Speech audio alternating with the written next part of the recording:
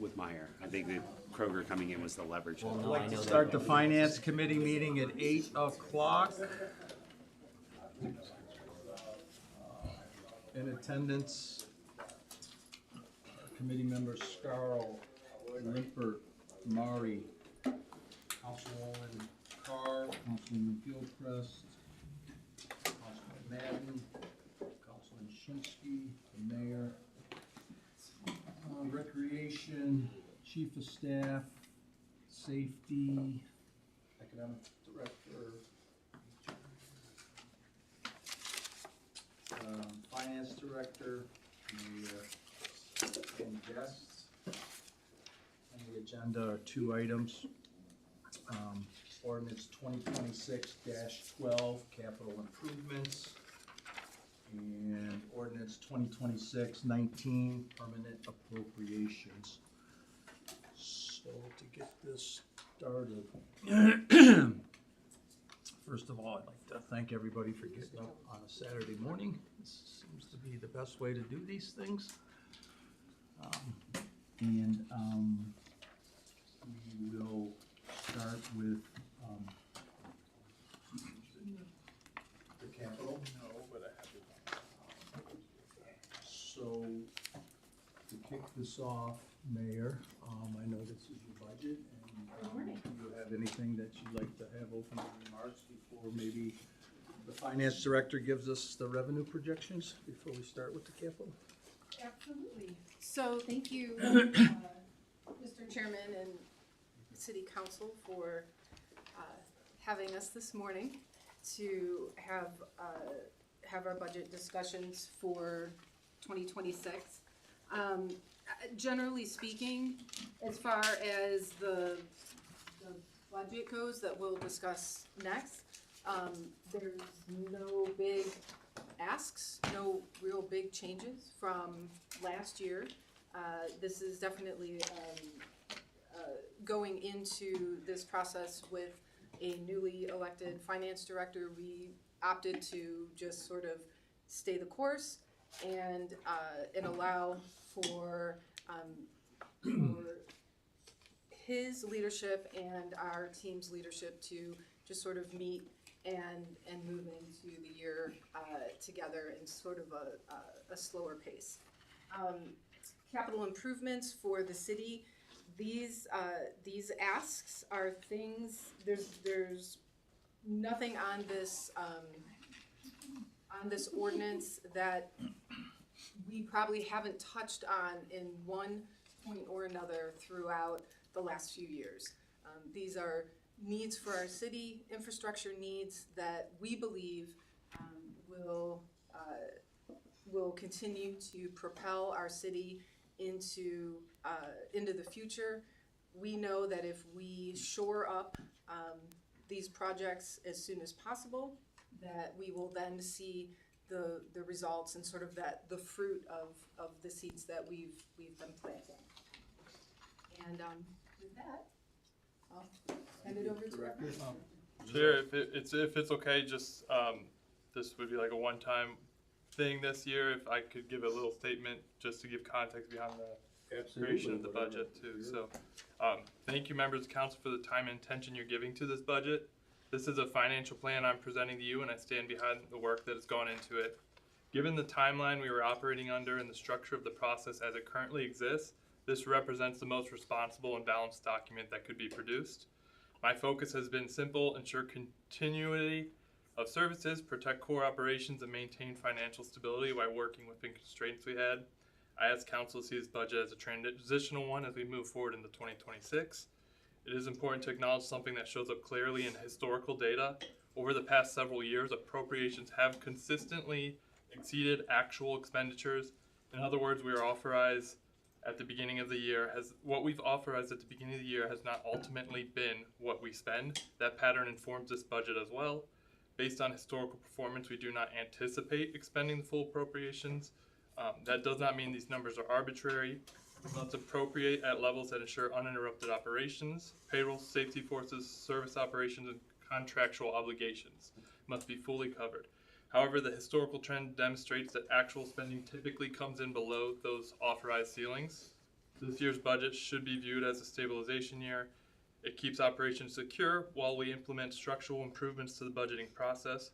For the next cycle, we will be implementing an earlier departmental submission deadline, multi-year forecasting, historical trend-based payroll and overtime modeling, clearer departmental spending ceilings, and routine variance reporting throughout the year so council and this administration can see in real time how actual expenditures compare to projections.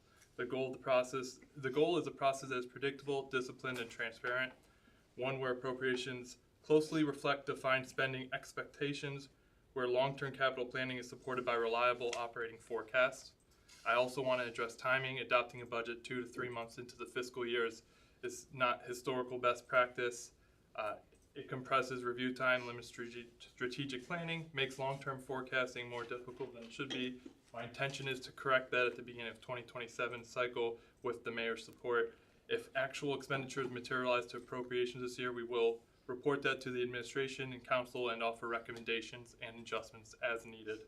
This budget preserves service levels, maintains fiscal stability, and positions us to improve the process moving forward. I appreciate council's diligence in reviewing this, and I welcome your questions if there are any before I begin the revenue.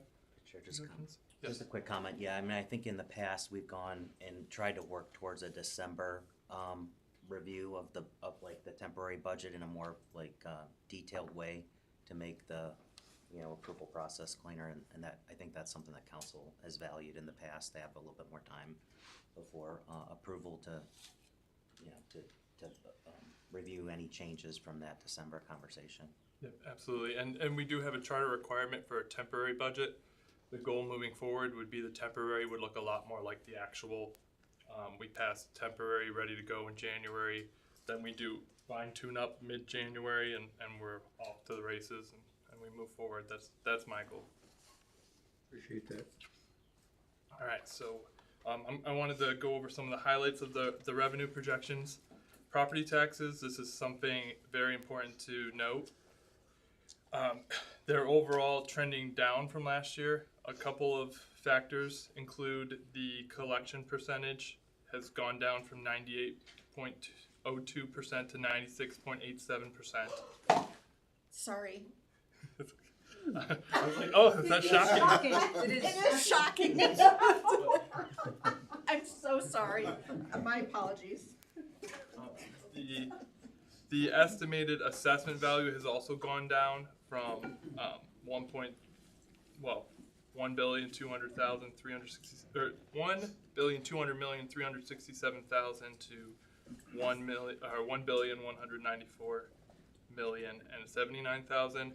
This I would imagine has to do with people disputing their property tax value increase as we went through that cycle, and I would also expect as the assessments went up and people's wallets became more tight, it made this collection percentage reduce some.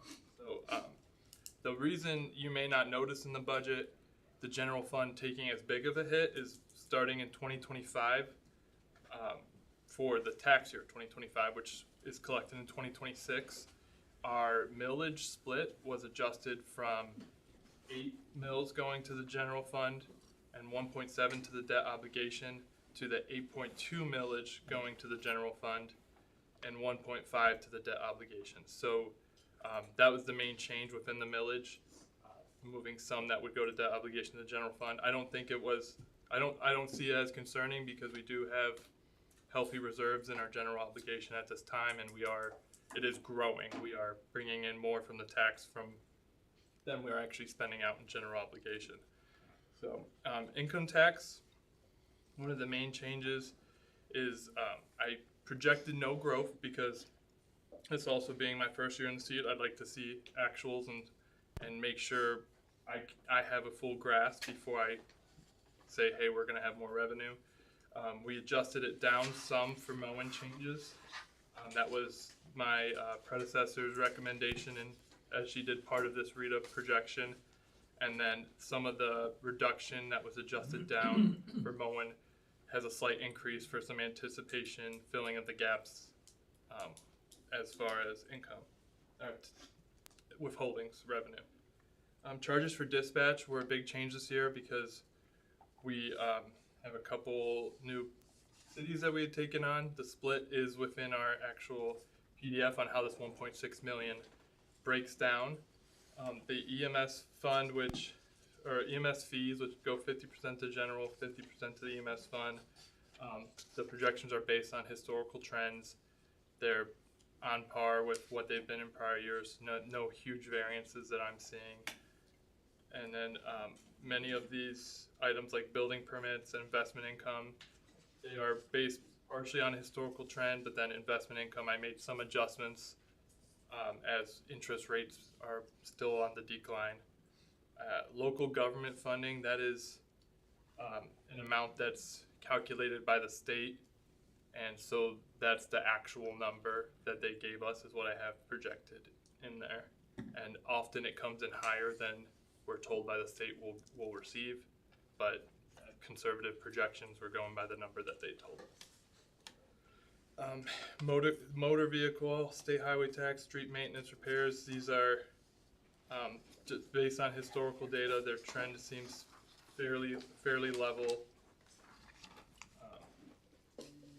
Federal grants, as you may have known in the budget books originally, I was still researching where the revenue may have been missing from our expenditures. That was an administrative oversight where our expenditures from 2025 were encumbered and carried over into my 2026 projection, but revenue does not carry over in our system. I located what that revenue should be, and the federal fund is in the positive now. So we are in the green on that.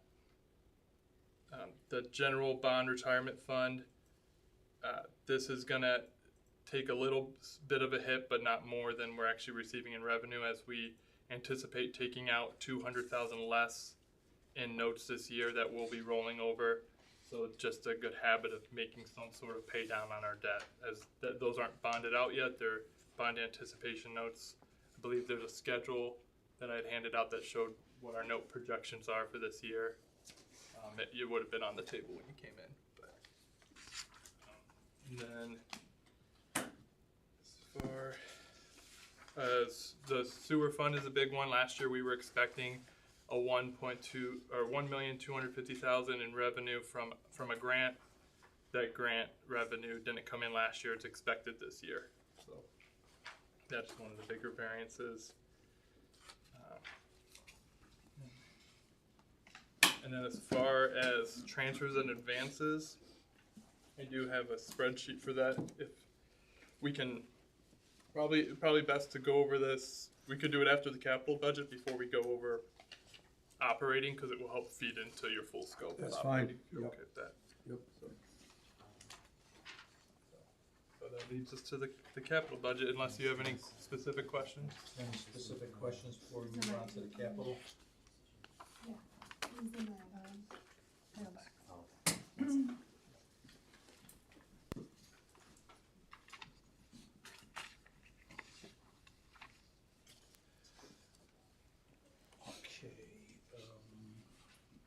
you ready, Dwayne?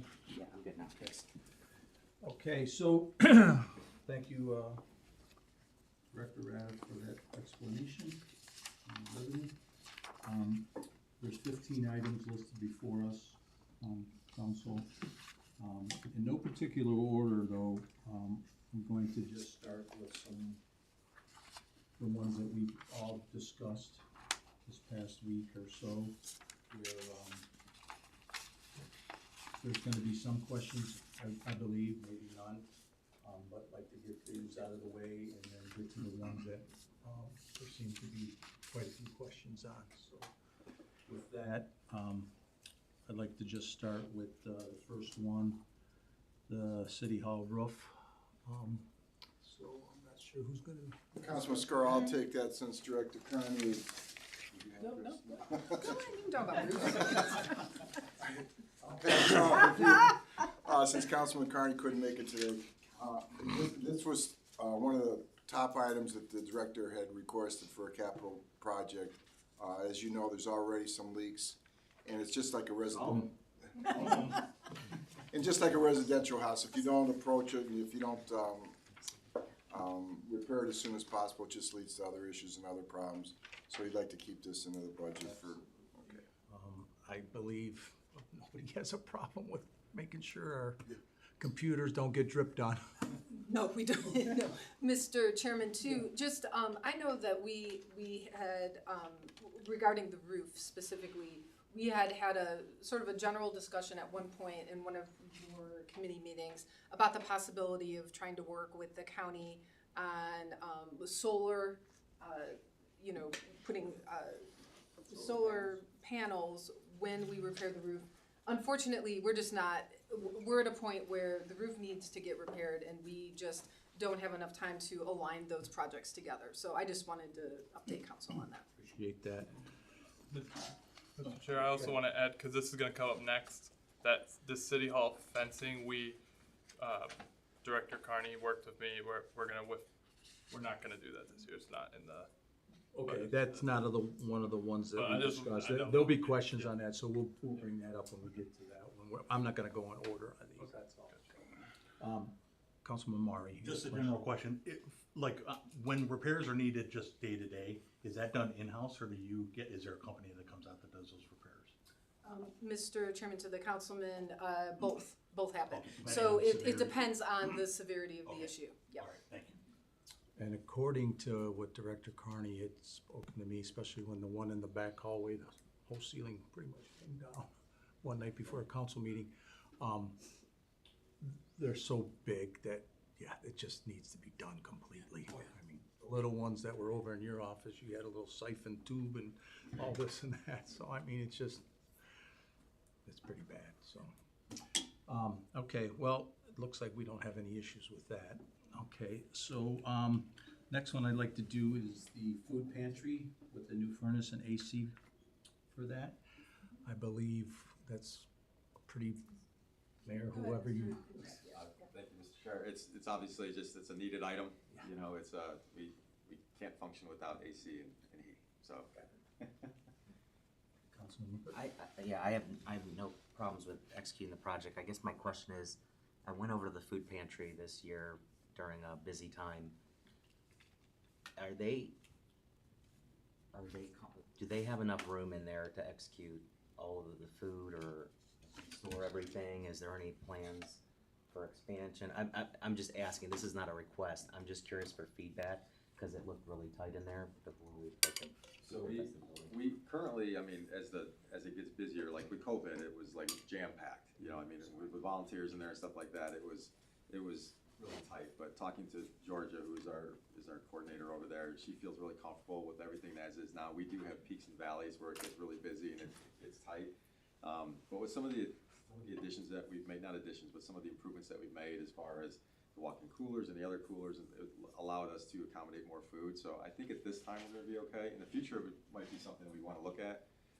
As we get to the operations, you'll see that Georgia's retiring at the end of the year as well, so we want the new person to come in that we're gonna hire at the end of the year to evaluate some of the stuff as well. Yeah, Mr. Chair, I'd like you to think about what would be the expansion plan, whether that's just storage somewhere else on site, or just what does that look like, since we're putting money into the building? Sure. It sounds like it's there to stay, which is good. I just wanna make sure that, what do we do at the grows?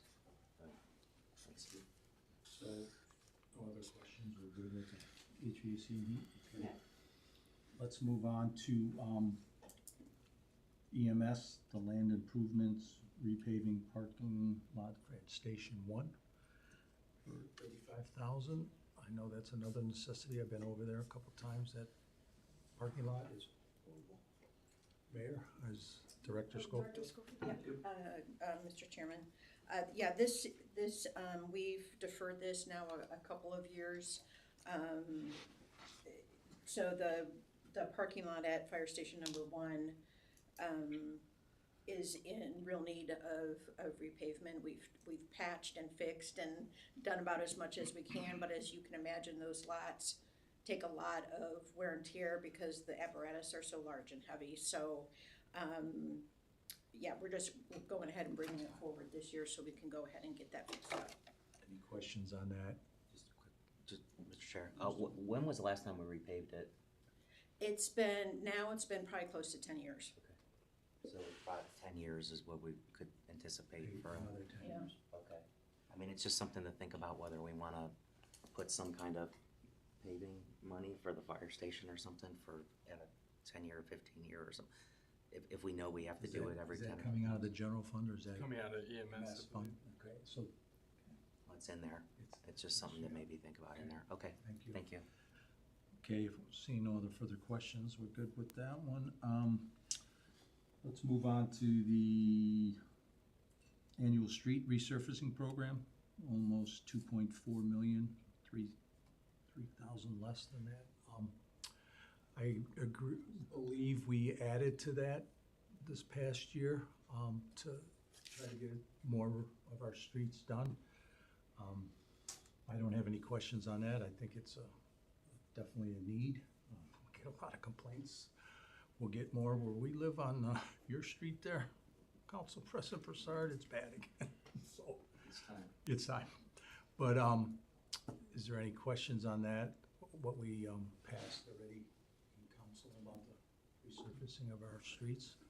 Chair, can I offer a little more context too for this capital budget? So when items don't have hard numbers and we're basing on engineering estimates, and I believe this may be one of them, our engineering estimates, when we bid out, it's allowed to go 20% over. So the capital budget, if we don't have a hard, rigid number, I do account for potential that 20% as a conservative budget. So some of these items may come in under.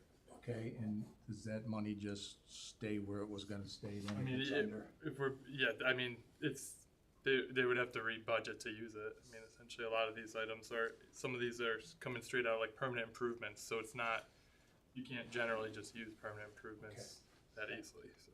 Okay. Mr. Upton, I believe you. I was just gonna echo the finance director's point, Mr. Chairman, that Engineer Filarski provided his engineer's estimate of the road schedule this year. And when we talked with the finance director, we add 20% to that because we don't have hard numbers, just to account for variability. That way we don't have to come back and rebudget or rebid over and over again. It's just kind of like a fail-safe.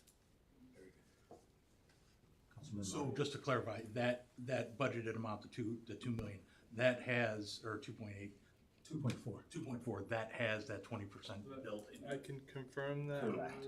Yeah, I believe The engineer can, I think the estimate is a 1.8 right now. Correct. Okay, great, thank you. Any other questions about that one? We look like we're good with that.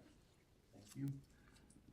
Let's go right into Dover Center, Phase 2. That's from Mill Road to Butternut. Mayor?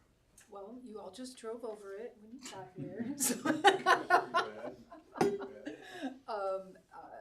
Director Upton, Engineer Filarski, if there's anything to add.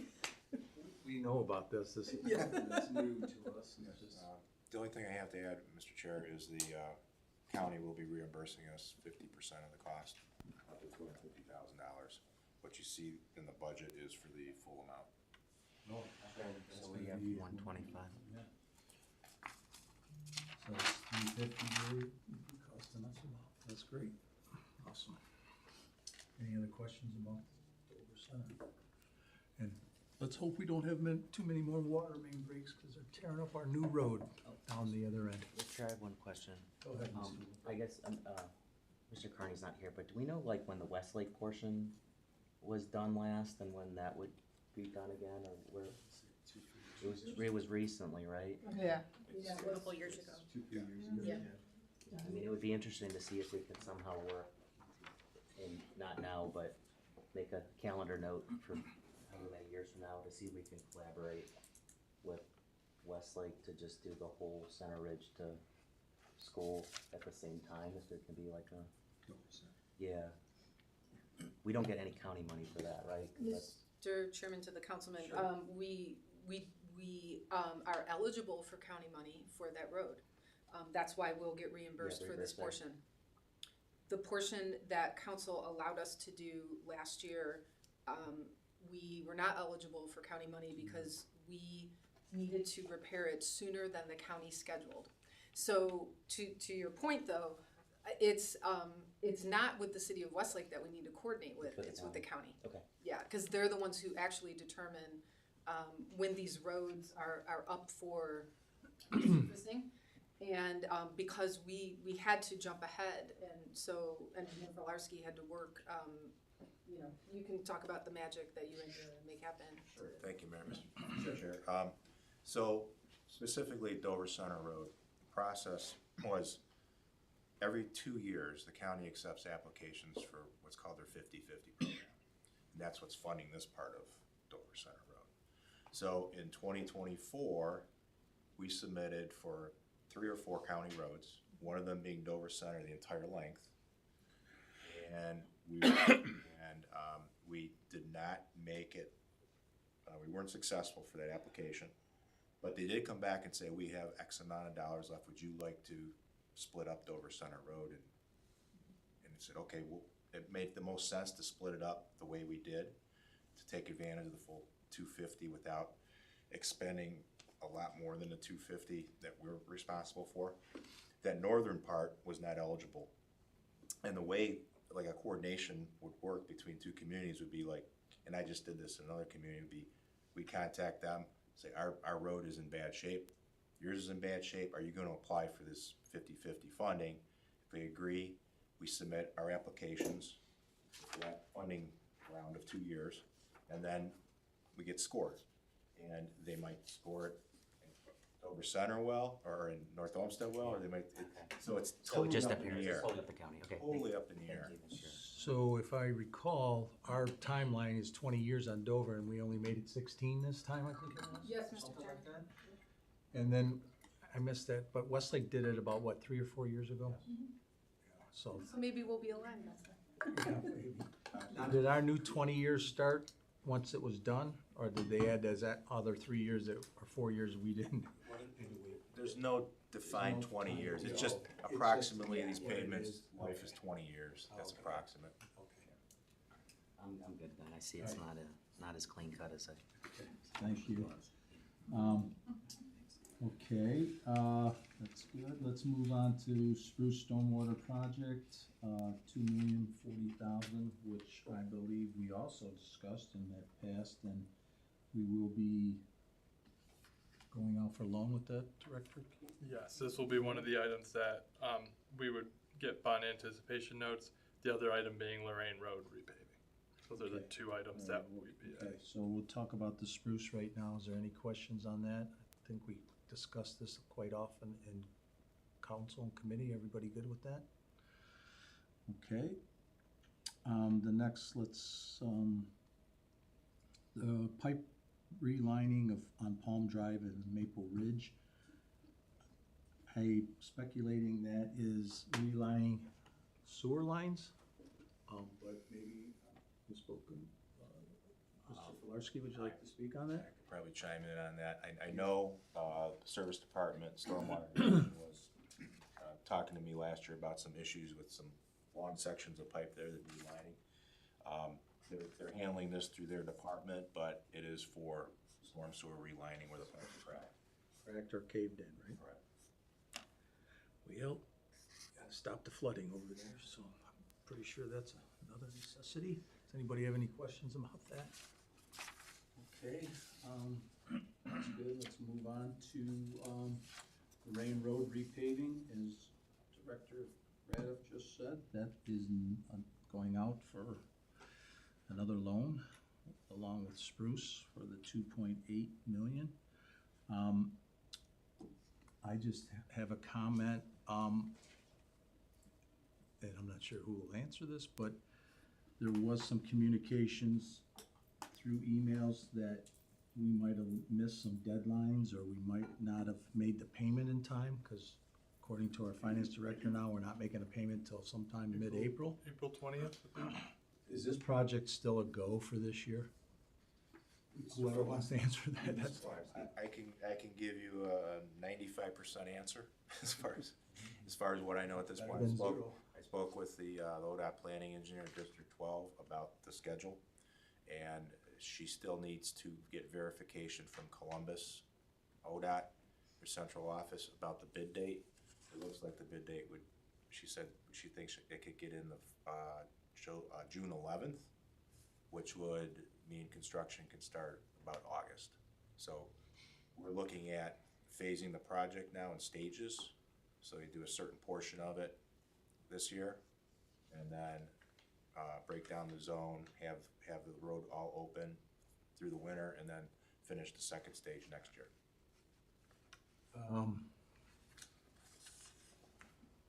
This new legislation that is coming before us, I believe it's on Tuesday, is that part of this deal too with them? Yes. That they need something? Yes, it's a standard ODOT legislation piece that we need to pass. Okay, so I think we're getting that on Tuesday, council, just so we know that. By the delay though, was it planned originally to do it all in one spring and summer now, but we can't do that? It was planned to do one season, yes. Well, we just gotta hope that they, start it this year. Yeah, and there's another. I mean, I believe our residents are anticipating that, that's one what we're thing pushing that we for. want to, at least get it started. If it can't be finished, it can't be finished. At least get it started. We wanna show progress. Yeah, exactly. Is there any questions more on that? Councilwoman Gilchrist. Yeah, so this is for Stearns Road to Canterbury? Yeah. Do we have any, like, information if they plan on doing from Stearns Road to the county line Yeah, I don't have any. or from County Road updates to Lorraine to the other or stuff. Fairview? Yeah. No, I don't have any schedule for that at this point. That comes through the NOACA tip list, which is driven on these routes typically by ODOT. So, Okay. Thank you. One more question, and I don't know if this is for who it is. The 2.8, they want that total payment? correct. If it's done in 2-year type time frame this year and part of next year, do we still have to pay the whole 2.8 and they hold that? So the 2.8 is like to get this ball rolling. Jeff may be able to speak if is there any The federal match on that, residual? the federal match on that is 1.979 million from the urban paving program. Oh, so this whole project's not 2.8, it's gonna be No, close it's to- over 5 million. Yeah. So, yes, they need 100% of the local share, 2.8 It started. on April 20th, if we wanna. Yeah, this is only from Stearns to Canterbury at this present time. Is there any talk from Canterbury to the Fairview line? Well, as Councilwoman Gilchrist asked, that goes through the NOACA tip process. Oh, that's And then another. that urban paving kind of runs that, they give them their list for all their routes, so. Okay. So I don't have that's any still under- year on no that. idea. Correct. Okay. So we patch it as we need, as we go along. Okay, thank you for that. Just lost everything here.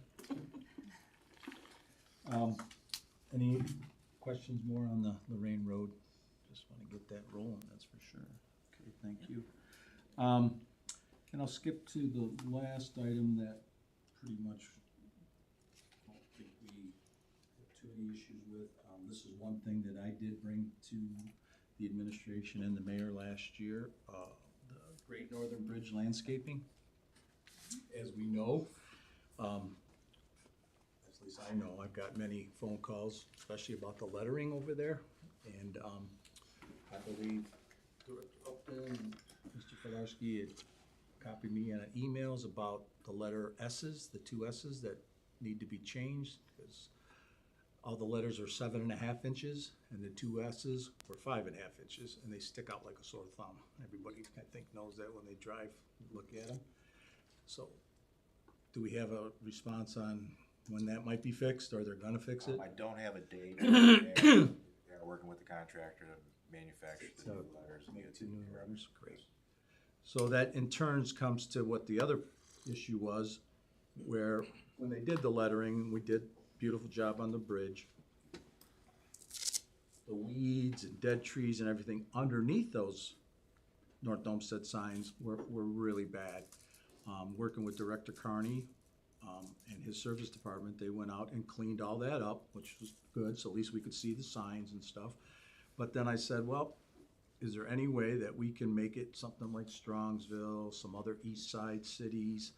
If it's gonna be our gateway, and with all this new development in our city and all this new development around all these other cities, 480 is gonna have massive amount of traffic, I feel. And I want people to know, North Olmsted, that we're here and it's gonna look good. And this is one of the things I asked for, some kind of beautification program, some landscaping. Not sure what that entails. I don't know if it's planter boxes being built on the side of the hill and planting flowers, annuals, whatever, trees, something that looks like it gets some color and makes it look a little nicer. This estimate of 200,000, I don't know how that generates or what the items are for that. So if somebody wants to bring that to council and let us know. So, Mr. Chairman, if I may, chair to all the members of council, you're correct. We've had numerous meetings about the bridge itself. You had raised some questions. The engineer and our engineering inspector work with ODOT to correct some deficiencies in the bridge that's still ongoing. We did discuss with Director Pecuri, who's the District 12 director for all of the Cuyahoga County, the idea of doing some landscaping. They have no issues with it. They just don't want to pay for it. That's their big deal, and they don't want to maintain it. We did have a meeting, the chair and I used generative AI to kind of look at building up planter boxes or retaining wall type around there, so it's not, you don't have that gnarly looking hill. I asked the engineer to give his best guess as to what that might cost, and so that's what this budget item represents. I hope that, you know, we're fairly close to the mark, and I don't know if the engineer wants to chime in as to kind of where the number was derived from, but I think this is our best guess at this point in time. And for your committee, this is a wholly eligible expense under the Great Northern TIF, so this is not coming out of the general funds. Thank you, I forgot to mention that, that's exactly right. Through the finance director, this would be coming from the TIF, just like the bridge did, so. I think it's gonna be fantastic. And one other note, speaking with Director Carney, our service department will maintain whatever goes in there, so that'll be taken care of. It's not gonna be, put something in one year and then the next year it's all weeds and stuff, it'll be maintained. Any other questions on that? Sure. Mr. Chair, that'll be on both sides, right? Yes, ma'am. Thank you, Mr. Chair. And I appreciate you giving the comparison to Strongsville, because if you go back and listen to minutes from when we first started that bridge project 3 years ago, that was nearly my exact words with, let's try to beautify the green space below each of those signage areas and look more like the Strongsville 82 exit. So, thank you. Thank you. Okay, move on from there. Okay, let's get into the City Hall fencing. Director Radiff, did you say that? Yeah, That's we're gonna be taking out. amended to take out? Yeah, Director Carney expressed to me, you know, as we were balancing the budget, that is something we can afford to hold off on. So. Okay, I'm just writing that note now. I'm sorry, which one? I missed The the fencing. fencing, Mr. Chair. right, yeah. I see, yeah. Cross that out. Okay, Council President had a question, sir. I'm sorry. go ahead. Thank you. I just want to clarify, even though we're not going to talk about it, is this the stockade fencing right over, just in front of the police station that we're talking about? I think it's the back one. Okay. The back one here. Yes, it's That back look by like- the Salt Dome and that area. Okay, thank you. And whenever it comes up, probably next year, we'll discuss, I think it was just repair too, was it, or was it a new fencing? Does anybody, it's not important. Yeah, I think it was repair. Okay,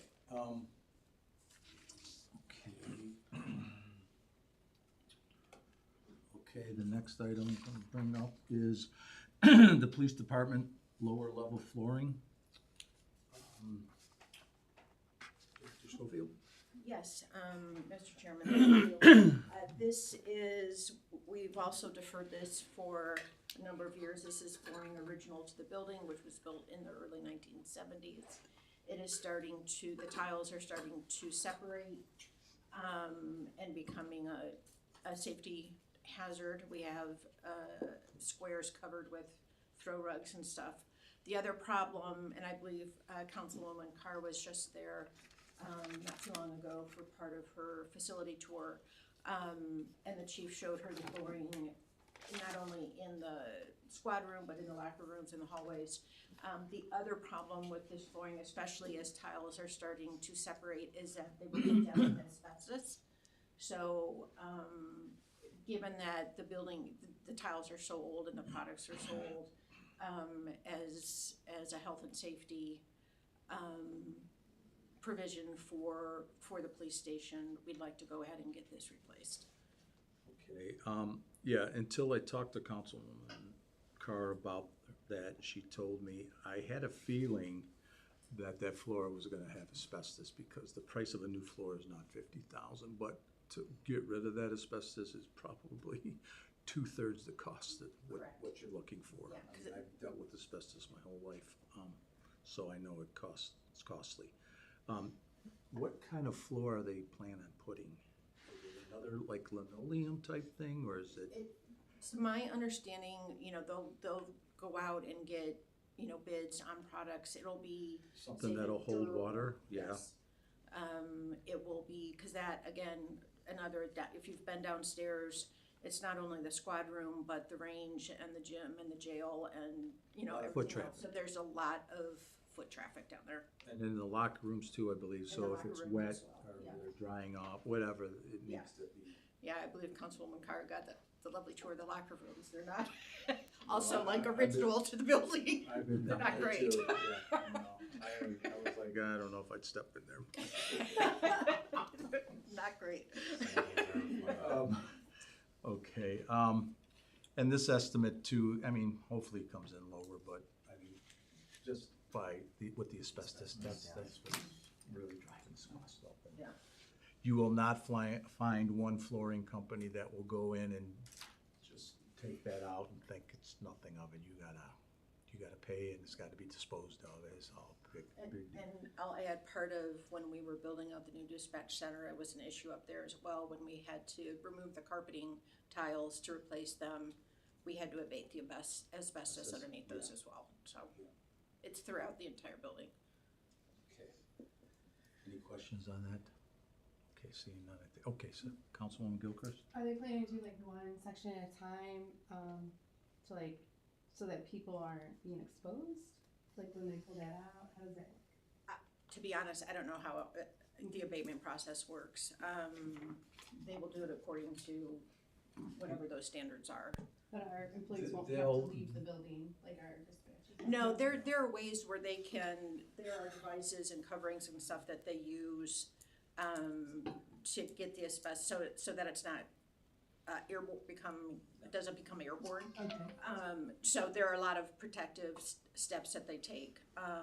So the plan would be is to go through and get it all done. Okay. Councilwoman Gilchrist, yeah, they'll have enclosures put up with visqueen taped off, double entrance where you go in and you gotta go, and they'll have negative air pressure, so nothing will escape to upstairs or anything. It'll stay contained right in that area. That's where this cost comes in. Okay, thank you. Okay, seeing none, let's move on to road construction, the Brook Park Road extension diet. Not sure what any of that is to even discuss with my colleagues, so who would like to talk about that?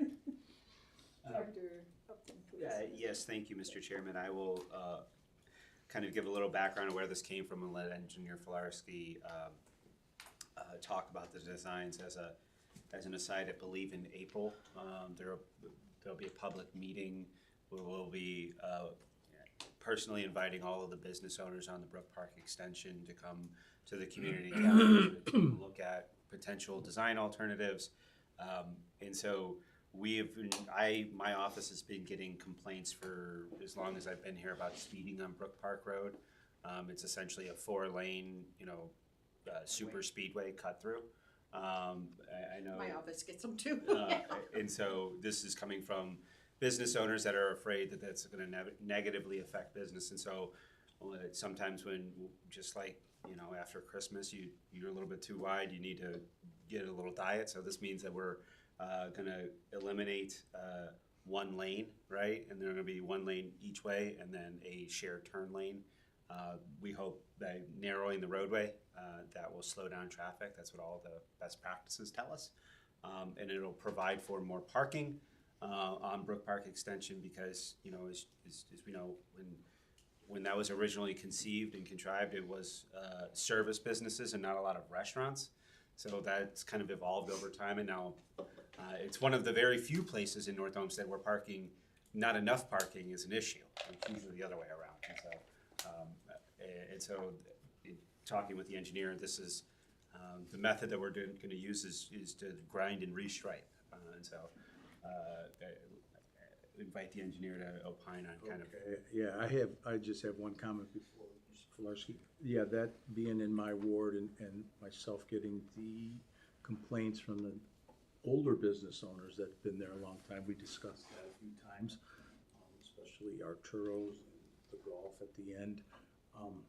Yeah, there's not enough parking over there. And when these new businesses come in, are there supposed to be a parking analysis done on how many spots they get for how many eat they can have inside? Or, because I don't know, if you'd probably have to take the whole half of the road down to put more parking in if you're gonna try to get enough for all these new restaurants and coffee shops that went in over there. So the short answer is no. The long answer is that when any building comes online, parking is a function of the size of the building, not the use. And that's been that way for 70 years, 80 years. That's how we get parking, around Great Northern Mall that we've been talking about for years. And so when those buildings came in, it might have been 4 parking spots for every 1,000 feet or 3 parking spots for every 1,000 feet. They met the code. And so that the code as it is now and as it was then does not contemplate the use, it contemplates the size, right? And so that's how you get sometimes a mismatch between way too much parking for like a jewelry store and not enough parking when these buildings kind of go into their second and third use. And so this is a way in which we can hope to alleviate some of the parking issues. Okay, so Mr. Filarski, this 200,000, it's to grind and restripe and do all that. How does that come into play? How do you get new parking out of that with the curb that's already there? Yeah, basically, we'll look at providing a center turn lane, 2 through lanes, and then parking along the curb, parallel parking. Oh, you're gonna let them park on the street? Yes. So, and that does 2 things. Obviously, it adds to parking capacity and slows traffic down. We'll look at putting in possibly some curb bump outs, like bring the curb out with an island to kind of differentiate where the parking starts and ends. Provide some landscape area too. We'll have to work with the property owners too to provide access through their parking lots, because once you get out of your car, you got to get to the building. And right now, parking is on the other side of the curb. So You would make sidewalk cut-ins for people to walk? We'd have to consider how to do that. Especially for ADA and all that too? Right. Okay, well, that solved my question, because I didn't know how you were gonna do the parking, but on the street makes total sense.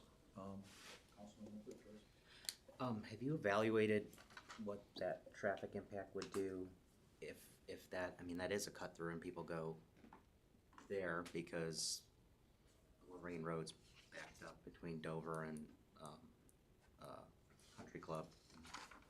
Do we know what that will do to the Lorraine Road traffic if We people? haven't done an analysis of that yet, because we're just in the initial stages of this. But we'll look at that from our traffic department to see how that'll affect it. Okay, yeah, I think that we need to, you need to consider that as part of the conversation of how much will that back up Lorraine Road? Councilwoman Gilchrist, please. I vaguely remember talking about that road over there and putting in, bike lanes. Is that still in? Well, that was Can you talk about one of the initial thoughts, Mhm. but given this parking issue that continually comes up, it seems like it would be a better use to put parking along the street to reduce that issue. Thank you. Mr. Chair, will parking be on both sides of the street? That's what we're looking at, yes. Are you concerned about safety then for people walking across? If they park on, let's say, the north side of the street? I mean, this isn't a novel idea. I mean, we have parking on both sides of the streets in many cities. It's a novel idea for that road. But with the whole restructuring of, you know, down to one lane and with the parking, like I said, the traffic will slow down. And folks will need to, you know, obviously be aware of the traffic. If you're gonna go on the opposite side of the street. Will there be a crosswalk put in? We'll look at that as far as the access goes, like I was saying with the buildings. Can walk a few, whatever it is. Mr. Chairman, if I may too, the Beit Hanina Community Center, there's more parking on the north side than on the south side, so primarily if you're parked on the north side to visit a business on the north side, there's plenty of parking there. It's the parking shortage really comes on the south side, so that was, again, part of the analysis is can we accommodate parking on both sides? Do we do a bike lane on one side and parking on the other? There's many ways to kind of look at rebalancing and creating like a complete model of a complete street or a complete cut through that provides on-street parking, ample roadway space, and bike lanes. And so that's the engineer is looking at all of those design alternatives, and we want to have engagement, obviously, with council, with all of the business owners, so they kind of know what's coming. So he's working on those design alternatives right now. Thank you. Council Thank you, President Mr. Broussard. Chair. And I agree with Engineer Filarski. It's not a novel idea. It is for North Olmsted, but it's a way of life in Lakewood, Rocky River, even our friends in Fairview Park. So, you know, that it's on the surface, it seems like the way to go initially. Looks like we have to take a deeper dive at it, but yeah. And to your point on Fairview Park, on Lorraine Road on there with both sides, you got a lot wider road to cross the street for to get to the other side, so this will be a lot easier, I think, down the street. Councilman And just a comment, you know, bike lane versus parking, and although I agree, you know, bike lanes are good and they're useful, having limited parking in any area like that, you know, people will avoid that area if they know that they cannot find a parking spot. So you have business that could potentially come to the city, come to that area that they're like, you know what, I can never find a parking spot, I'm gonna go shop in Fairview or somewhere else. So personally, I think that parking would trump anything else, but, you know, that's just my opinion. And to that point, to talk about people not going there, that's happening now, especially at lunchtime hour for a couple of the older restaurants that've been there. They've lost a lot of business because they can't find parking. So we don't want to lose those businesses because they can't be sustainable. So, yeah, more parking's definitely got to happen. Mr. Chairman, if I may, to Chair Councilman Mari, I think you're absolutely right, but I also think it cuts both ways as we're looking at implementing that 10-foot walk on the north side of Lorraine Road. You can imagine how someone might want to ride their bike from their house, maybe over to get a cup of coffee or take a walk to go get lunch. And so thinking about multiple modes of transportation and actually having access to multiple safe modes of transportation will allow for more opportunities for business owners to have a pedestrian accessible space where you might want to take a walk with your wife, daughter, whomever, and do so safely and get to those restaurants that we all like and love on that side of the town. If there's no further questions, we're good with this concept. Okay, let's go to, I think we have 3 of them left. Let's go with the Lorraine Road right turn at Stearns removal for $73,824. I have a comment on that. When, I voted no at that last council meeting, there was a reason, and it was a spur of the moment vote, but when I looked at this capital here and I saw that amount in there, that made me make my vote no, just because of the money issue. I've been a big support through committee, through everything, about getting rid of that right turn lane. I went to the planning meeting, listened to all the engineers, everything. And in the committee meeting, I had asked that the young lady from Sheets explained that they had spent some money on engineering, some traffic things and that, and I asked point blank, because it was like 65,000 that was talked about, I know it was all listed on, that, you know, would it be possible if we could share the cost with Sheets on that? And I said maybe 50-50, and the answer was, yeah, that's a possibility. Well, when I saw this here, that we were trying to pay the whole thing, that's where my vote came in. But I believe through this council, we will definitely reconsider bringing that legislation back for approval if we can get Sheets to pay maybe 50% of this. And that's a question that I don't know can be answered now or what, but I just like to share the cost with Sheets. So, Mr. Upton, do you have any comment with that, from Sheets maybe, or not? Through the chair to the committee and all the council, not as of yet. We have not had further conversations with Sheets on that particular item. What I will say, and a point taken, with respect to your desire to have them share in the cost, you know, what I asked my staff to do was to pull, I think we pulled 7 different Sheets locations, and we looked at building valuations, both pre and post construction, right, to identify where increase in property tax valuations happen as a result of the investment. And so, not to go back to the well, right, but I believe that their investment in the real estate will actually increase their property value and over time, you know, generate money into the TIF. When it comes to a direct check for 50% of the cost, that remains to be seen.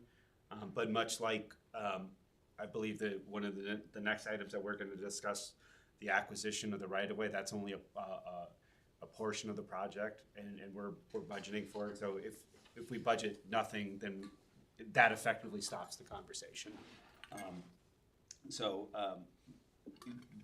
Ms. Sully is right, that we did ask them to do a full traffic analysis, a warrant analysis. I don't know if Engineer Filarski, when you had the conversations with Sheets, we asked them to do an alternative study with respect to the right lane removal. I don't know the garden variety, those studies, how much that costs in terms of an engineer's time to do, but they did that all on their own dime already, and it's not cheap.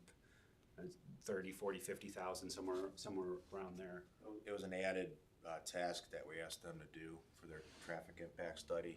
So it was probably about, the entire study was the amount that Director Upton said, but it's probably about $3,000,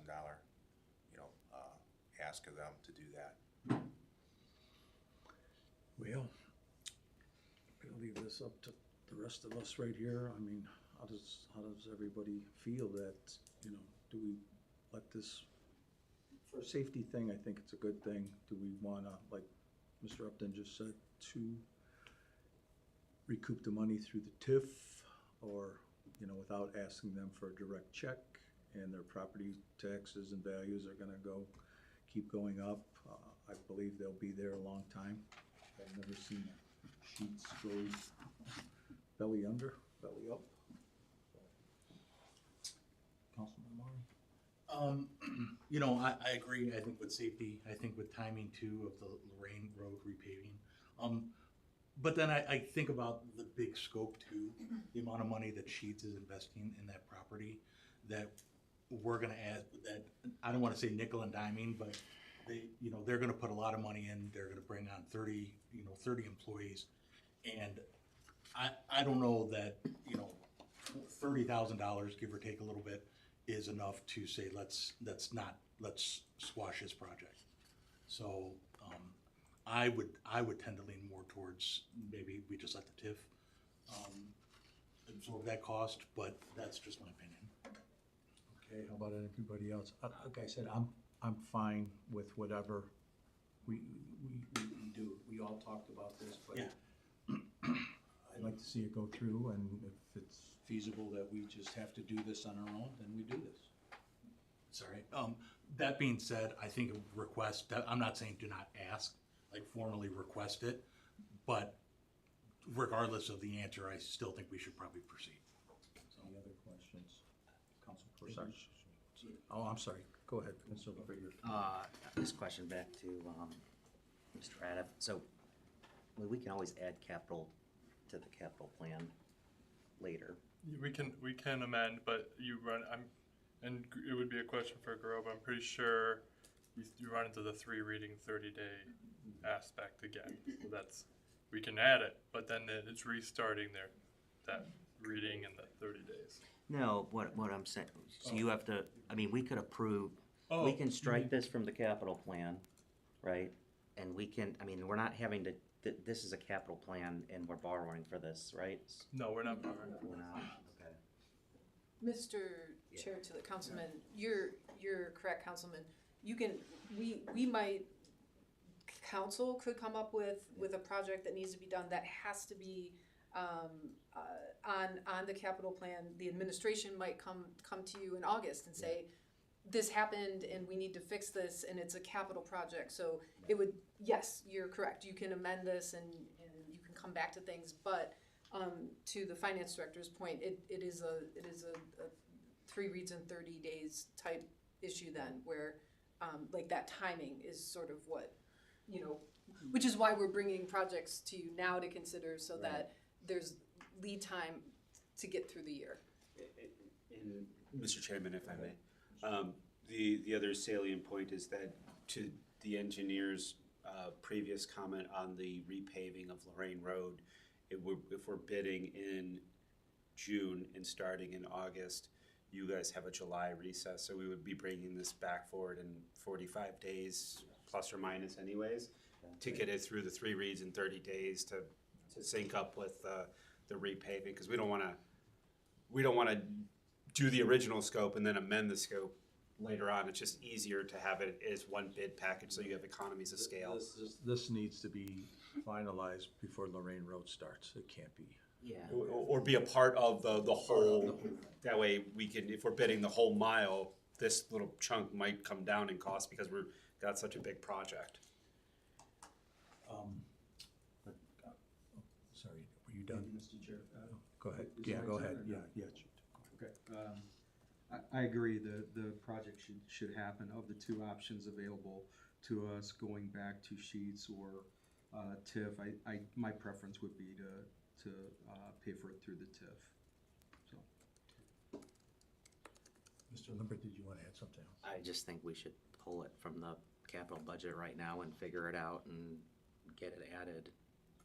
Well, I'm afraid of that with the timing and 30 days and the 3 reads. If we're ultimately going to end up doing it, I think everybody sitting at this table thinks that it has to go for a safety thing.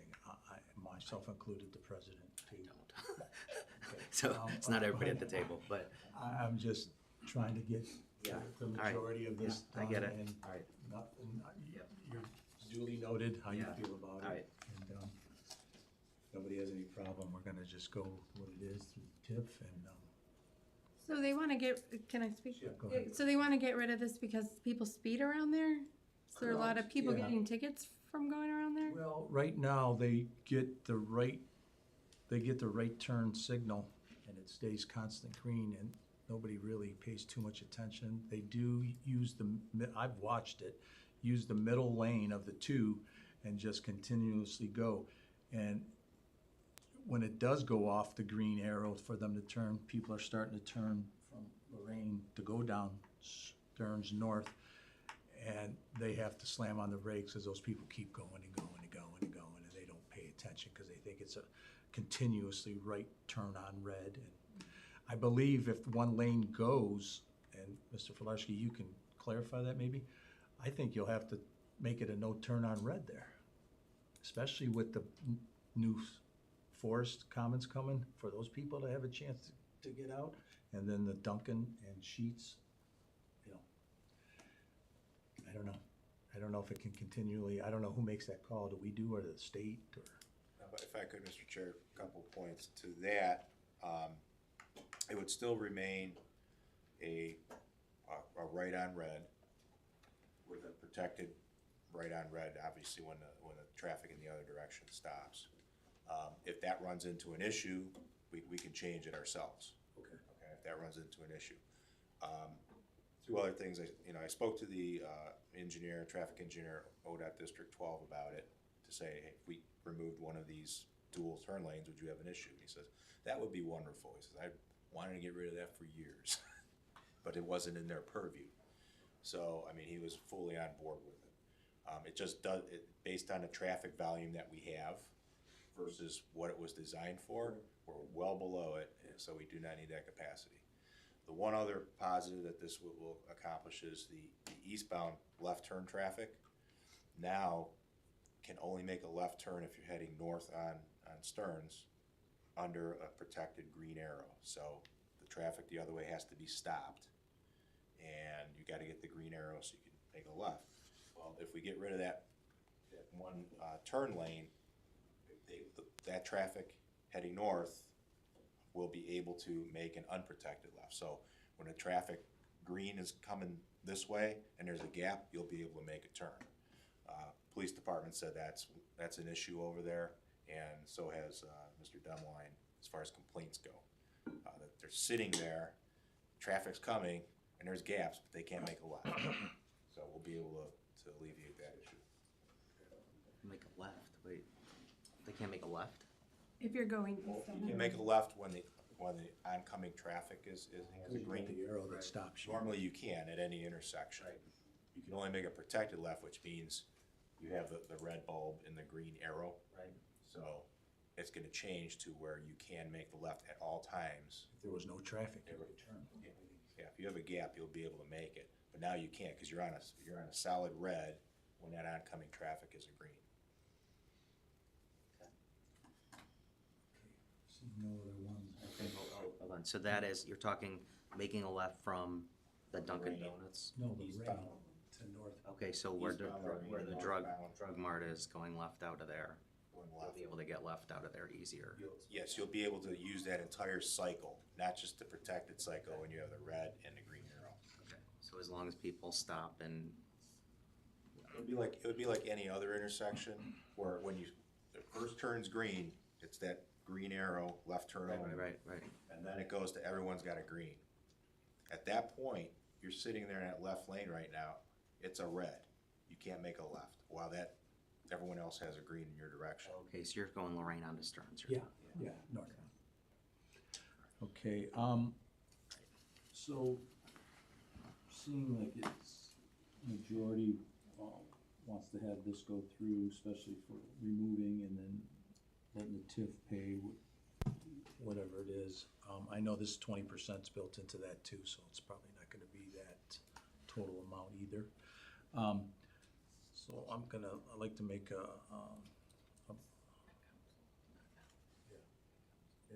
that council will be making a motion to reconsider that legislation for an approval. Just to know what that needs, I think Mr. Gross said that needs unanimous decision to review that, and Mr. Filarski, I just need to talk to you about left turns out of the new Sheets property for both Lorraine and Crocker, like what the options are. So if I can get some time on your calendar to talk through that before that process happens, that'd be great. Okay, all right, well, we'll be making that motion. Mr. Lippert, Yeah. just so everybody knows, that can only be made at the next council meeting. After that point, Okay. you can't do a motion. Yeah, to so I'll have to reconsider. meet with you before Tuesday. Mr. Chair, if we're finishing up on that item, I do want to point out, I think this next item is going to take a little bit longer, so I did want to give Tim an opening for an item that he would like to request to be added to the capital for the Veterans Memorial. Yeah, we'll talk about those two, that's, because there is two more big items that I need to go through here. Okay, yeah, I just wanted to let it know it's out there. Yep. Thank you.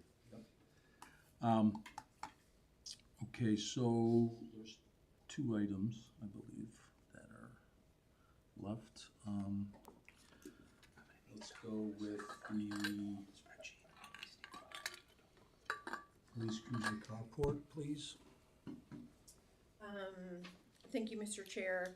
This is an item, we were gonna come forward with it last year, but decided not to hold it back.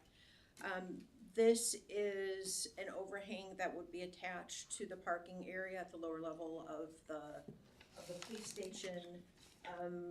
The intent would be one, to keep the cruisers protected during inclement weather. And the practicality of it is, especially in the summer as they get hotter and hotter, we have about $15,000 worth of equipment in each cruiser. And the extreme heat, if they sit out in it and it's not used, can be damaging to that equipment. You will see later during the public safety portion of the agenda, when my teams get here, that we are replacing some of the mobile data terminals in the cars, or the MDTs, which is what the patrol officers use to do their work when they're out on patrol. We are going to replace them with more durable MDTs. That's what connects to our CAD system and all the cameras and everything else. But the cars have not only those MDTs, but they have dash cams, they have electronic ticket printers, they have modems, and other pieces of equipment that take a beating when they sit out in the heat, especially in the heat, for long periods of time. So this would help provide coverage for the vehicles. Another practical application is this, and this is just kind of a human nature thing, but in the winter, if you've got a vehicle that has not been used on patrol and it is covered with snow, they will go with another vehicle that has already been cleared. So we will have vehicles that sit in the deep winter as well. So the intent would be to help protect the investment in those cruisers. Okay, I do have a slight problem with they don't clean all the cars or don't use those cars in that specific rotation. I mean, you'd think that I'd hate to see one car being used all the time and the other one sits there and then we just, you know, I mean, I don't know how many you're talking about that sit there that aren't in the rotation for patrol. Well, I think the point is that if we've got a big storm that comes through and they've got to go, Yeah. they're going to take the cars that have already been cleared. I agree with that. That's. Yeah. So there will be occasions where vehicles haven't been used on shift and haven't been cleared for a couple days because it I hasn't. just didn't know if you were saying that that's a common practice, that they just let the car sit there because the one's already cleaned and that they don't get the same rotation. Right. No, sorry, I did not mean to imply that. That's fine. Yeah. That you clarified it. It's fine. Councilman Shimsky. Yeah, I see this as more of a want than a need. Personally, like brushing off the car or starting it, there's ways to get that done. I feel like there's more of a need for the speed tables, which we've talked about in the past, over by the high school and middle school. And every time the weather breaks, like yesterday, I'm sure we'll all get calls about kids speeding through there, and I would prefer to spend on speed tables rather than this. If I may, and Engineer Kolarski, we've talked about the use of speed tables, bumps, humps, and cushions before, and we just have decided against it. I know Director Carney, because they are drilled into the road and can cause damage. So, I mean, that's always an option, but to date, we have not implemented that as a policy option.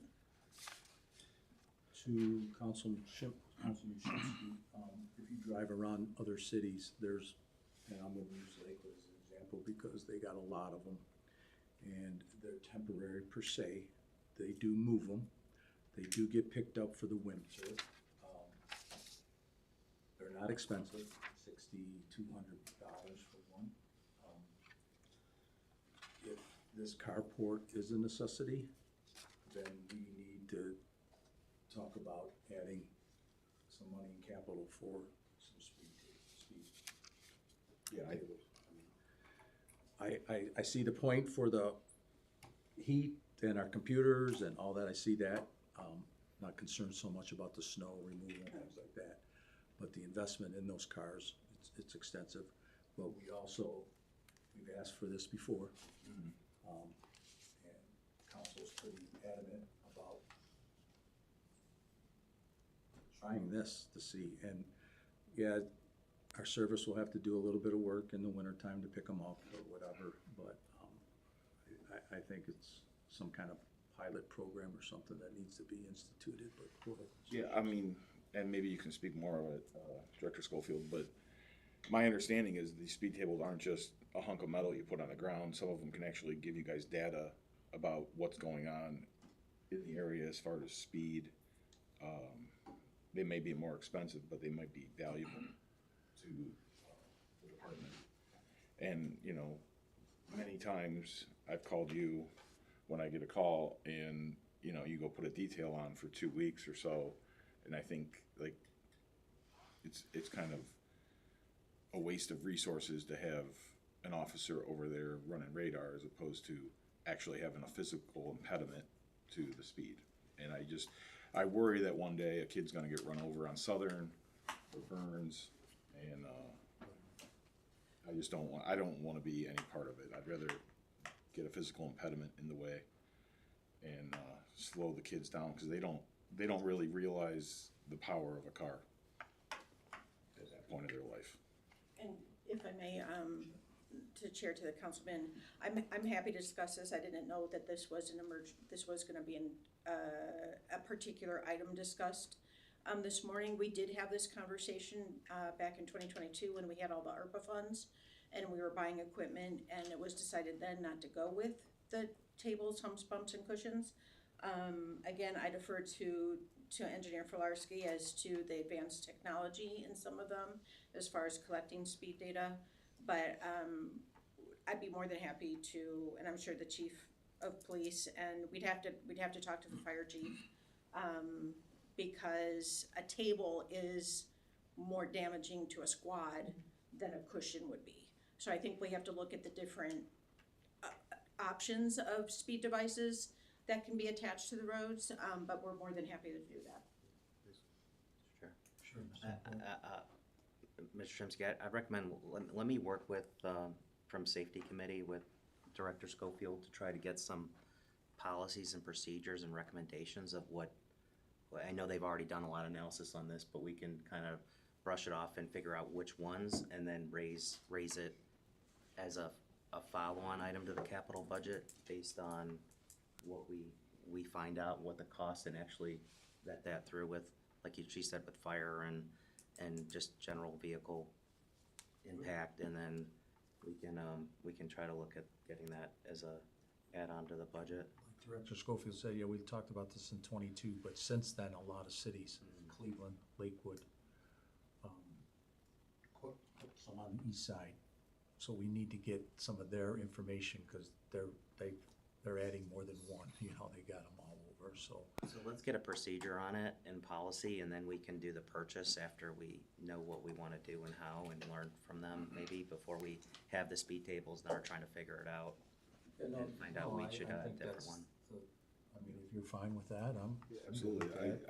I just don't want it to die. I want it to move forward, and I think Councilman Shimsky does too. This is Yeah, one I'll of his- commit to work with the safety And director. I believe Councilwoman Gilchrist has been getting complaints left and right too, so. Absolutely. We need to look at this, Councilman Murray. Yeah, well, and just to kind of, as far as feedback, and we've talked about Clegg Road, which, you know, having roads that are not in the best shape, the one, I guess if you wanna put a positive on it, is that people drive slow. But once that road is redone, it is then it's Indy 500. Yeah. So it's kind of double-edged, but like Clegg is a perfect example of that, so. And I understand Dover is too, they're speed, they're doing 50 something on that road now, it's beautiful, but, I think he's more concerned about the school issue. Yeah. Absolutely, the kids. 16-year-olds just get their license and they're like, yeah, I'm Mario Andretti today, so let's go. And Mr. Chairman, also parents whose kids are late to school, also. Yeah. Allegedly, not that I know anything. That's not a personal thing, is it? Allegedly. Whipping through there. Rolling stops. That's right. It's okay when your car's only 400 pounds.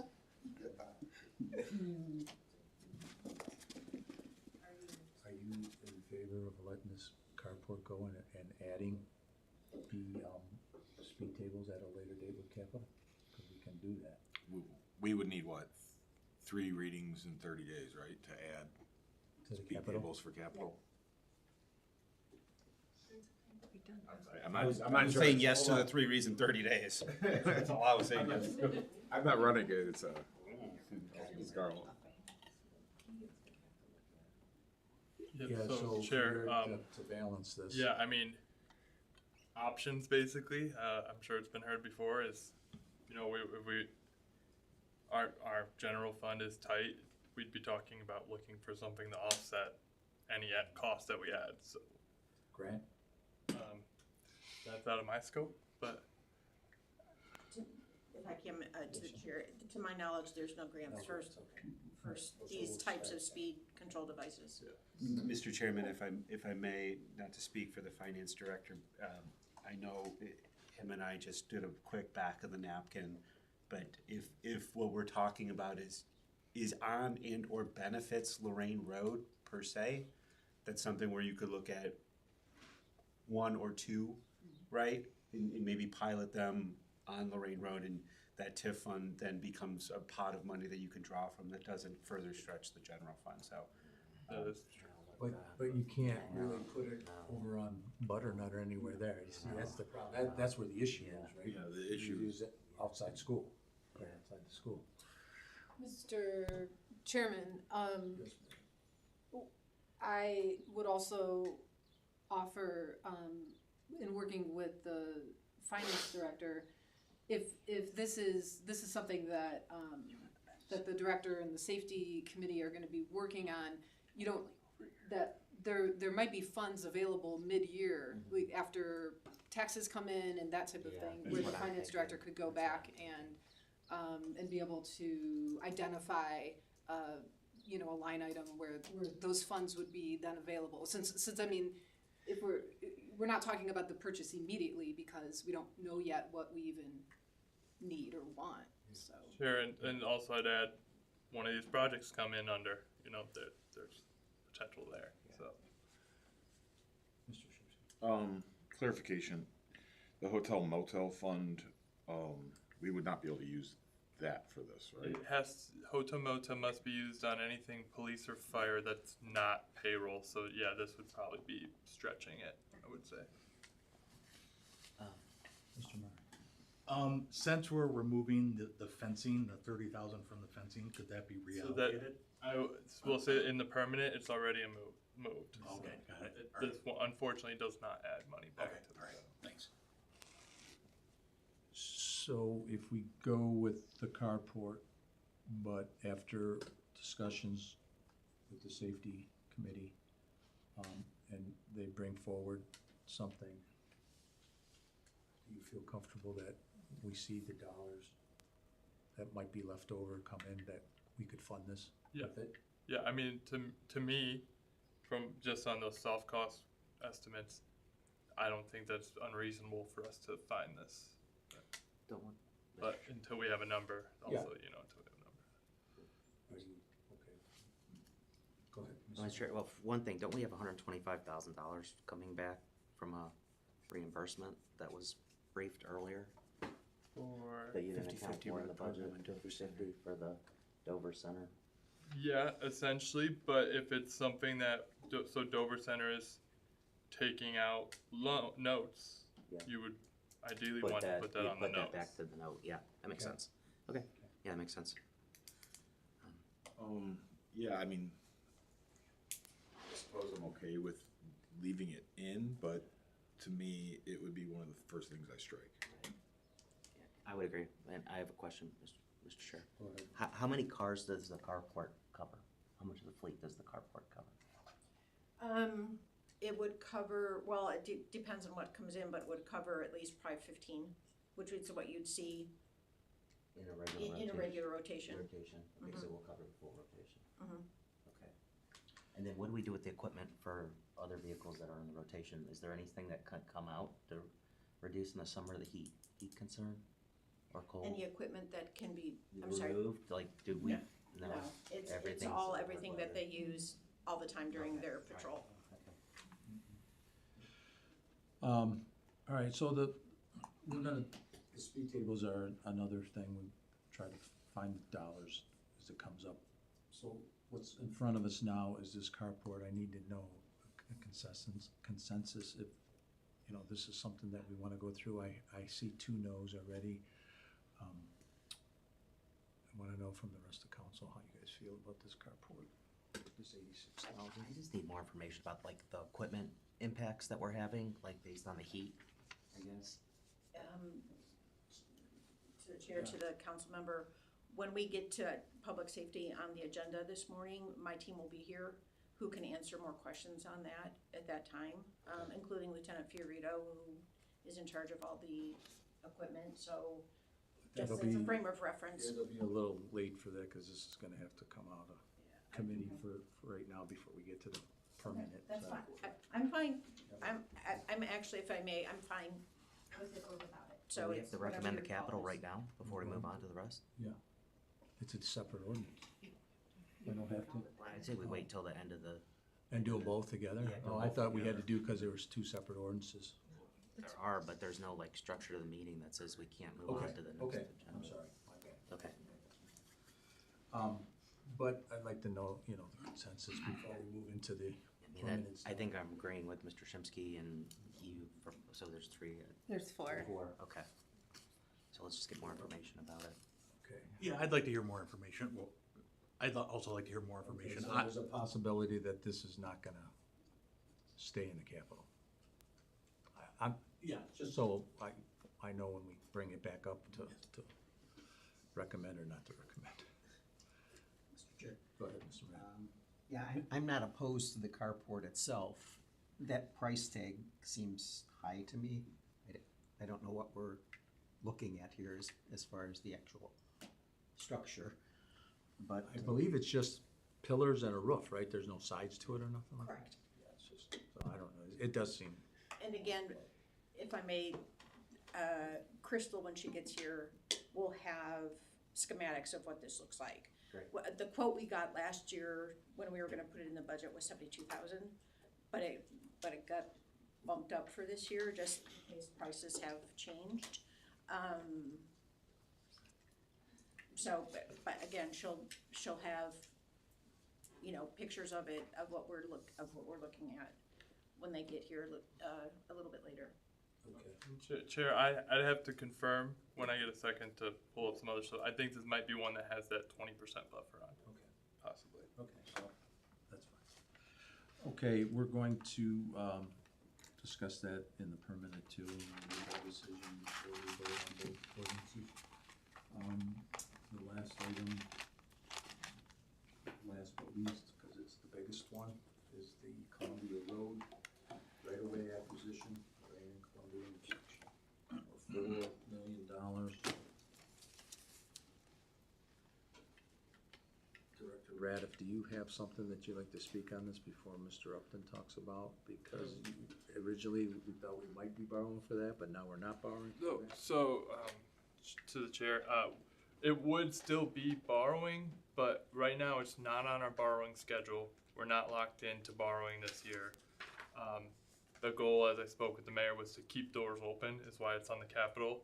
It's not been communicated to bond council or anything like that, so we're not locking in right this second by any means. And as Director Upton will explain, if we do borrow, there's potential that we would be pledging TIF, but I'll let him go more.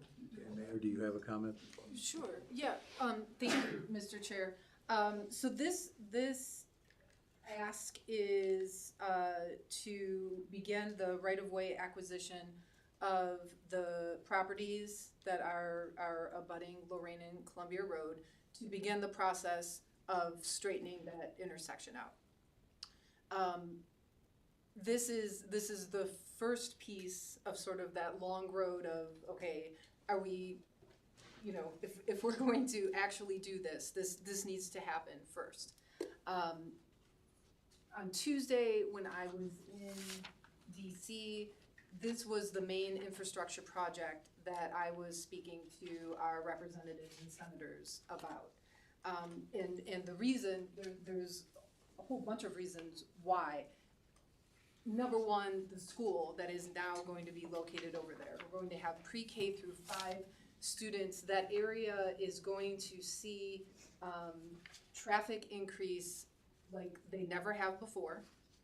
And because North Olmsted is a 2-mile busing community, you are going to have a huge number of children, young children, who are going to be walking, possibly biking to school now in that area. The intersection, we know from traffic data that we've been collecting for years, is the worst in the city as far as people being able to maneuver around. I mean, I was just driving there yesterday, and you know, whether you know, the way the sun is hitting, you can't see if cars are coming at you or who's turning or not turning.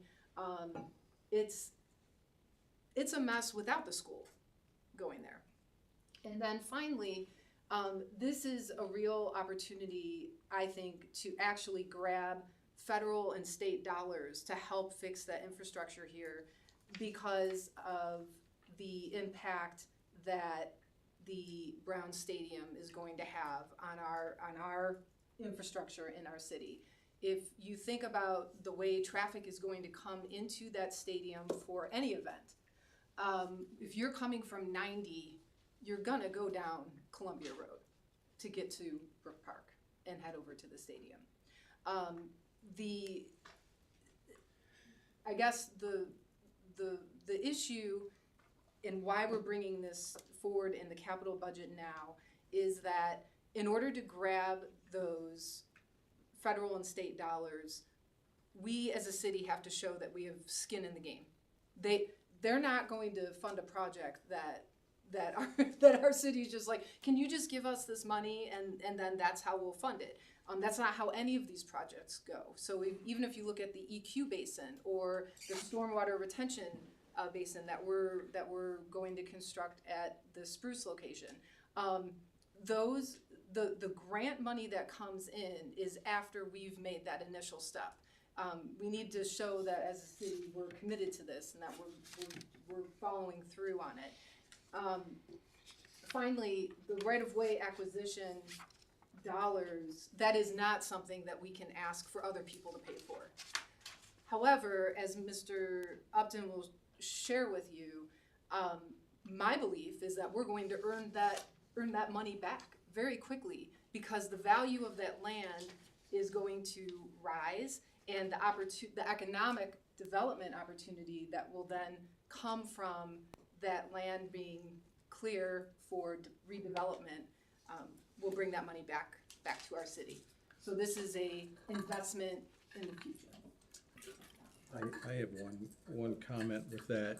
I understand all that, and this is just to purchase the property right now. I think the project could be anywhere from 10 to 12 million total. I got the analysis of Columbia Road and the accidents for the last 12 years there. There's a few. I would say it averages 11 to 12 a year in that intersection, which, you know, you like to see 0, but it is what it is. But to say we're gonna spend 10 to $12 million on this project. We did an assessment on the pool for $100,000. And what's our thoughts, or what's the administration thought on this issue of an aquatic center? Which is gonna be 15, 17, I don't know how much million, but a lot. That, are we gonna try to go through with something like that, you know, in the future? This pool, with either to start saving, to create another fund, pool fund, whatever it is. I mean, I just know that when people say, hey, what we spent on Columbia Road, yeah, they'll say, oh, okay, it's nice that it's straightened out and this and that, but where's our pool? But that's my thought, so. And we don't have to indulge in all that now, I just wanted to bring that, like, are we going to try to do something that people have been asking for years? I mean, if I may, yeah, we are. I mean, that's why I'm here, and while I have the opportunity to sit in this chair, I'm gonna try and figure out how we can bring whatever we can to this community. And I'm gonna definitely try and figure out how to do it without putting it directly in our taxpayers. That's the best way. That's the best way.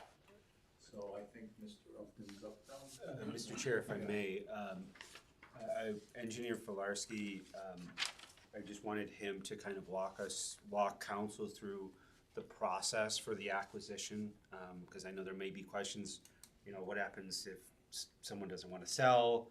How does this all work? And so I asked Mr. Filarski to kind of just give you all a briefing of kind of where we're at in the acquisition process and kind of the laws that govern it and the laws that frankly protect the business owners and maybe the residents that we might have to buy their home. It's very regimented, so I wanted Mr. Filarski to kind of touch on that for all of council. Go ahead, Mr. Filarski. Thank you. So the process for acquiring the right-of-way is a very prescriptive process, and we're following what the ODOT standards are. And the reason we did that is if we get federal money, we need to follow those standards. So everything up to this point, as far as getting the appraisals done, we're done with ODOT pre-qualified appraisal consultants. So the numbers we have would be acceptable if we needed to show that to ODOT. There's 3 properties involved. The number you see is the appraisal values plus about $750,000 for additional negotiated costs if needed. The process is we have 2 consultants on board now ready to start with the acquisition process. So that's approaching the property owners and negotiating for the purchase of the property. If an agreement cannot be made, we need to make a decision at that point with whoever is not ready to sell based on what the offer is, to go to the appropriation process where that then gets filed with the courts. So, and I'm not an expert in this, but I know the basics.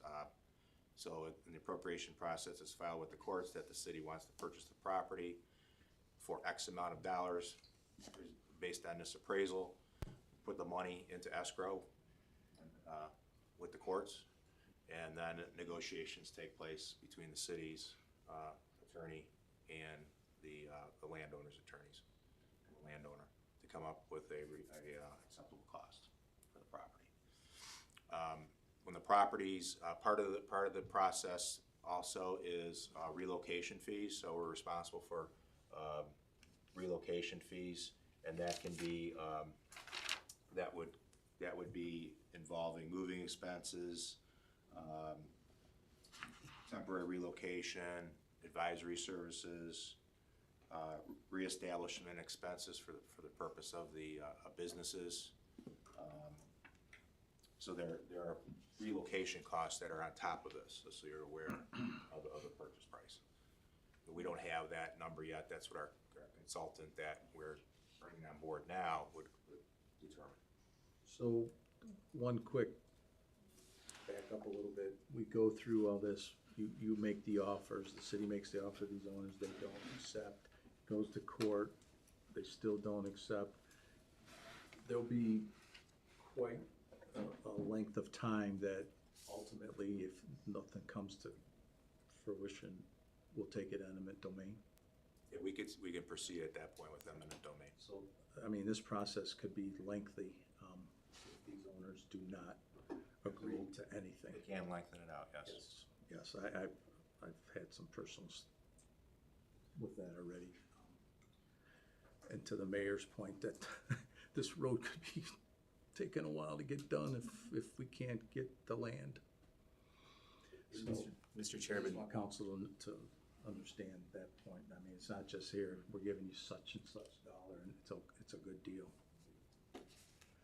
That one business has been there many years, and we'll see how they react. That business is actually tens of thousands of dollars in property tax delinquency as well, that we've referred to foreclosure through this county prosecutor's office. And so, to your point, Mr. One second, Council Broussard has a point first. Thank you. I was just wondering if we're at liberty to identify the three properties. We are I not. think we all have a pretty good idea, but. Yeah, I mean, it's all on it's the gas station, the Waxman's Carpet, and then the house directly south of Waxman's Carpet are the three properties we'd have to acquire. Got it, figured, but I didn't know it could go on the record yet or not. And to your point, Mr. Chairman, I believe our build year is now end of 27 into 28. And so this may seem like a ways off, but to your point, this process may take 18 months to conclude. And so that also gives us several at-bats with various funding sources.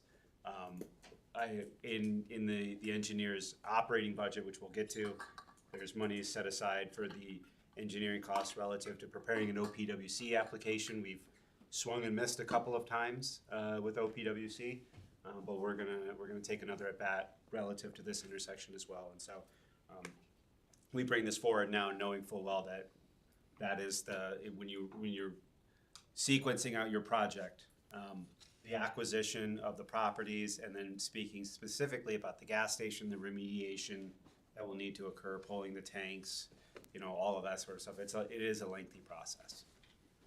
Thank you. Do you have anything else, Mr. Filarski? Just to add to your comment about the crashes, in the last 3 years, 2022 through 2024, there were 84 crashes at the intersection. 2 a month. So, Mr. Chairman, to get to the financing portion of this, you had raised a concern with respect to the never-ending trade-offs that budgeting is. And I think when we were putting together the Lorraine corridor plan back, it seems like yesterday, but 4 years ago, in 22 and 23, a couple of things came of that. Our residents and our safety forces obviously identified this as the most dangerous intersection. But ultimately, at the conclusion of it, I believe Councilman Limper correctly, pointed out in his committee at the time, BCD, okay, this is real nice, but how do we pay for it, right? And so we went about using a little wrinkle in the Ohio Revised Code. If for the members that weren't on committee at the time or on council at the time, at the end of 2024, there was a provision in the biennium budget that allowed you to extend a TIF out an additional 30 years if you met certain parameters. We took advantage of that provision. We extended the TIF out an additional 30 years, but then we also added every single parcel on Lorraine Road. And so it allowed us to create this fund into the future that we could begin to implement these things as they move forward. Now, the data that I'm going to show you is as of February of 26. So this is a few weeks ago. This represents, so Steve Holowicki in my office went through all 360 some parcels on Lorraine Road and pulled out any parcel that's a school, a church, or a nonprofit, or otherwise has an exemption where they don't pay property taxes. And so what I want to show you is that the total valuation on Lorraine Road, I'm gonna zoom this in just so I can, so everyone can see it. The total valuation on Lorraine Road in 2026 is 115,466,330. This is an actual, what are we doing here? Sorry.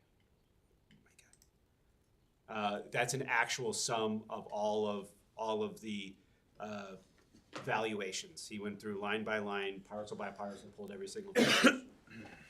Because we can't predict the future, we use a baseline trend where we say that property values are going to go up 3% every year. Obviously, some years are higher than others. We all know that based upon what's happened the past few years. But we want to be conservative in the way that we don't want to project roses and end up with nothing.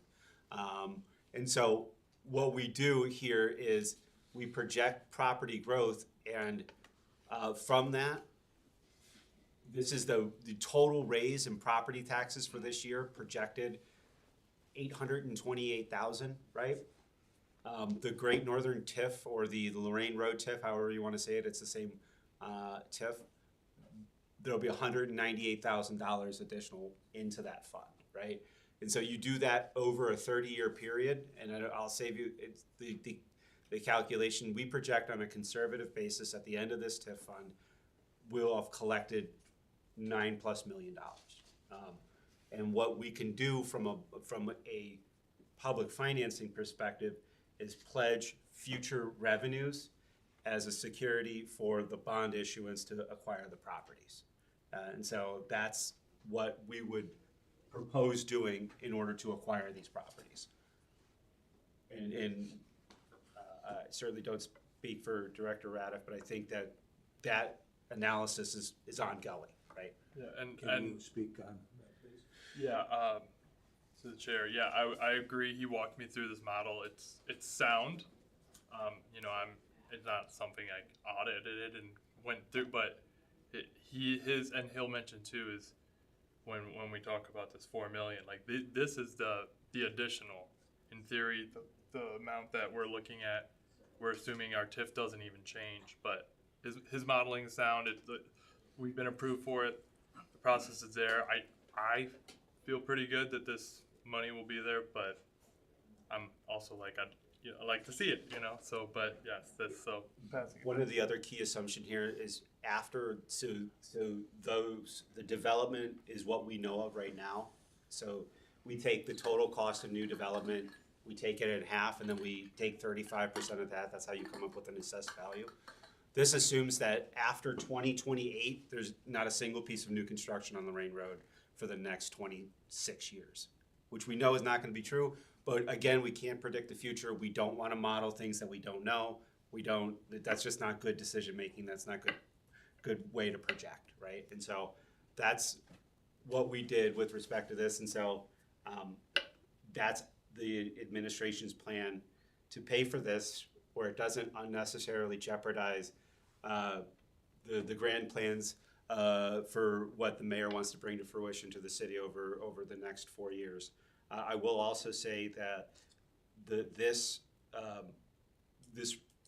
reconfiguration of the road will yield about 2.4 acres of land on the corners that we could then sell for redevelopment, for new business opportunities. I did have a conversation with Fatheads a while back. I told them how much a beer garden would be nice, right?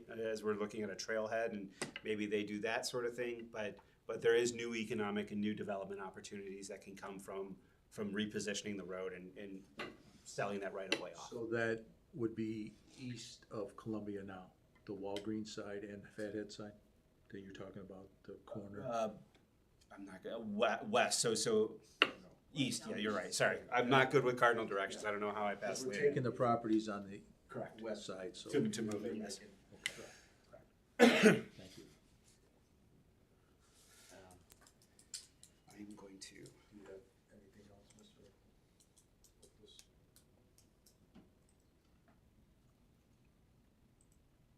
I'm gonna pull up the map real quick so you can see the map of the acquisitions. And while I'm doing that, I'm happy to answer any questions, Mr. Chair. Mr. Lippert, do you have a question?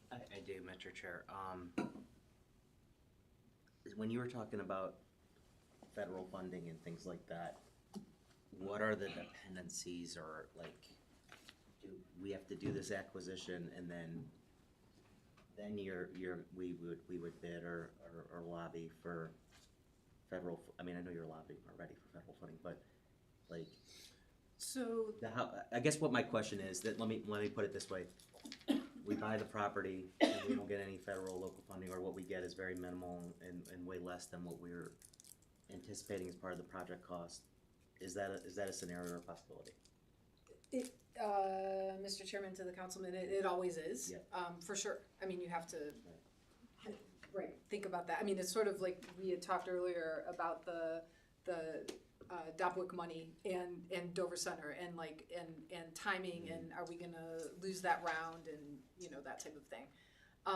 I will tell you that the portals for the federal earmarks, they are opening or have opened literally within this week, which is why I went when I did to DC, so that we were fresh in the minds of the representatives and their staff. Those portals close in the next few weeks.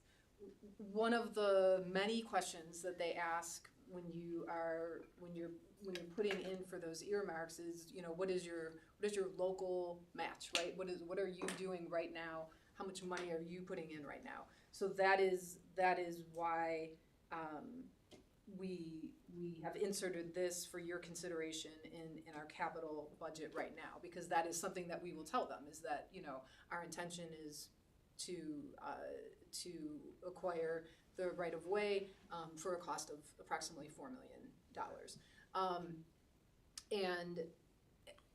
And I believe that our federal House representative, he was his words literally to us were ask for the full 10 million. We know that we're probably not gonna get all of that ask, but we're getting for a full request. Yes. Okay. Yeah. All right. Mr. Chair, if I have one more. So, Mr. Upton, I guess where I'm going with this is just I would like to know, like you said, there's property value, et cetera. Like, I'd like to get kind of a worst case scenario. We buy the property, and what are we looking at if we can't get enough funding that we would feel comfortable as a council or administration of moving forward with redirecting it based on, obviously without funding, I'm not comfortable with spending that amount to fix Columbia Road. So, I mean, I would just be interested in what are we dealing with by moving forward with the $4 million. Yeah, you don't have to answer that right now, but I think that would be. So, through the chair to Mr. Limpert, so if I'm understanding you correctly, you're saying if this goes through, we strike out with all sources of funding, and we're left with these properties, and the rest of the project falls apart, what do we do with these buildings? Okay. I can, let me think through that and see if I could put something together, or at least speak with the mayor, Mr. Filarski. Because essentially what you do at that point in time is, it would just be something where we could still reposition those sites for redevelopment. I think, we all love United Dairy Farm ice cream, I know I do, but that gas station is more of like a vape shop with gas pumps than anything at this point in time. So I think it could be, even that being new development is still a plus. It doesn't fulfill what we're doing, but I can do some of that analysis for you. Yeah. Mr. Shipsky? In regards to return on investment of the properties we purchase, are there any considerations of the zoning that we'd have to deal with on Columbia? With respect to these developable parcels? Yeah. Yes, yes. It's an existing business zoning, I think it's I don't wanna opine, because I don't know the map like the back of my hand, but we would have to understand the limitations that the zoning code would restrict on those parcels, and take that into consideration on future uses, for sure. Or update the zoning code. Or update the zoning, yes. Yeah, just entertain them, I mean, Right, right. because we want to get the most money back Right, possible, right, so yep. you may have to make it, Much like we did with Forest, to get the maximum appropriate ROI, we were able to amend the zoning code. Okay, Mr. Limpert, so you're not in favor of this? I'm personally, I just need to understand what the worst, like, what a negative case scenario is, given that I'm not comfortable that we will pay for all of this ourselves without any kind of federal or state support. And I'm sure there's a threshold there that I know we'll at least get. So I'm not, I'm not saying, I'm smart enough to know that we should be able to get some state or federal funding. I doubt it's gonna fall apart completely based on the track record of the administration to be able to do that. But I don't know if we're gonna get 10 million.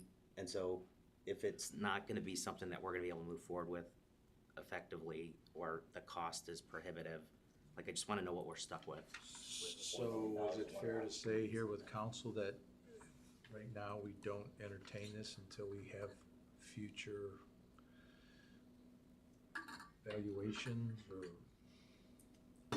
Mr. Murray? Just a comment in general, I was thinking about the financial component of it, but then when the mayor spoke about the new school opening up, and, I mean, within that easily 2-mile radius of that intersection, it is probably the most dense area of apartment buildings. So there are probably going to be hundreds of kids walking every single day that are gonna be walking through that intersection.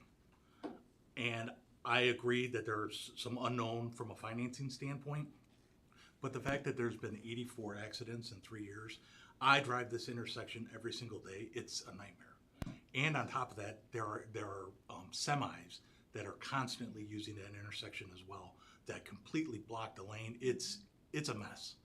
So I know there's financial questions, but this needs to be addressed and it needs to be But done. let's also realize that the school opens next year. There'll be probably 3 years of school kids walking before this even gets done. And it'll probably be even worse once the construction, if it does happen, for these kids to be getting to school. Well, So and this it is not will be happening. worse before it gets better, but that being said, I really do think we need to consider the safety of the kids that are gonna be walking. Mr. Chair, and I mean, and I'm not disputing, but I would also argue that you could hire auxiliaries for 30 years or more to manage that school day, whatever, versus $8 million that you have to spend to fix. I mean, and I know there's other benefits and stuff too, but I mean, I'm just saying there's other ways that you can account for safety besides for a 14, $15 million project, right? Mr. Broussard's next, please. Council Thank President. you, Mr. Chair. Councilman Murray kind of spoke to what I was going to say, but the number that is swimming in my head is 84 accidents in a 3-year period, and that number is just going to go up organically when that school opens. So to do nothing, in my opinion, is not an option. We have to do something.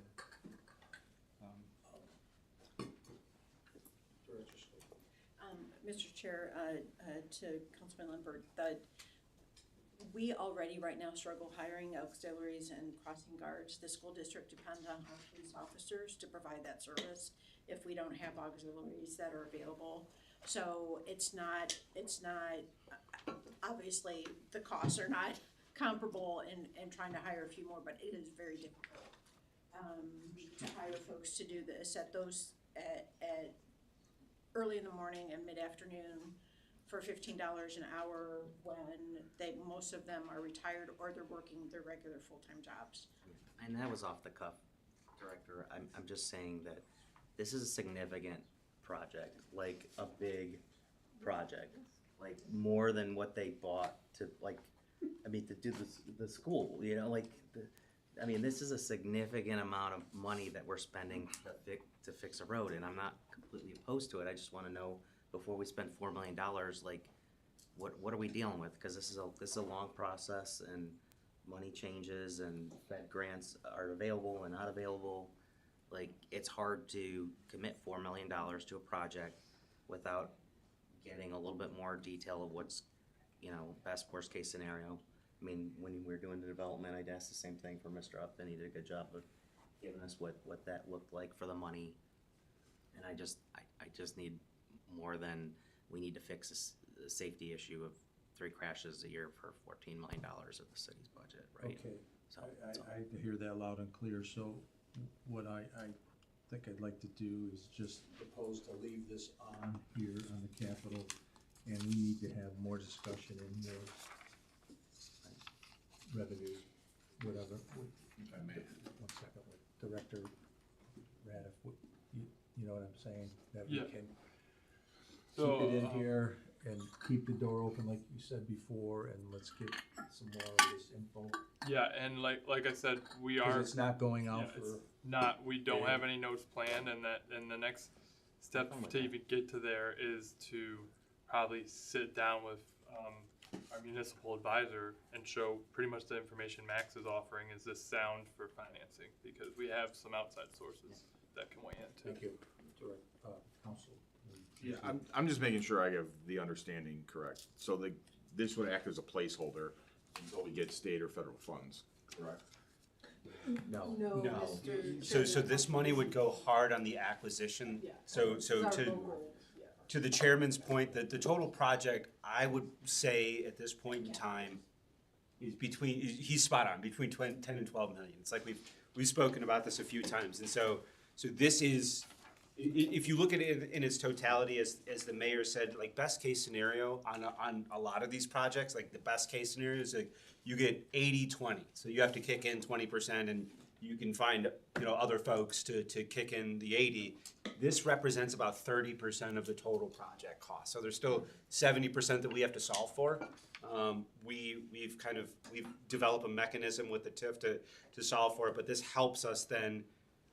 It helps us help the mayor go knocking on the doors in DC and to the county offices for the Public Works Commission monies to continue to move the ball forward.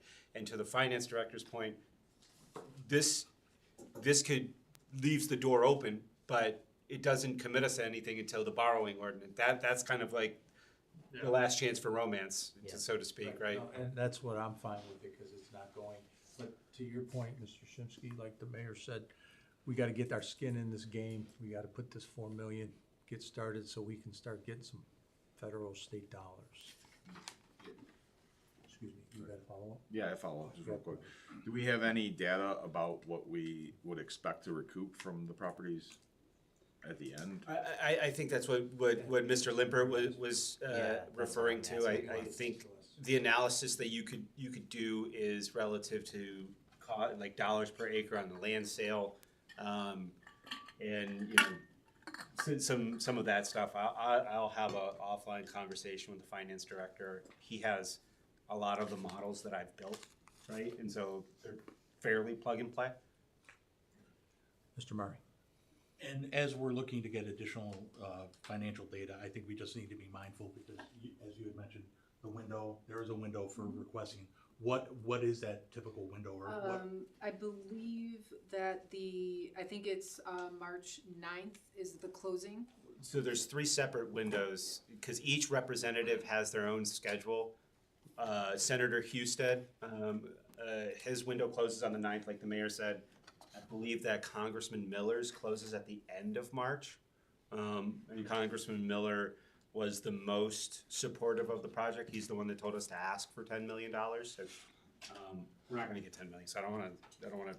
But what generally happens is they'll take that, and then the committee will say, like, no, you'll only get 4. But if you take them a $4 million ask, you only get 1, right? Like, that's kind of the game. So his is the end of the month, and I don't believe that Senator Moreno has set out his guidance yet. I think They haven't. actually, maybe I'm wrong, because I think they might have opened the window like while we were on the tarmac. Right, but I don't know the closing date. Yeah. Mr. Mario. And then just to follow, we would request from all three of those. Correct. Yes. So we're running way behind and we've been here 2 hours. I think we need to take a break. We haven't forgot about you, Mr. Pinchak, so we'll take a quick break. And, I think we're gonna leave this in as it stands and we're gonna get this new information and, try to make all these deadlines, whatever we need to for Washington DC. And then when we come back from a little break, we got to, talk about, we're gonna be amending and adding these 2 grants to the capital from, Mr. Pinchak. So let's take a quick break, huh?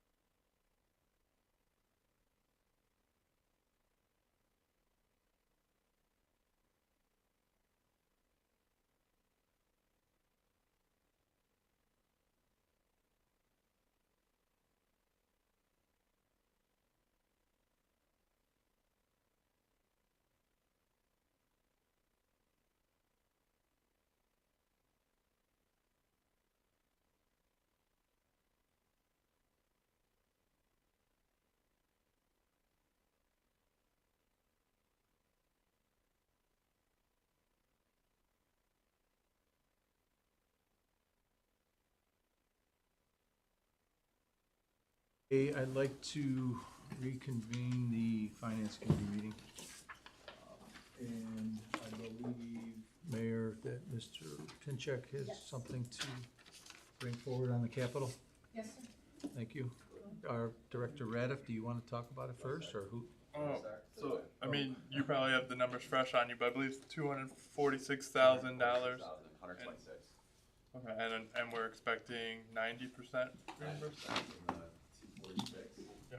And then 80% for the 126. So there's two grants that we're applying for. The deadlines, we didn't receive this information until February 12th of this year from Macaulay Association, so we weren't able to make the February 17th deadline for it to be passed.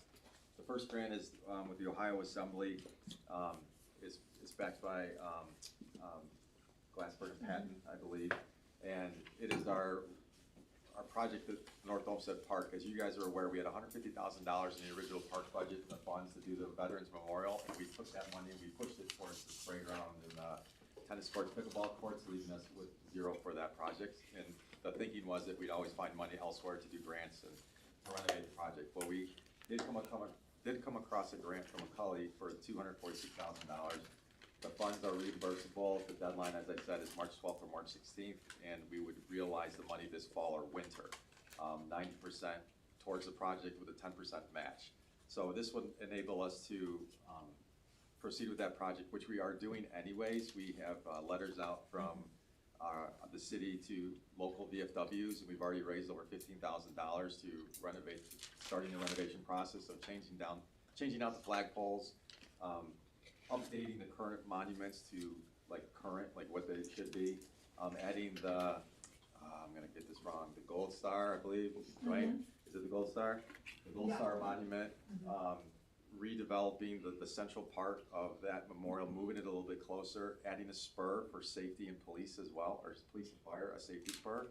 So really encompassing like everything veterans, that we have up there. So we're gonna do a lot of in-house work with our service department to do renovations. With these other donations we have, we're gonna offset some of those costs as well. So that's the Veterans Memorial grant that we want to apply for. You're gonna see it on City Council this coming Tuesday. The otother grant is through ODNR's, the National. I just hold you up 1 second, because I gotta write this for the. I'm sorry, I talked fast. That first grant is from the Ohio Assembly grant, or Yes, it is. and it's for the veterans? It is. It is. It's the General Assembly Capital Budget Community Project. Maybe you could. Never mind, the clerk has just told me we have that legislation written.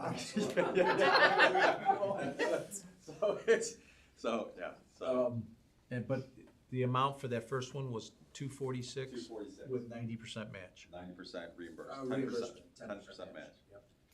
Okay, thank you. Sure. So the And next one? The second one is second one is the nature trail grant through ODNR is for $126,000. This is the exact same grant that we applied for last year at this time. We do not find out if we get the grant until November of this year, just like November of last year, we did not get it.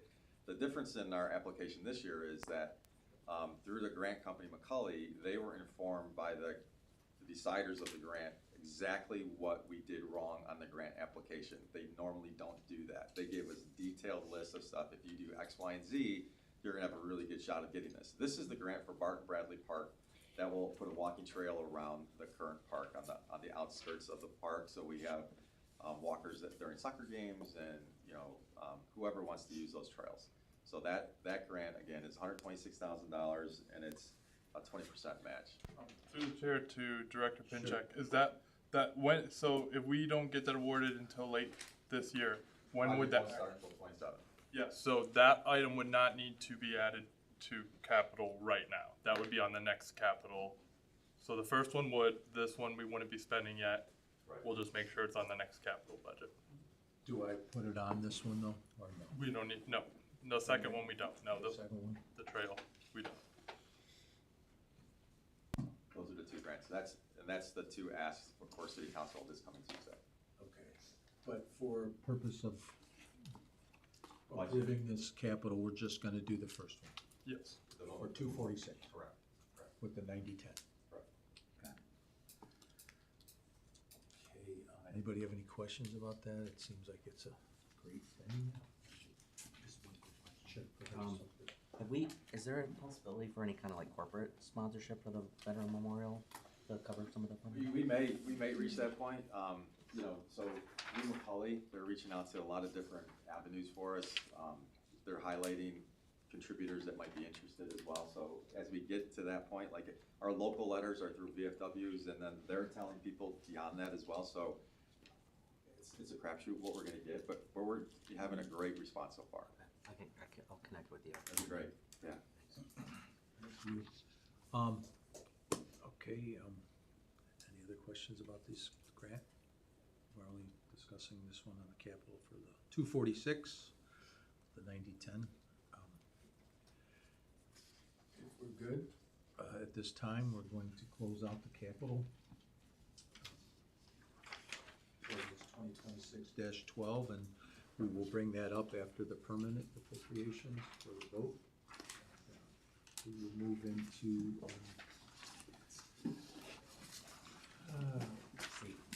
ordinance 2026-19 permanent appropriations. And I'm not sure who's going to kick that off. Yes. Just to help give a scope, can I go over our transfers real quick, just so we know? Because this ties into everybody's. Yeah, we discussed that before, So- yeah. Okay.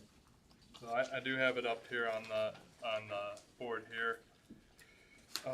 Some of the transfers we have coming from general, well, this would be set up as an advance so that we could hopefully get some of this money back when Springvale has it available. But with Springvale's ballroom entrance and a couple other items, they would fall short this year, so we would be looking to advance from the general 130,000.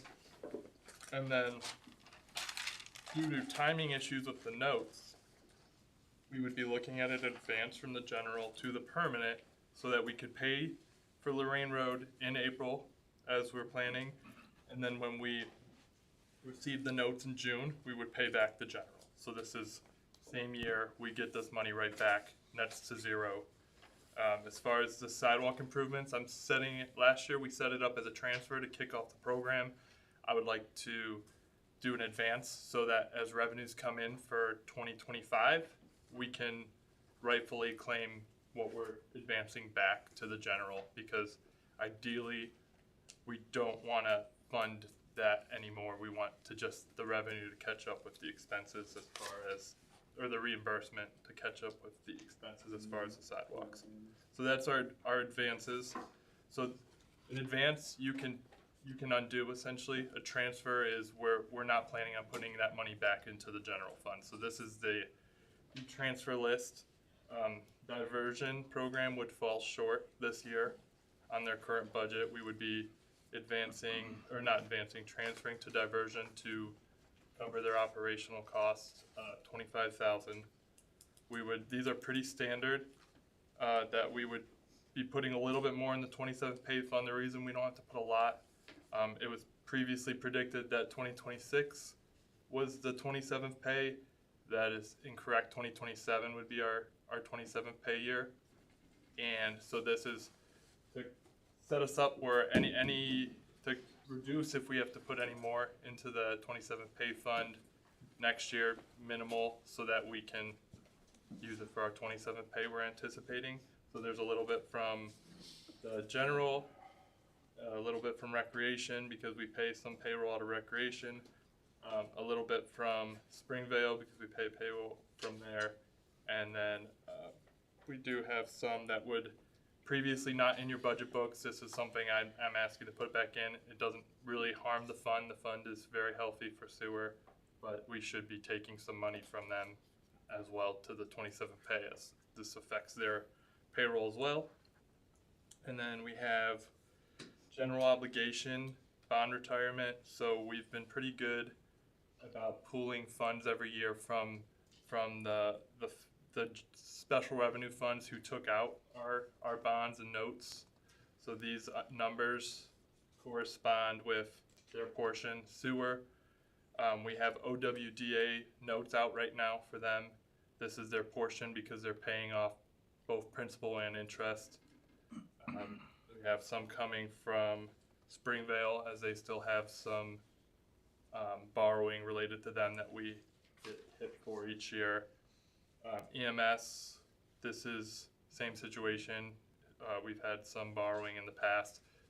So I will say, none of the bonds borrowing has changed. It's been on that same pay schedule. These are just generally their yearly portions that we have been charging to each of these specific funds. The only thing is, I had missed this and noticed when I was preparing this worksheet, this was not in your budget books, this 299 transfer. So this would be from the TIF fund. So it would bring the TIF balance down to 388,000. And after we go through today, any changes, I can give you guys a new fund balance statement so that you know where everything landed, whatever changes we decide to make or not today. Okay. And before we go into the individual budgets, I do want to point out throughout the budgeting process, this is stuff, I do have some items from various departments that came up after you guys already had your budget books, and we can discuss them on their merits when we, per specific section, but these are potential changes. Some of them don't have a general fund effect. It could be reducing one place to another. We can address each item based on each department's budget. There are a couple housekeeping items on here for me, and we can discuss that when we get to my budget. But the overall fund effects, and you guys all have a copy of this.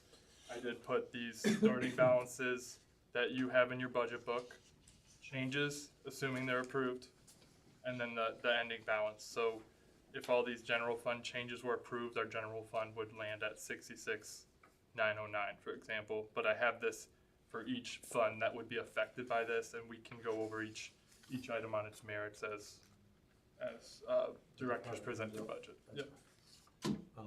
One quick question on this first slide here with The transfers. The diversion. Yes.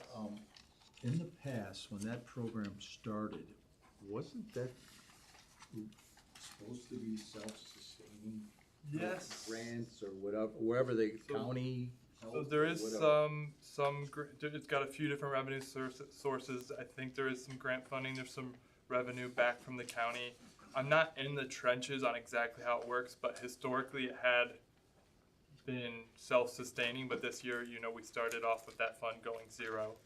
So I mean, it is not currently self-supported. Okay, so my next question, and maybe haven't been here that long since this program's been involved. I know it's been around even when my kids were in school.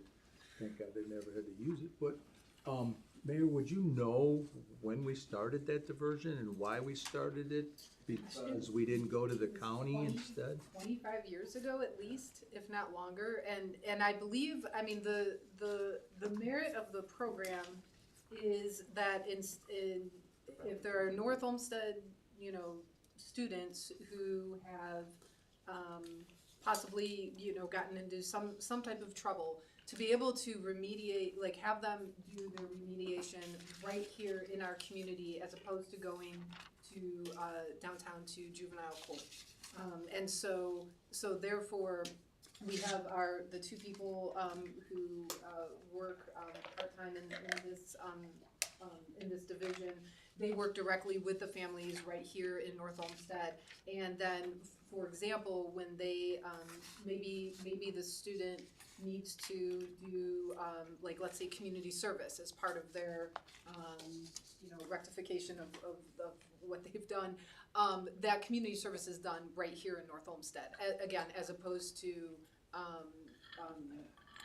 going downtown or having them, do that somewhere else. If I may, there's also like so many strike policy on each case as they're assessed. So if they get to a point where they can't help them here, then it is referred to juvenile court. So They do go down to juvenile. I mean, only reason I know that my son runs the juvenile court per se for incoming.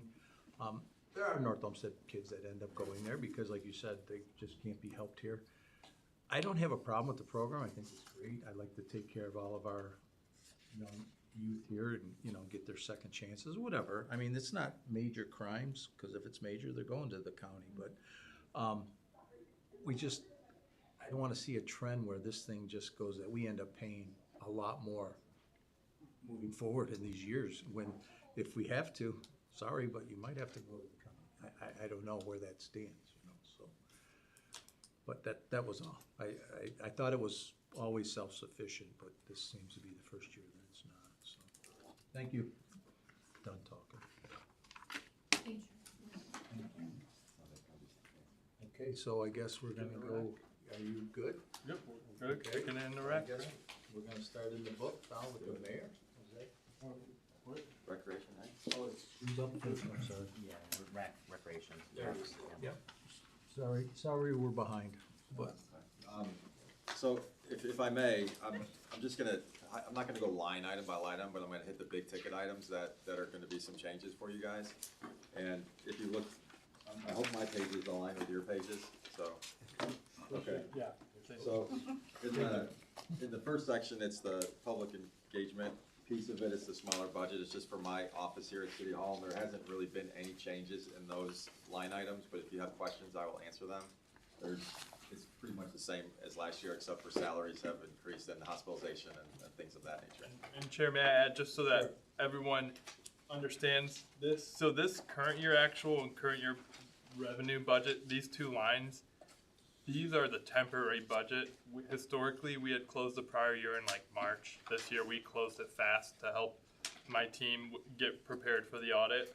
So when you look at projection level 4, your best comparison is going to be looking at this last fiscal year actuals. This is your 2025 actual amount spent. So, I mean, these have some helpful detail of like what's already been spent, but this budget line is moot. It's the temporary budget. It's not a good comparison. So again, the projection level 4, you want to be comparing to your fiscal year 1 actuals, which would be actually 2025. This percentage change, unfortunately, it's not reliable because it looks at this projection level 4 and this current year revenue. So again, yeah, the two lines you want to focus on when you're comparing this projection level 4. This is what our ask is this year. This fiscal year 1 is your 2025 number actual. So thank you. Go ahead. If you go to the first tab, recreation on page 2, and at the top it should say recreation 260, and you go down, the first major change or the major adjustment you'll see is under number 53, materials and supplies. It's the last 5 digits are 53470. It's holiday celebration supplies. That was an increase of an additional $30,000 this year.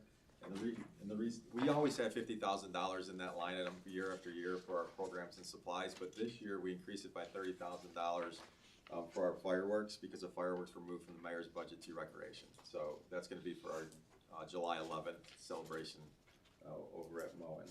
So I'm sorry, it was an increase of $50,000. So the other $20,000 besides there was $40,000 in the original count every year. We increased it by 50, 30 for fireworks, $20,000 for additional programs highlighting the grand opening of the park and additional concerts and programs and everything related to really making an impact for our renovated park. So that's the first big ticket. If anybody has any questions on that one. The second one, I just want you to be aware of this. It's under contractual services. It's the third last one. It's seminars. The last 5 digits are 54310.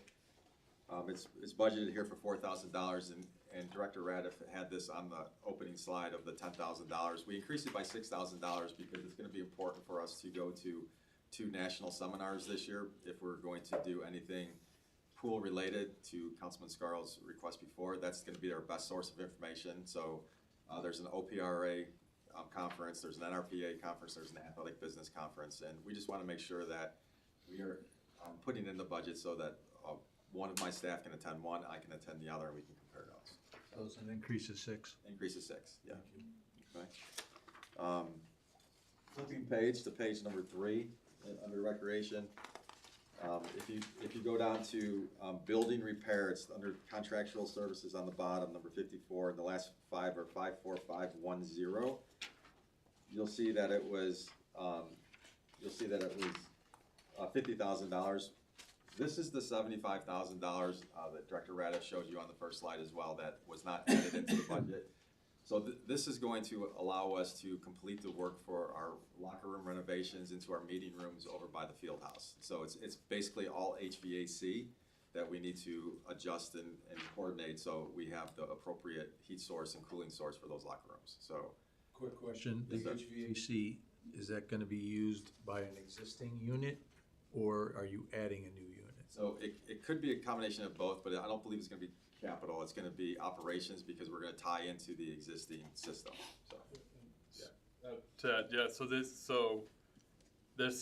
He just mentioned, these are the two items that we would need to change. They're not in your budget book. Well, they are, but not for enough. This was, the seminars would increase to 10,000, and then we would be adding an additional, 25? so you need an additional 75,000. So 75. So That goes to to clarify. 125? Yeah, so that'll go to 125, and it's not definite that it'll go to 125. I mean, we're still getting quotes. We have quotes ranging anywhere from $40,000 to like $80,000. So there's a big gap there. So we're hoping that number comes lower for the HVAC. So And that's to do the, HVAC work?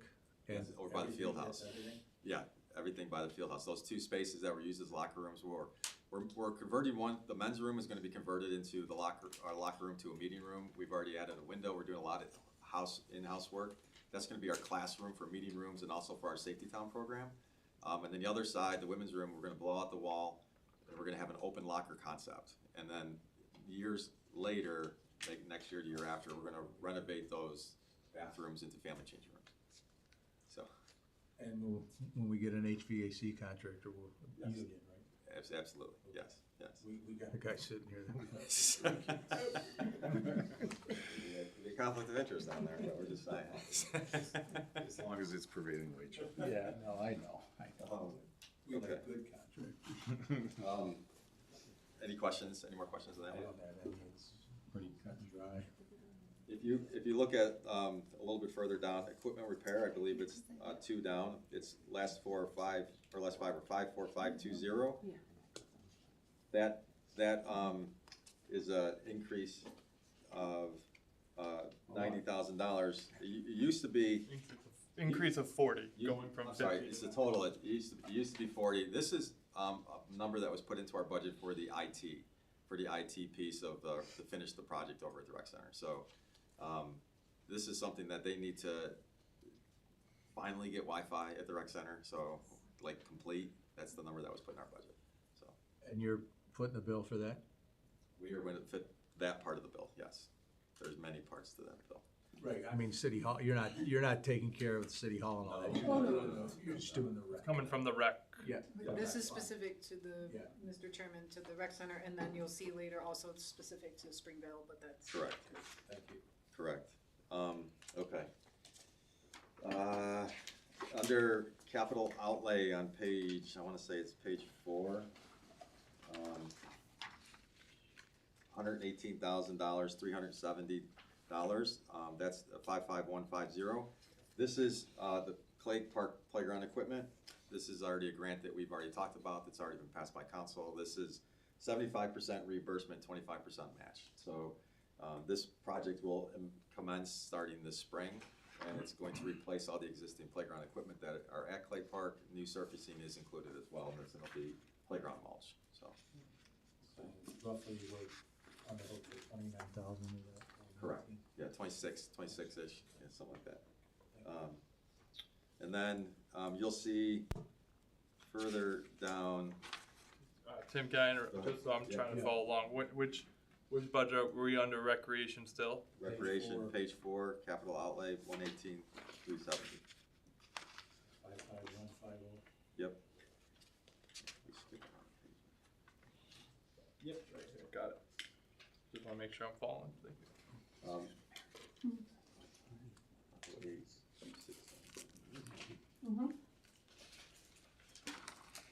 Next thing is, I just gotta find it, I didn't mark on my page.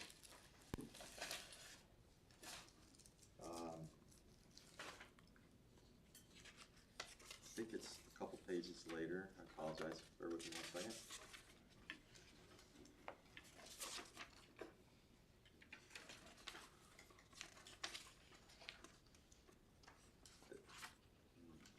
So I have a few more things for recreation that I'll give you the line items, but these are gonna be capital. And these are, we've already talked about the Veterans Memorial, that was on my list, and that was, 55220, and Keegan, I can't find it in your. Which, I mean, it might be in the, Might be in the detail. So, I think it is in the detail.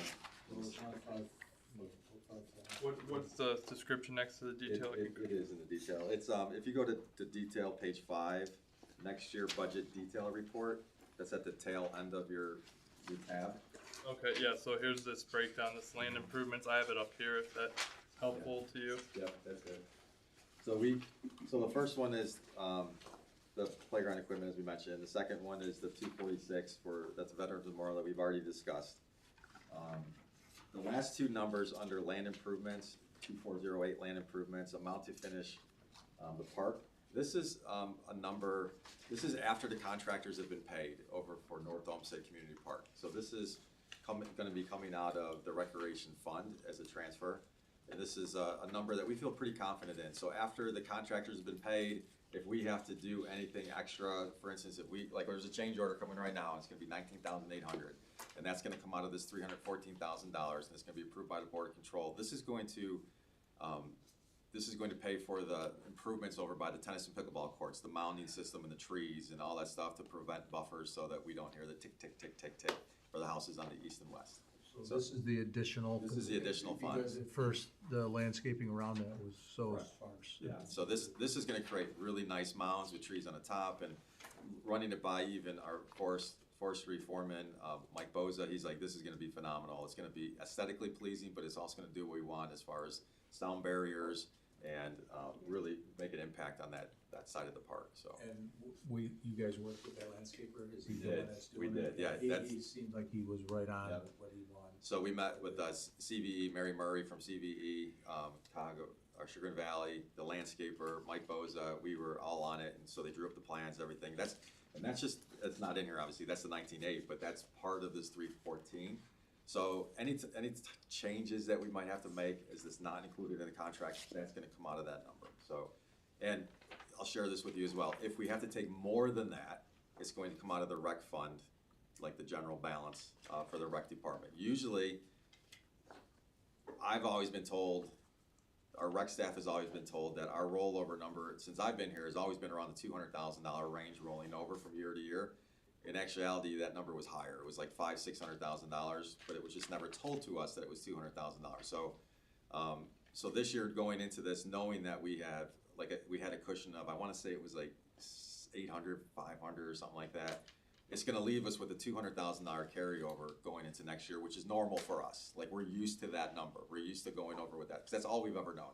And we don't spend all our money anyways in rec, so a lot of these are just like conservative numbers that we never wanna spend that money down, so. Well, that's fine, but just because we have extra money doesn't. No, I know. I don't wanna say that we're gonna be spending. No, we're not, that's my point. We're not gonna, we're used to doing more with less, is my point. That's fine. So that's in a nutshell, and then that 81,481, the complete Barton Bradley. This is something that I brought to committee after our Barton Bradley parking lot project was completed. We knew that we had to make some more adjustments, and so some of those adjustments are actually the concrete curbs that we got to put on some of in front of the parking spaces, the signaling, for the crosswalks, putting some fence access points, walkways in, over across the street. So this will complete Barton Bradley to the fullest potential, so. Mr. Lippert, did that satisfy you, because you've been pretty much on Yeah. top of that Barton Bradley? Yeah, I guess the and- only question I had was on what's the plan with the parking spots and So the traffic pattern? as we discussed, we're going to try, just as we mentioned, we're gonna try to put small car parking on the ends Yeah. to see if that works. And if we still have a problem with that, then we'll go to Plan B, which is reevaluate how many spaces are on each side. We might have to eliminate one or two, but we're gonna try, so we don't eliminate anything. We're gonna try to put the small car parking stencils on the Right. parking spaces, and so hopefully people abide to that. So crosswalks, signaling that we're gonna get prices from. This number, this 81,000, came from our estimate from our engineer too. So he already has plans and You drawings. might wanna think about putting signs up, small compact car only in front of the spot. Correct, Yeah. just like we do for handicap and stuff like Just that. like they do in parking garages, if something Absolutely. occur, you gotta have that sign there. Absolutely. And put the police phone number underneath it so people can speed dial. We're thinking about putting our- Mr. Limper, you're not gonna volunteer to stand there and just start ticketing people yourself? Yeah, I might make up my own. QR code with the hotline right to your home number. What else you got, Tim? That's it for recreation, so. Any questions on that from Director Pinchuk? Moving into Springville?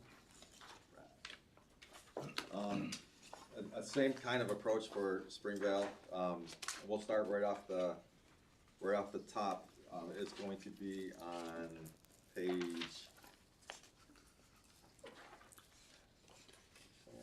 page 2, under golf and clubhouse charges for services. This is going to be on the salary line item.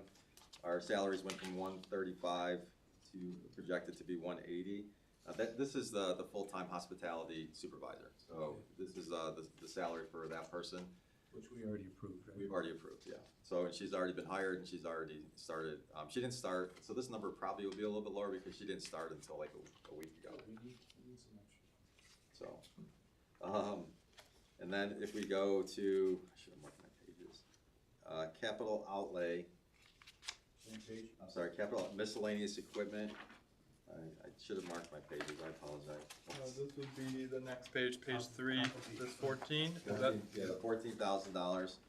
This is the purchase of a reaching cooler, because our reaching cooler has gone kaput. So for our beverages. Is this in the golf course? This is the clubhouse. Yeah. I mean, that's what I mean, the golf course clubhouse. Yeah. Yep. My apologies.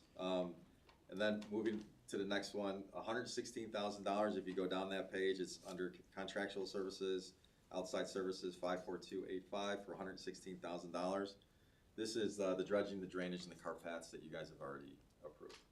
So I just want to point these things out to you just so you have them. The next is going to be on the next line, Keegan, is going to be contractual services, golf course maintenance, outside services. We just talked about 116. Next one is capital outlay vehicle large equipment for $150,000, and that is going to be Page 3. Page 3. So this is replacement greens mower and fairway unit. So unfortunately, these are the prices of the equipment. So we purchase equipment every year. This is just 2 of the pieces that we need this year. So, and This is for what, the greens or the? it's for the greens. It's a greens mower, Okay.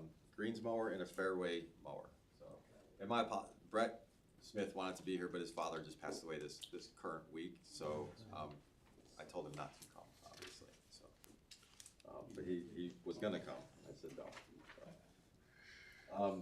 So that was the large equipment. Capital outlay, miscellaneous equipment tools for $18,000. That is right below it. That is for a tee fairway over cedar. So technical terms for all of our golf course equipment, just so you guys know. These and Brett does an amazing job. He tries to fix all the equipment that he has. He doesn't buy anything that he doesn't need to. It's just like a lot of our equipment is aging and going out of service. Mr. Chair, this is a replacement, right? This is a replacement, Okay, yes. The next item is capital outlay building improvements for the golf and the ballroom. And this is for $15,000. That's at the top of the page 4. This is for sanding and grinding our ballroom floor. It's something that we do every year, so for our events. Moving along, miscellaneous equipment capital outlay building maintenance, number 55170 for $20,000. This is on the bottom of page 4. This is replacement of our cooling system for our cooler. So before we bought a reaching cooler, now we're buying the cooling system for the coolers. So, probably more information you guys wanna know about in Springvale operations. The next one is for $145,000, right below that. This is, Springvale Ballroom entrance renovation, budgeted for 125, architect's estimate for 107, so we're hoping it comes down lower, and along with that is replacements of countertops and cabinets, so for the ballroom. So we passed that, right? We did pass that, yes. I just wanna make sure I pointed it out to you guys. The next page, page 5, on the bottom of capital outlay, kitchen equipment for $7,500. Purchase of a cooler warmer for our ballroom. Who knew cooking was so expensive? Yeah. And then right below it for $18,000, again, counters and countertops. This is gonna be for the kitchen area, the ballroom area, the bathrooms, all those things. So that's all part of it.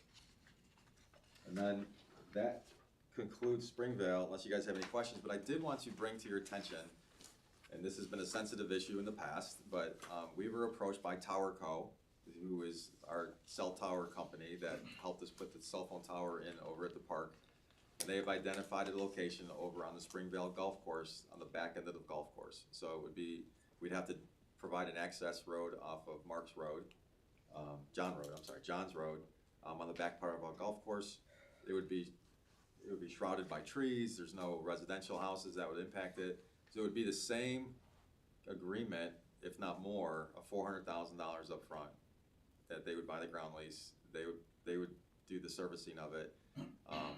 And then we would get a co-locator fee of up to $900 to $1,000 a month, whoever goes on that tower. And I bring it to your attention because we've been desperately trying to find other funds for Springvale. $400,000 would go a long way to, we have not found a grant yet for our bathroom building that we want to put on the back part of the golf course. Obviously that would cover that. Our pathways would be almost completely done if we were to do something like this. And that would bring extra money every month and every year for maintenance supplies. Just before you pass out over there. Let's spill some coffee again if you need a diversion. Do it. Oh. This is, the only question is, the back of the golf course, are there any North Olmsted residents that are impacted by that? It could be the Renaissance people more than anything. that are in the Mr. township. Chairman, if I could offer, Yeah. perhaps, Director, you could offer to take the council people to view. Yeah, absolutely. Before we advance any legislation, the council people can view for themselves. Prior to that, I'll send you guys the map that they gave me that has the identified location of where they're talking about. So you'll be able to see it, and then I can schedule a time that we can go out there and walk it, so you guys can see what's going on before we Access entertain. road on John Road, how does that all come into play? That's something we'll have to run through our development department. We have to buy land? I don't know the answers to that. I don't know if we have an easement over there already. I'd have to look at that. So. That all has to come into play too, because if we're spending. You know me, I'm just looking to You're not. looking to find money so I can spend it. I'm not gonna lie. My point is, if it's nowhere near North Olmsted residents. So, I'm just being honest. Set me up. That's Fine. right. I mean, we can talk more about this with. Yeah, it's not Director in the budget or anything like that, but it's something, my first thought was I will send you guys the map, right? And then it'll identify the location where they're projected to want to go. But they've identified the space that I wanna say it's, again, probably one of the two, T-Mobile or Verizon, that has identified a need for that area, and they thought that would be a perfect spot. And talking with the administration and the mayor, we're looking at a very less impactful piece of property than the park was, right? So, but again, further discussions. I just wanted to bring it to your attention during this process that there is money out there if you allow me to go get it. Just so you know. I just think we should also evaluate, just because we're getting initial pool of money, it doesn't mean it has to go to a new capital expense. Like, there's operations and Absolutely. sustainability that we should look at always first, and not just. To your point, Councilman, it could go to the buy down of the debt that we have in Springfield. Right, or something like You know, that, yeah. I'm just saying it's Yeah. different money that we never thought of, right? Yeah, So, yeah. and that concludes Springvale, if you guys don't have any other questions on Springvale. Okay, thank you. Sure. The last two are, I'll go very quick because there's not a whole lot to it. The Ox Cart Pantry is your first tab. There's really only two things. The first one comes right out of salaries, the very first tab, 51,100. We've increased it by $6,000, as I mentioned previously. Georgia Wilder, our case manager over at the Ox Cart, is retiring at the end of the year, so this is gonna allow us to hire somebody to work with her from September until December. So a succession plan to learn the system and see what she needs to do. And then the only other thing for the Ox Cart Pantry is at the bottom of this page, miscellaneous equipment, 55170, 22,500. This is for a new furnace and AC, which you've already seen at the 10,000 mark. Yeah. And it also includes our security system upgrades with cameras and that such stuff. So the 10,000 is part of this 22,500? Correct. And that's the only two additional things at the pantry. Okay. And then the last. Sorry, any questions? Oh, I'm sorry. Trying to cut Go the ahead. page off. The last one is our senior services. Again, this is a pretty brief item as well. So the first item is about halfway down under materials and supplies under gasoline. It's 53210. We've increased the line item by $1,500 because we anticipate getting a senior van from our grant that I'll talk about in a second. So it's just additional money for oil and gas at the end of the year. We're thinking that if we get it this year at all, it'll probably be like September, October, November, around those ranges. We're still waiting to hear from NOACA of when we're actually gonna get the money for the grant. So you might not even use the whole amount for We might not even use it this year. And then the travel and education, which is going to be 54300, and that's at the last block on the first page. We increased that line item by $2,000 for our activities coordinator certification. Liam has replaced Beth Wrights, who retired this year, and as part of his conditional employment, we told him that we would pay for her certification, so he has the necessary credentials to work in the facility. He's been amazing, by the way. If you talk to our seniors, they love him. So he's fit in really well. The last two items that I have for you are, the next item is building repairs and maintenance. It's going to be, trying to find it for you, 1 second. It's 54300. Trying to find the page for you. So it's not 54510? Or is this on the next page? Oh, I'm sorry. Yeah, I'm sorry. Thanks, Keegan. It's 54510. That's a $13,500 increase in the line item, and I'm trying to find out where it's at in here. Do you see it, Keegan? Are you looking for the detail, or what are you? Yeah, I'm just. Well, it could be in the detail. It's probably in the detail. It's regardless. It's $13,500 increase, and what this increase is for, it's for carpet in our senior center throughout the whole building. Our carpet hasn't been replaced for years and years and years with the amount of foot traffic that we have, not just from our seniors, but all of our activities and our rentals. It's time that we replace it. Some of the areas are starting to fray and create trip hazards, and you can't just replace a piece, you gotta do it all. So we wanted to make sure that we were able to do that. And the very last one that I have for you in the seniors, it's on page 3. It's large equipment purchase, capital outlay. 2607 is the last four. This is the grant that I refer to of $100,000. So this is our grant for our senior van that we've already been awarded through NOACA. We just have not received the money yet. So, and we're hoping that we'll receive the money this year, but it just depends when they get it to us. So this could be this year, it could be next year, but we're hoping it's this year. So that's along with so there's another $100K that we have in the budget that should be reimbursed if we get the grant. It definitely, yeah, it'll be. We'll have to pay first and then get the grant. Yes. Yeah. Our fleet manager, I'll have to have a word with our new fleet manager to make sure that he's helping us with that purchase of that van, as Tony was prior. So and that concludes my budget. In case you guys had any questions, I tried to get you guys back on track. I tried. Well, we're trying. I will too. I was talking fast. Director Fincher. Oh, sorry. Thank you, Mr. Chair. Just a quick question. Yeah. On the annual refinishing of the Ballroom floor. Springville ballroom floor, have we always done it that way annually or based on need? It's usually been based on need, but we just did some work on the floor under, We did. so we wanna make sure that we're protect the coming back. investment. Okay, Correct. all right. And does that affect scheduling? Not at all. We Okay. we schedule in between events or Beautiful. during down periods. Thank you. So, and if I can just, one more quick point, so you guys have approved, which I'm grateful for, the ballroom entrance, and that we're gonna advertise and go out to bid. That project may or may not be done this spring, it all depends on who we get as a bidder, what their time frame is, and what our schedule looks like for all our wedding venues. So if we have a gap of weddings per se, maybe it's 6 weeks, we'll be able to do that job, but if we have week after week after week, we're gonna push that to the fall, just so you guys are aware. Cause we can't have a construction main entrance while weddings are going on, so. Very good. Okay, thank you. Anything else? No. Thank you. Council? All right. We're going to move on to public safety. I just need to get them. Do you want me to grab them? You're good. Oh, okay. Thank you, Mr. Chair, members of council. I'll also try to go through ours efficiently this morning for you.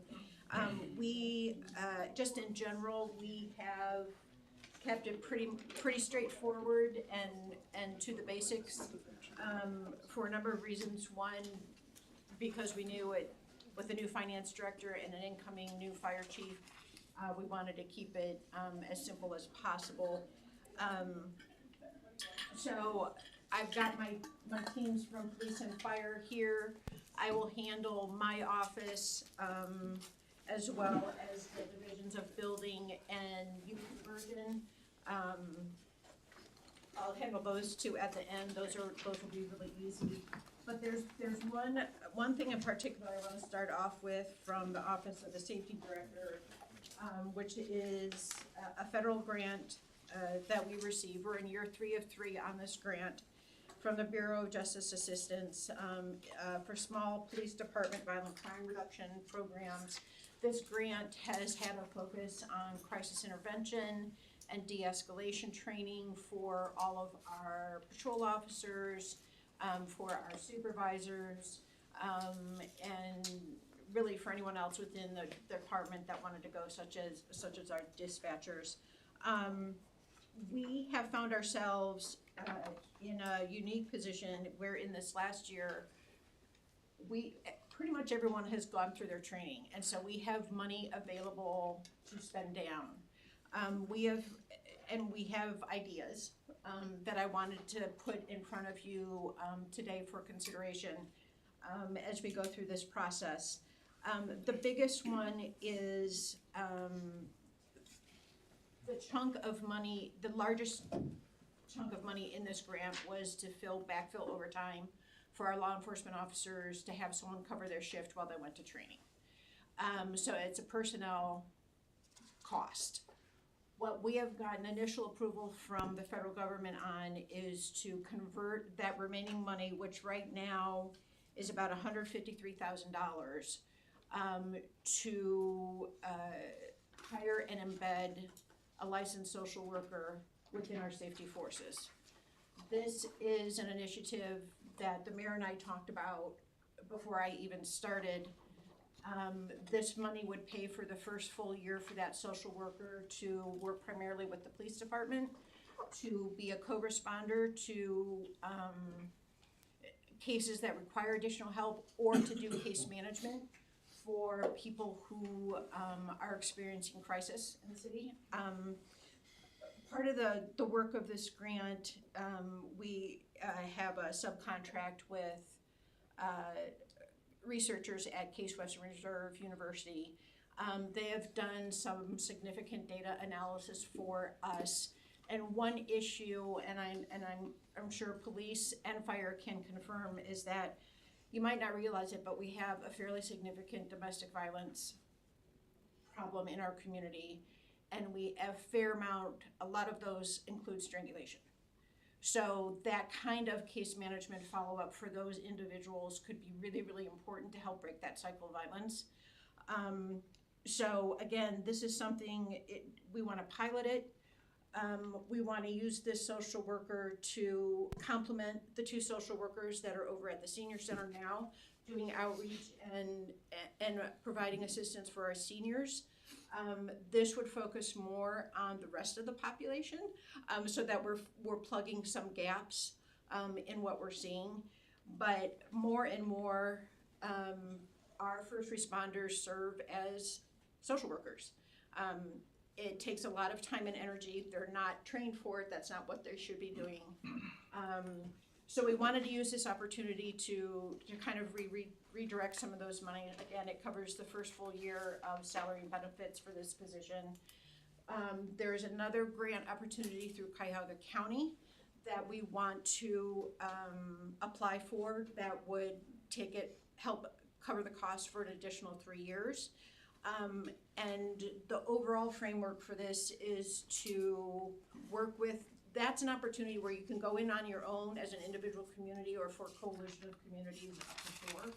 What we'd like to do with that one, to be more competitive, is to work with 3 communities within our dispatch center, since that's a nexus of service for us right now. So we've already received, we've talked to the police and fire chiefs from the Olmsted Township, Olmsted Falls, and Berea, and all 6 of them are very interested in working on this plan to extend that service.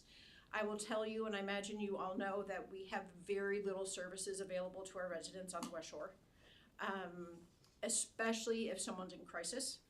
We do not have facilities over here. We would have to transport them to Maine Mental Health, downtown Cleveland, or Cleveland Heights, and that is just not practical for us to take 2 squad cars off patrol to transport someone, or to take a squad and transport someone that kind of distance. Another example of the need for this is we had a young woman move into town earlier in the year from North Ridgeville, and within the first week we had 6 calls from her to respond. Some of them are something, most of them are not, but it's a real drain on our resources. And there is a growing body of evidence that supports these co-responder models where you are pairing up a licensed social worker with first responders to help deal with some of the most violent crimes that occur in the city, people who are in crisis for whatever reason, and provide some follow-up case management for them. Again, this is a test. A lot of it's a pilot. It depends a lot on, the final approval from the federal government. I've talked at length with Kelly Dupree from Colley and Company, who are grant writers, about continuing to find funding to support this. Tim and I have talked, because it would evolve into a shared effort with multiple communities. It would be very difficult to hire someone for a 1-year grant. So we are looking at least a 3 to 5 year commitment for this service. And a 3 to 5 year commitment to find funding for it. Some of that might have to come from our general fund over time. If I may add, I've been involved in some of these meetings as well, and we've actually brought over our 2 social workers, Tiffany Hunt and Erica. And Erica primarily deals with a lot of the social work over there, helping out the seniors and stuff, but they get calls all the time for residents and non-residents that are not seniors that are looking for help, and they don't know who else to call. So they're continually calling our facilities, and then we refer them to safety, and they don't have the resources at this point. So I just wanted to share that.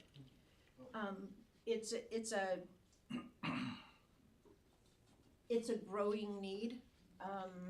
It's also a hidden need. I was really quite taken aback when I saw the map of violent crimes in our city that was done by our partner over at CASE, and the number of domestic violence calls, and those that included attempted strangulation, where they were located across the city, and mapping out those spots,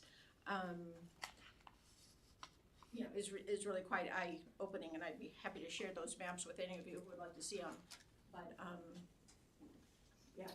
And just to give you the financial picture, so as far as this year, the grant she's talking about, I believe it's federal funds, correct? So it's though there would be an offsetting cost in our federal fund for the actual expenses and an offsetting revenue. The actual net cost to us this year, we estimate, and it's right now sitting in the hospitalization for benefits under public safety, it'd be in the 20-ish range. That would be our portion of healthcare, because I mean, it doesn't cover healthcare. So that's our cost this year that we would be taking a hit on. So just 20,000? And because we're expecting about half probably year. half a year, this is probably not healthcare. something we'd be able to get up and Yeah. going until July. And it's kind of a conservative number because our healthcare costs can cost 13 grand or 33 grand, depending on what type of plan the employee does. So we budget it as though like kind of worst case scenario. They not worst, their whole family gets coverage. It's probably a good thing, but cost wise. So Excuse me, Mr. Limpert has. Oh, sorry, just to clarify this, so you're asking though for like, this is probably like a 3-year commitment to start this program in the grant, right? So, so it's really a $100,000 commitment over 3 years, maybe Potentially. 120. Okay, and then, it's for benefits and, yeah. Potentially, Yeah. Not this year. well, I know that, but like, listen, when we start a program and we're asking us to commit to a program that needs to run 3 to 5 years, then we as a council need to think that this is gonna be budgeted for 3 years. So like, we have to be aware of, and so this is a great idea, okay? This is really worth investigating, totally see the need, everything like that. You've mentioned that there's a lot of drains of what we have to do today. Like, I just feel like when we're making these 5-year commitments, like, we need something to understand. There's a lot of, like you said, there's a lot of hidden need. There's also a lot of hidden costs beyond just hiring the person and having them going around, right? This is something that we want to build. So I don't understand what else we're committing to on it. So, I mean, I'm not saying we nix this out of the budget right now, but like, you guys have done a lot of research on this. We're hearing this from the first time as far as what the cost might be. Right. And I don't know what your roadmap of the program is either. And I'm struggling with a lot of these new initiatives that we do that I'm fully in favor of exploring, but like, we have to come up with a better idea. What is this really gonna cost over 5 years? Because some of these things are being told that they're supposed to be self-sufficient, and then 2 or 3 years later, we didn't get any money back. And that can happen, but like, we need to better understand what that risk is when we're committing to a 3 to 5 year program of, multiple hundred thousands of dollars when you expand out all of the way to make this work, right? So that's my only concern, Mr. Chair, but I mean, as far as the need and everything, like, this perfectly makes sense. But then also, like, how do they work with, I know you guys will work that out, but how do they work with the current social processes right now, and what do we need to do to stand up the positions and everything like that? Like, it's just a lot to figure out. So, in essence, for this year, we'd have this in the budget for every year moving forward, as long as we have this Assuming out. council would like to Continue this? continue, yes. Okay, so we need to, see how we can. But to get the grant, you're making really a long-term commitment as part of the process. You can't just say, oh yeah, we're not doing it again after the first year after we get the grant, right? Right. So- We won't be able to fill But the grant is for 3 to 5 or for? the grant that we have in front of us right now, that we're seeking an extension from the federal government to spend this approximately $153,000. We're asking for a 12-month extension. The grant, as it was written and approved, would have expired September 30 of this year. So we are asking for an extension up to September 30 of 2027. That would allow us to get a full year of the social worker on. It'll also give us time to apply for the funding that's available through the county. That grant program has 2 rolling periods, July or June and December. So we would look at applying in December for additional funding. That is a multi-year opportunity through the county to help cover some of the costs, and that's when we would engage with the Township, the Falls, and Berea, because they are our partners through the dispatch center. And then, as I said, I've already talked with Macaulay and company to look for additional funding sources for this. But it's, the first year is the test and it's the initial investment. If it doesn't work and we don't have money, then we don't, Okay, then so we we can't do, continue it. So, Mr. Lippert, to answer a little bit more of your question, are you okay with this year funding this program to see if it's gonna work? oh, yeah, if this is a 1 year, so that's what I was trying to So this- understand. Till It would be- September of '27. Right. Okay. It would be, this would cover that first year, except for the bit of hospitalization, the feds won't cover that, but they're covering FICA and the other benefits. And that would give us a year under our belt to see Yeah. how this really works and to see how it would play out. And give us time to go after additional resources. I'm personally good with that for this 1 year trial period, see how it works. I don't know if anybody Yeah, else. Mr. Chair, in a safety chair, like Jen, we'll just need to work together to get the business case sorted together of like the long-term roadmap and what kind of additional costs that we may be incurring as you grow out this program, so we just understand and then what the funding looks like. But yeah, I mean, this is a great idea. Yeah. It's just we wanna make sure we understand what we're getting into. And it also, just real quickly, and this is longer term thinking, but we also have, and we'll talk about it in a minute, a state violent crime reduction grant. We just got funded for a second year from the state that helps support a dedicated crime prevention officer within the police department. So if we, and then Chief Strazo and I have already talked as one of his, to-dos, wish list things, is to start a community peer medicine program. So if we can bundle those two things together and provide that kind of comprehensive service to our residents, and again, that's gonna be down the road, but just to kind of give you an idea, we're not looking at this as kind of a one-off thing, but really building a bundle of services for our residents that we just don't have access to them on the West Shore. So it's a long-term process, it's a long-term thought process and planning process, but we're looking at it very holistically to bundle all of this together.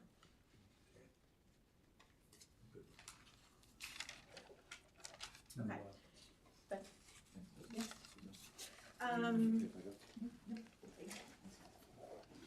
As I mentioned, we applied for and received a second year of funding from the Ohio Office of Criminal Justice Services for their Violent Crime Reduction Initiative. It's a 12-month award. We received just over $163,000 for that. It is a nice complement to the federal grant that we have, where we can help pay for some dedicated time to our crime prevention officer, and he can if I hadn't spilled all that coffee, I mean, I'm sure, where he can continue that grant work for another year. And then the third item, and this is nothing new. We reduced it a couple thousand for this year, but the deer management program will continue. That's at $22,400. That's a combination of support for salaries, supplies, and meat processing. For those who are interested, as of last night, we have culled 82 deer from the community. The state set us a goal of 150. We're not going to get there, I doubt, by the end of March, which is when the program ends. But they are being very proactive. We have 5 riflemen this year, a combination of full-time and part-time that we've brought on as part-time seasonal, like we did last year. So we have a little bit more boots on the ground for the deer culling program. And we've had very few complaints and actually a lot of positive feedback. And we've been as responsive as we can to residents who have called and said, hey, my backyard is nothing but, a pass-through for a herd. And we've gone out and talked with them and, generally let us set up a stand and do some work there to assist. So we've been very, very responsive to requests for service or to explain why they're in a certain location if someone's not real happy about it. I'm not gonna jinx myself, but must be doing well this year because I have 0 complaints, so that's a good thing. I don't know about the rest of council. Yeah. Yeah, Chair, I mean, the one thing I would like to understand, and you don't have this number right now, but, I mean, we're only meeting half of what they're asking us to do. Is that because, I mean, it sounds like we're being very effective here. I'm wondering if they're like targeting it too high because we've like coyotes and other things are sort of helping to take care of things that weren't as prevalent maybe a decade ago when we started this thing. I would say, it's my understanding that our contact at Ohio Department of Natural Resources set very aggressive goals for communities. Last few years, we have fallen short of smaller goals, so I think he's trying to help us maybe get caught up a little bit, depending on how the herds are moving through our area. But he, you know, it was even higher, and we kind of walked him back and said, there's no way we're gonna, you know, to get more. So we're doing it, and we're doing it responsibly, and we're having I don't wanna jinx myself either, but fairly successful season. Successful 80s, good. Okay, thank you, Mr. Chair. Thank you. So that's really all from my office. Thank you, Mr. Chair. And along those lines, I would say to council members, listen to your residents. So we did have the one resident who reached out to me, and then I looped Councilman Scarl in, and literally Director Schofield had somebody out there within 2 days. Yeah, so I was very impressed with the response on that, and more importantly, the resident is thrilled at the response that we showed, so. That's Mr. Seaguns, right? He's good. That's good. Those pictures were, they were having a field day over there. Yeah. That was a very. Okay, then moving along, next in the book for public safety is gonna be fire. So I would like to take the opportunity now, for those of you who have not met him, like to introduce our new fire chief, Anthony Strazo. And then with him is, as you all know, Katie Campbell, who's the administrative assistant for fire and budget planner extraordinaire. So just real quickly, I have just a few kind of high-level items for you, and then Chief can walk you through the specifics. Again, when we started looking at this last year, Chief Shep and I decided it would be better to just keep this as straightforward as possible. We don't have large purchases this year as we have had in some recent years. There's no squad, there's no engine, there's no truck, there's nothing like that. What we do have as examples of some work that need to be done is we need a new water heater for station number 2 at $16,000. You already discussed earlier the repaving of parking lot at station number 1 for $35,000. The other item that we need, just at the high level, is also at station 1. We're gonna need a new boiler at some point.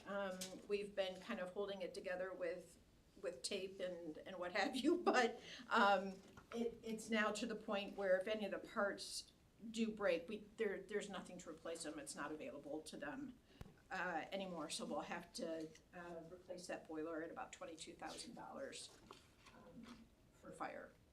And then Chief, if you'd like to just introduce yourself and walk through some of the other items. I know Katie prepared a much longer list. First, thank you, Director. Nice to meet, I know I've met a few of you over the course of the last few weeks, but nice to meet everyone, nice to be here. Look forward to working with everyone and council here in the city. So, relatively new to the budget process here, so just a couple weeks. So I guess I'll first ask, are there any outstanding, obvious questions that you have, and we can try to answer those first. Do you have copies of that summary that we can follow? Of the requests, we can get copies for you, I'm sure. Today. Are there others, Jennifer? Did you have one too? We didn't get any summary sheets. No. Right, that it was just what they did internally for their own purposes. Does the police have one too? Chair, I'll also add, I don't know. I'm sorry, are you talking about what I'm reading from, or what? No, whatever the chief is gonna talk about, he had a summary page. Yeah, those were just the major initiatives for this year, including it's that helpful. It's boiler. very helpful for us to. Yep. Go ahead, Director. Okay. Chair, just to, and we could talk about it first or after he gives presentation. After I'd given the budget books, this was one of our biggest things, that, you know, I worked with fire, got some more context. There are some requested adjustments. So the biggest thing that would affect, you know, the general fund, and this is a me thing from the projection. I was concerned the projection could be a little bit low because we do have 2 overlapping chiefs. So, one of those fixes is a little bit more on the general fund. It would be for salaries, benefits, FICA, Medicare. It's listed in one of the handouts that I gave to you, and then we can go over these other items after he speaks, or before. I don't know if there's a preference, but there is changes requested compared to what's printed. Let's do your answer. Thank you. Okay. Did you get that form? Okay, so, just a few of the highlights. Our annual hazmat, for the West Shore hazmat team, $15,000 cost, if we split that with the police department as well. That's for our regional tech rescue teams and the associated teams with that. Our Fire Prevention Bureau did submit for a grant, and we haven't heard back from that grant, basically due to the federal government shutting down and starting back up. They're way behind on their grant applications and review. But for our Fire Prevention Bureau, our fire extinguisher simulator. So historically, fire extinguisher training has been done using actual fire extinguishers, which over the course is pretty cost prohibitive, and there's a cost for cleanup of the chemical, obviously after we do that training, and there's some danger that's put in EPA requirements with using like a diesel fuel as the flammable liquid to practice your extinguishment. So we're waiting on the grant for that, but we did have to allocate that money through the budget. As the director said, a couple of the major things are the hot water tank at Station 2, and I'm gonna skip down to the boiler at Station 1, and the HVAC agreement through T.H. Martin. Both of those replacements were all recommended by our heating contractor, that those units are basically obsolete at this point. Just actually, was it last week we had to replace a thermostat on one, and it was close to $1,200 to replace just the thermostat within one of those units. So they're starting to basically nickel and dime, or a little bit more than a nickel and dime us. So they do need to be replaced. Our annual cot maintenance agreement through Stryker, that's pretty significant. It went down a little bit this year due to us getting new life packs, the Life Pack 35s. They include a 1-year warranty on all maintenance for those. That our warranty portion will kick in next year, so it would be increased on next year. We have to replace some of the obsolete equipment in our land rescue team, which is part of the West Shore overall tech rescue teams. We budgeted for replacement of airbags, and those are lifting bags for extrication, whether it's a machinery, car, some sort of maybe a tree falls on somebody, but those airbags are designed to lift obviously heavy, large objects, and that's to replace on both of our 2 engines. I don't have how old those are for you, but I can get that information if needed. Our ventilation fans are in the same thing. They're old.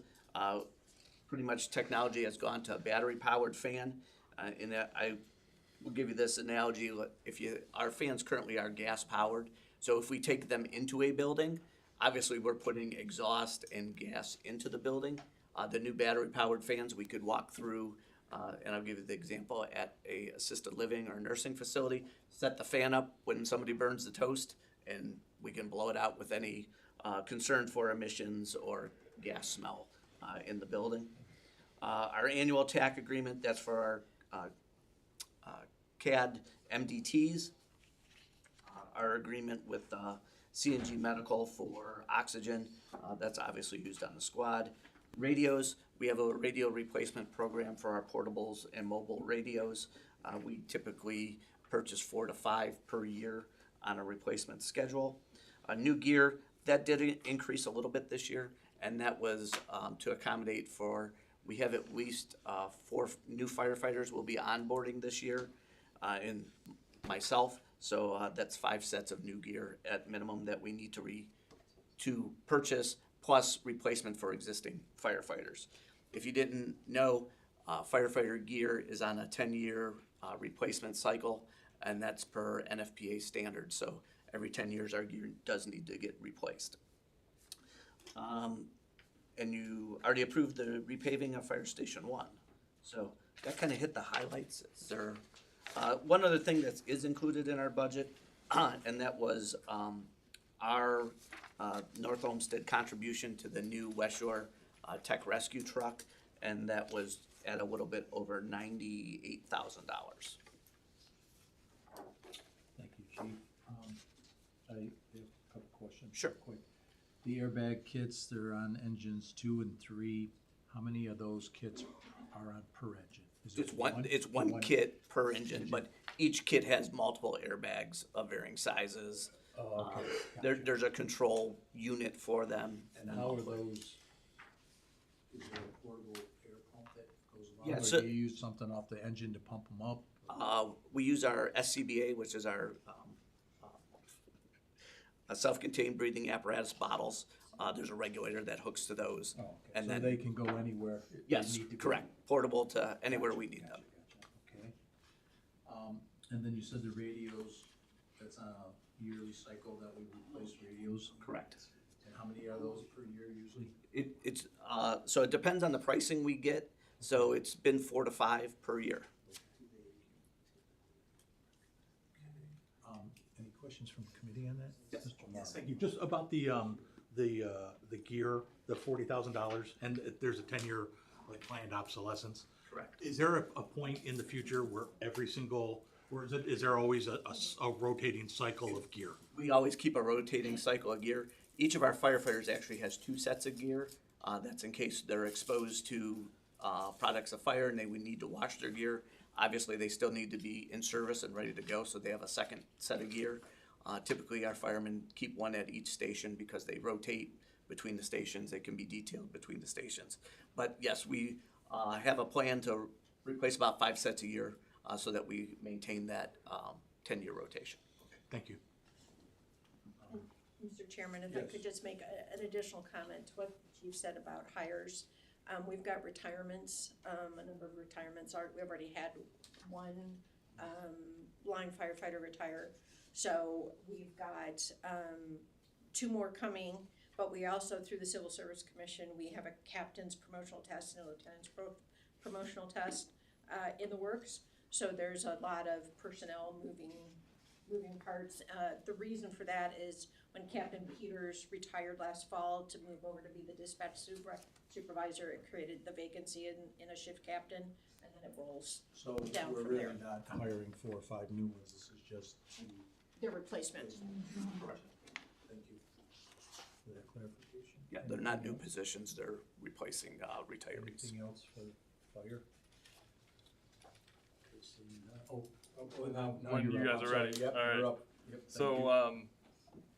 this being new to the seat, having to balance the budget with a little bit of a limited scope from historical context. So, when balancing the budget, I reduce some cost from fire that would be going to outfitting their incoming vehicle that's expected in 2027. After speaking with them, explaining the situation, I believe that I can reinstate these costs into the EMS fund. EMS fund must be used for fire capital items. Could be capital equipment, could be capital, essentially anything that would qualify as capital. This being to outfit the truck, because the truck comes bare, right? Correct. And this, I believe this would qualify. So we do have available funds in the EMS fund. That's where this increase in cost would come from. It wouldn't hit the general fund. Director, we're talking about the new engine we're getting, supposedly next year? Yes, Is that what so this is for? we have an engine on order that was ordered in 2022. It's expected for delivery first quarter of 27. Okay, I just wanna make sure council knows that we've already done this vehicle years ago, we're just waiting for it. Yes. And then, after speaking with, fire, I had reduced uniform costs, but their concern, which to me seems valid, is, they have 4 incoming firemen, each one's gear is estimated at $4,000. So I reduced it to $10,000. The ask would be to go back up $6,000. Trade-off is they offered to go without the Lucas device this year, which would reduce some hotel costs by $25,000. I would be able to move some of their other costs, in this case gas and oil, to the hotel fund, freeing up that amount in the general fund to causing no new cost to the general fund, so that we could increase their uniforms, and they had concerns with repairs and maintenance. So they offered an offsetting cost, no new cost to the general fund. I feel it's valid. That's a good thing. That's a good thing. So that concludes the changes that would happen. Thank you. Appreciate that work for that. That's really good. Just one comment. Chief, if you can give me kind of what the vehicle roadmap is, I haven't looked at that in a long time. We do have a vehicle replacement schedule. Yeah. I didn't bring it with me. I can No, email it to we don't you. need it today. This is just a follow-on, parking But lot. I know next year we'd be looking to put in the 2027 budget, the purchase of a new rescue squad, knowing that it's gonna take 2 years, probably to 3 years to receive that vehicle. I believe a fire prevention vehicle is in the next year or so for replacement as well. Okay, so we don't have any of the big Director Schofield, are we waiting for a squad though too? We are. Yeah, we Yes, ordered one and- this year. Yes, we should be receiving that we already also approved. in the Okay. first quarter Okay. of I next thought- year. I thought we had 2 coming. So we're looking ahead to the next replacement Oh, okay. schedule and trying to get ahead of it a little Yeah, I bit. just wanna make sure, I thought we had a squad. Yeah, we paid for that at the end of last year. Right. Okay, thank you. Council wanna go, Chris, please? Thank you. The Lucas device we have, is it still okay? So, if you don't know, can I explain what a Lucas? Do you know I what a? know what it is, Okay. yeah. It's a CPR device. Yeah. We currently have one on each of our ambulances and one on each engine.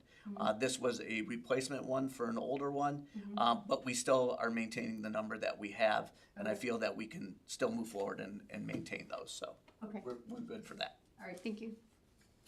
Anything else? Okay. Guess, that's good. Thank you. Appreciate it. Thank you, Council. Welcome.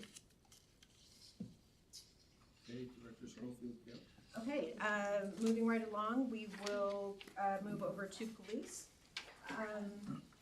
Again, we've already worked with the finance director to trim some things back. I have my team here. Chief Wagner is out, so we have acting chief / captain Angel Walling. You all know Lieutenant Fiorito and Crystal Assoon, who's the administrative assistant for the chief and captain, who are all heavily involved in the budget planning. So just a few things again that I'm gonna highlight, but they can talk to, answer any more of your very specific questions on some of this. One, this year we are only, we had to reduce the line item to buy vehicles. Normally, our cycle is we try to replace 3 every year, because they have so much wear and tear, but we are getting 2 this year, and then hopefully we can also get a used undercover car for the detective bureau, and that's $120,000 in that line item. What page is that? Do you have that, Director? Try and pull it up.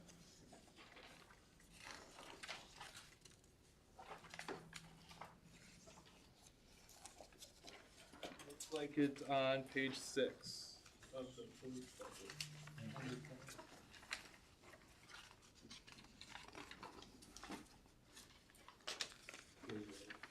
Is that the detailed or the? This is not the detail. I can pull up the details. This would be, more telling. Here we go. It's 9 on the detail if you're looking for it on the detail.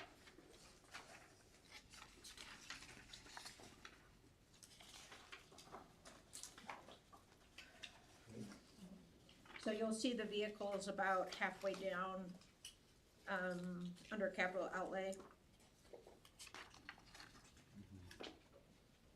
I have it Two up. vehicles at about 47,000 each, and then ideally, a new used undercover vehicle for the Bureau at 26,000. And that gets us to the 120. So that's 2 patrol cars, 1 undercover car. Correct. And that car is not brand new, that's used. Yeah, it's used. It's used, unmarked. It's for their undercover details. But I think we have one now, is that like a Taurus silver one or something that they use, I saw.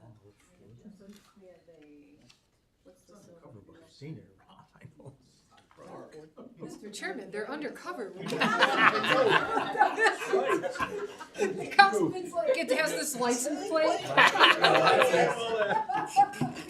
Sorry. Undercover. Isn't that gonna be the front page of the next? Paint it, paint it. Criminals will put out a bolo for the undercover vehicle.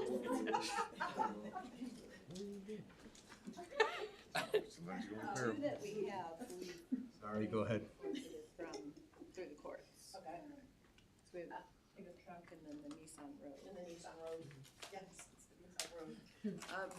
I don't know if you heard, Crystal, we were able to get the two vehicles that we have now, we've been able to get through asset forfeiture through the courts.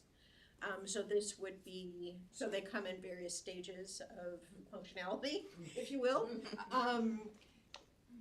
So this would be to help supplement the Bureau and the fleet, and it would be a used vehicle, for sure.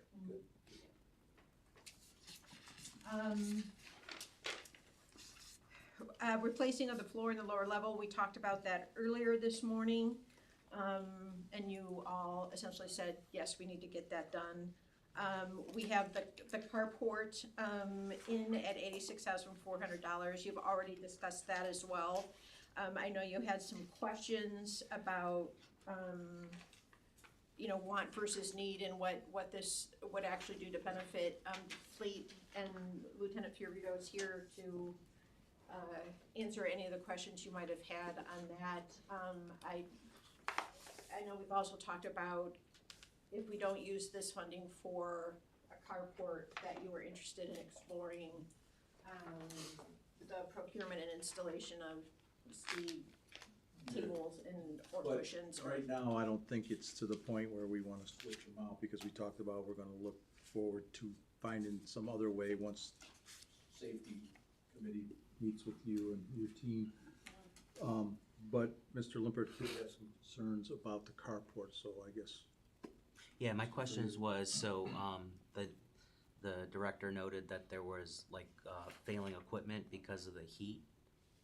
Yeah, so the primary purpose of the carport is to prevent heat, sun from cooking the cars. So we have, in all of our cruisers out there, they all park outside, there's about $16,000 worth of electronic equipment / computers in each car.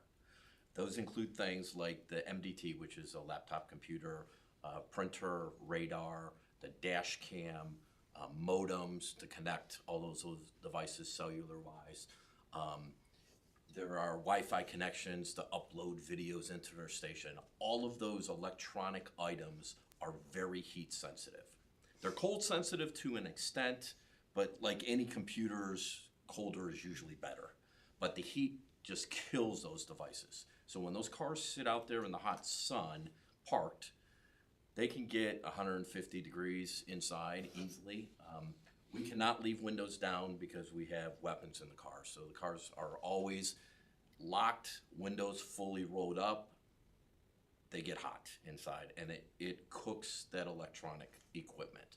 So that carport is really to preserve those electronic devices in all of those vehicles.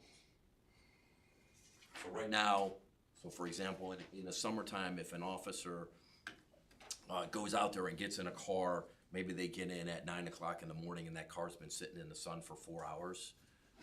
The computers are so overheated, it may take an hour or an hour and a half of running the air conditioning before they cool down enough to even turn on and function. And that's a problem. And then have we had a record of failed devices that we've incurred over the last few years from heat damage? I don't have specific numbers, but we are constantly reformatting those computers, taking them out, reloading them. It's very labor intensive to do that, to completely wipe the computer, reconfigure it, reinstall everything, and get them back working again. But the bigger detriment, I think, is when we have officers come in and they go out in the middle of the day or mid-morning, and you have to wait to cool down the car to even have stuff turn on and start functioning for you. That's a huge detriment. We also, to prevent that during the day, the guys who do come in at 6 or 7 in the morning, they generally leave the cars running all day long just to keep the air conditioning running so that equipment will function when they need to leave the building and go back out. With the carport, we may be able to limit some of that and not be burning gas all day long, every day. That I will say, just to add real quickly, if I may, that adds to vehicle repair issues that we then put on fleet.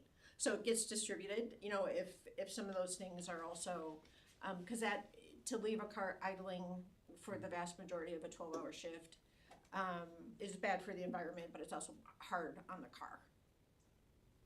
But Director, and Mr. Figueredo, it's imperative that they stay running when it's 100 degrees, 90 degrees out, and they're get on a call and they get out, they leave. I mean, it's every police department I see, they leave the car running. And it's part of that reason too, to keep everything cool, that they don't Yes, shut the air off and let it sit there for an hour, then re-cool it again if they come back. Yes, there's 2 parts to that. When they're actually out on a call, they're always gonna leave the car running to keep things cool and functioning. And also because of the amount of electronics in that car, you can't shut them off and expect the battery to start the car again. Most everything we have automatically shuts off after 45 minutes or an hour. And once it shuts down, then you gotta reboot all of those systems. When they are parked at our department there during the day, if we can have them shaded, that would certainly lower the temperature by easily 30 degrees in those cars, which would greatly help. So we're talking kind of long-term thing when we're parking here. When they're out on calls, they're still gonna stay running. Yeah, that's fine. Yeah. President Purcell. Thank you, Mr. Chair. Lieutenant, does the heat affect your weapons and ammunition in addition to the electronics? It does not affect the weapons and ammunition. Okay. All right. Yeah. But I think we all can relate to, you go to a shopping center, you leave your cell phone in the car on a hot day, and you come back and it has powered down and it takes forever to power back up. So that's my best analogy. Thank you. Councilwoman Gilchrist. So just with like covering the car, even like if it's like really hot, 90 degrees, and the windows are up, that would be enough to help? Yes, and in fact, some of our guys will, if somebody knows that they're gonna come in and the car's been sitting in the sun, they'll take that car, move it into the shade of the building, and let it run or park it there for a half hour, and it dramatically reduces the heat. Yeah. Just that amount of shade makes a huge difference. Okay, thank you. Yes. And if there had been a question about what the structure would look like as well, and I know, Crystal, you have some, do we have that? I think so. So we're talking just a roof over our entire parking lot. So we have 15 parking spots against our fence on the north side of the parking lot. So it would just be a slightly slanted roof with some support pillars that would cover all of those 15 spots. So it's not gonna come from the building to the back of where the cars sit? It is not attached to the building at all. Yeah, it's a freestanding structure strictly covering the parking spots where the cruisers currently park. So it's columns with a roof holding. Columns with a roof. Do we know if it's a metal roof or asphalt? It's an all steel building, all steel structure.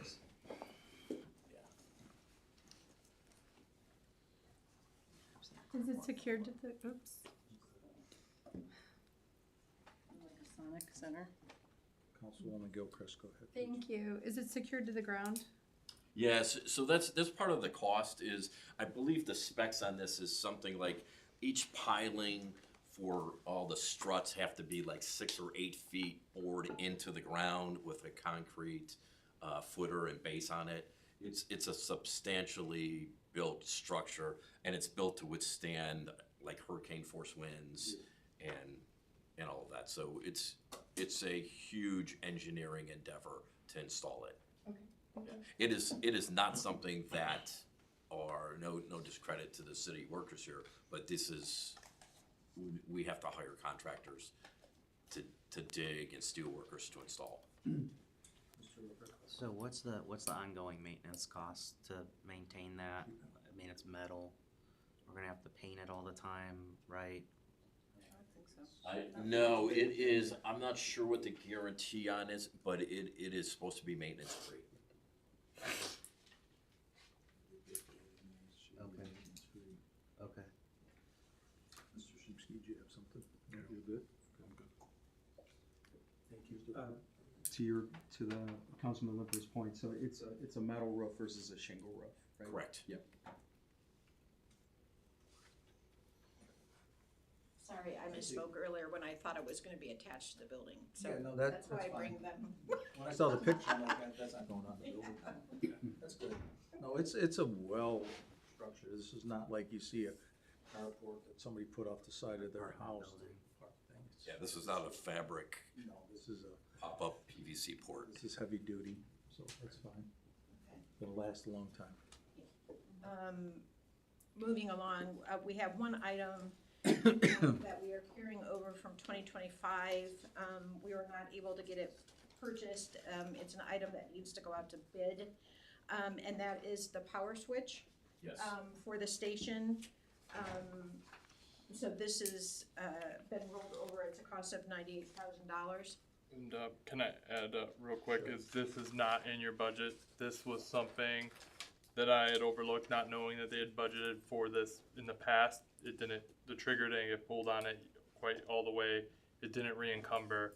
So this would be their only adjustment, pretty much ask for them is, and it would affect our capital fund. So this 98 would go right against the capital fund. The capital fund would then reduce to about 112,380. And the capital fund is something that we try to fund over time.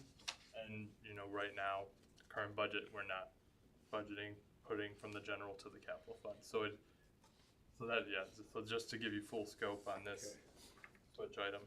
Okay, so, Lieutenant, that power switch, I know we've talked about it, I think when I was over on my tour, we talked about it with dispatch. That is, something that will handle all the electrical stuff that's there? Is that the main switch gear? Is that what it's gonna be? That is the primary shut-off switch for all electrical power coming into the building. Okay. And, we've had current electrical contractors over there that are aware of the work that's been done over there. Would we be utilizing, hopefully, one of them that know the system over there to? I mean, I know they gotta bid it or whatever, but, we hope that we get somebody that's familiar with everything that's gone on over there, because if you get a new person, they're gonna they could drive it up. And that is why it didn't get completed last year, because we were gonna go with Harrington Electric, who have, and law told us no. You can't do it, it has to go to bid. So that was the delay, so that's why we had to roll it over into this year. And it's definitely needed, because I think that it's pretty well on its. We have original equipment there from 1972 when the building was built. That is the last piece of electric power supply equipment to the building that hasn't been upgraded.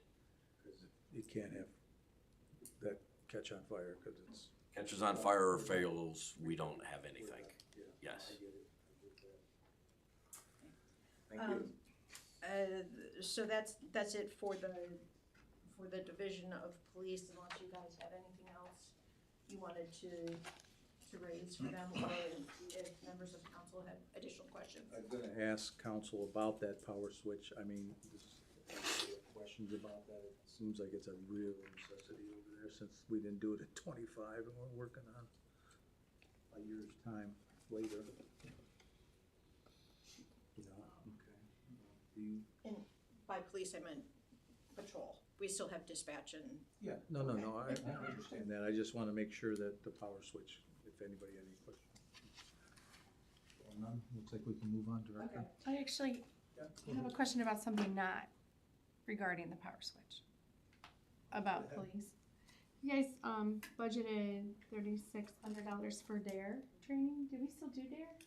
Oh, okay. Yeah, through one of our part-time school resource officers. Okay. Yep. That's all. Thank Yep. you. Okay, so we can move on Okay. to the next. Dispatch, actually, doesn't have a whole lot this year. Amazingly, unless we add a bunch of new communities down the road. The biggest thing that we have, is the Motorola lease maintenance and support agreements for the 5 consoles that we've purchased. So that, that will have to be, paid again this year. We have, in the personnel area, we propose budgeting for 21 full-time dispatchers. I believe we're at 20 right now. 19, oh, that's right, 19. And, 8 or so part-time dispatchers that will have us fully staffed to cover the dispatch center as it sits today. We have no plans right now to be expanding to any additional communities. The only thing that might happen over this coming year or so is perhaps Bay Village and Fairview Park decide to bring their fire departments over to be with their police departments. But that has not been anything we've discussed, but that might be a possibility. But that would roll into next year in all likelihood. So we don't have large purchases assigned to dispatch in our budget. As you know, we will be, working on forming that Council of Governments, who will then share responsibility for the costs of running the dispatch center. Thank you. I do have a question for Director Brad.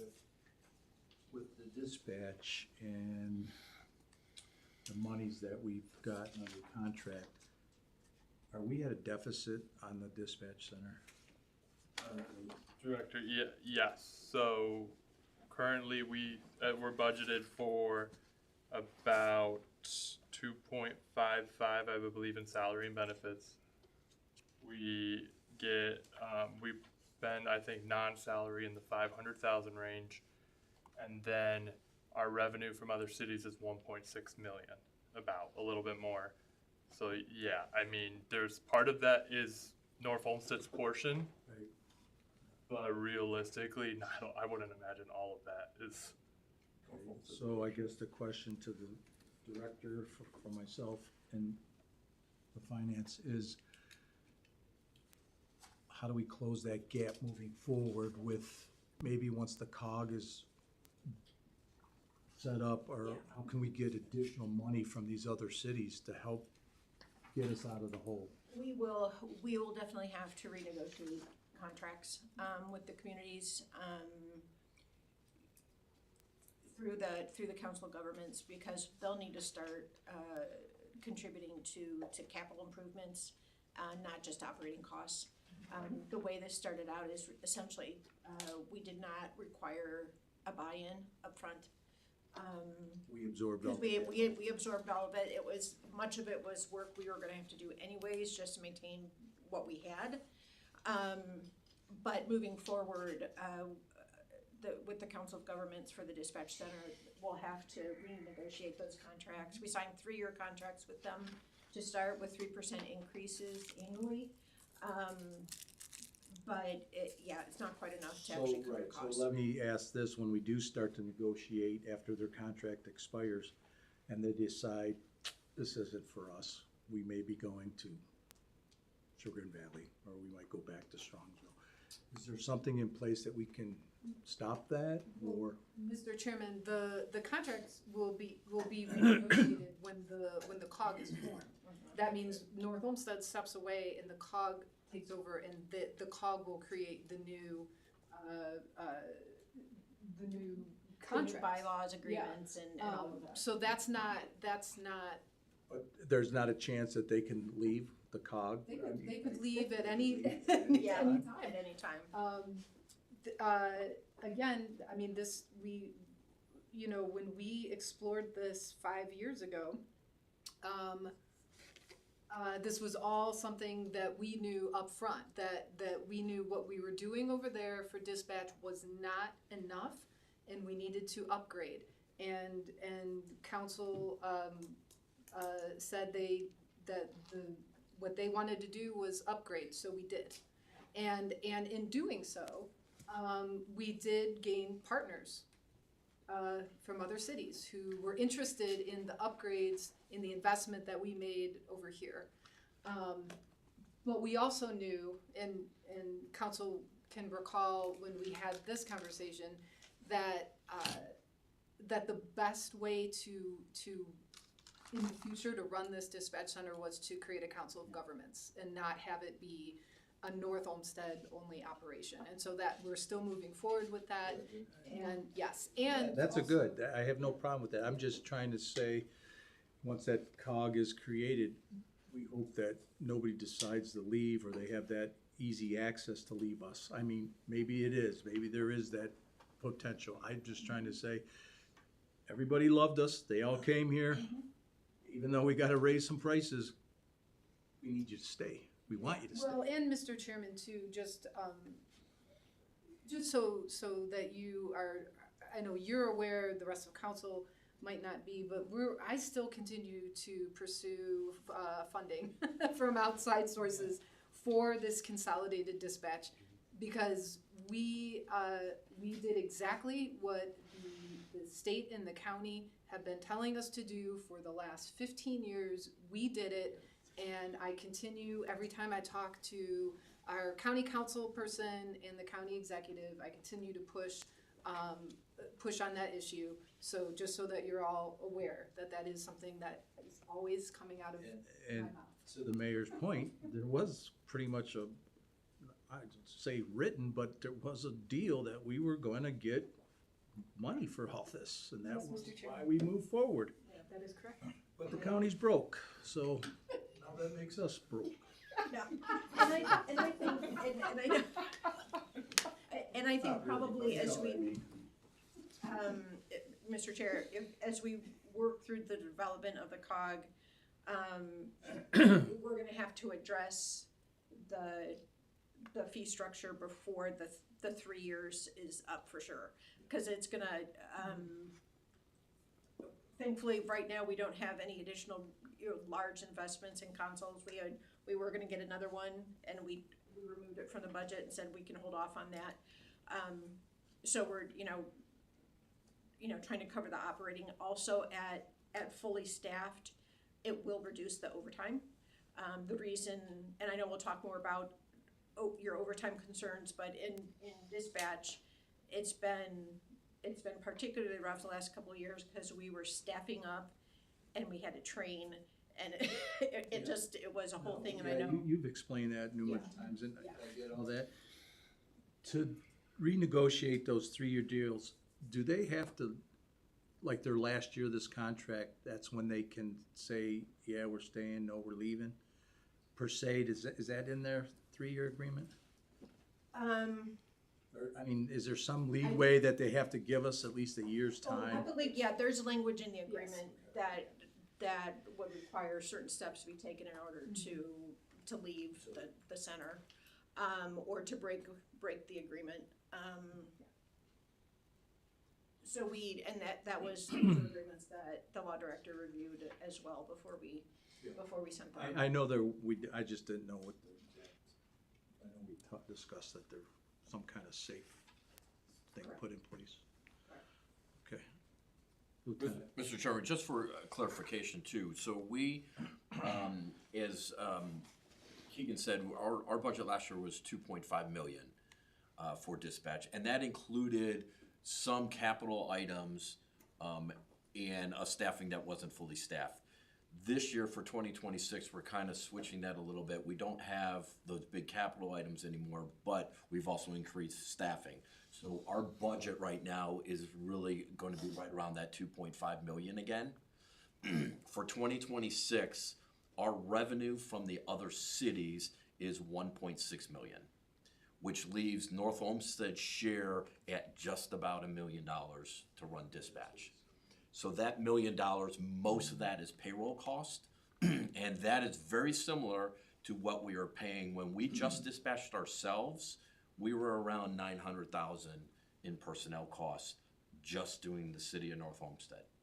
So our overall city of North Olmsted's cost is comparatively just about the same as when we were doing it ourselves.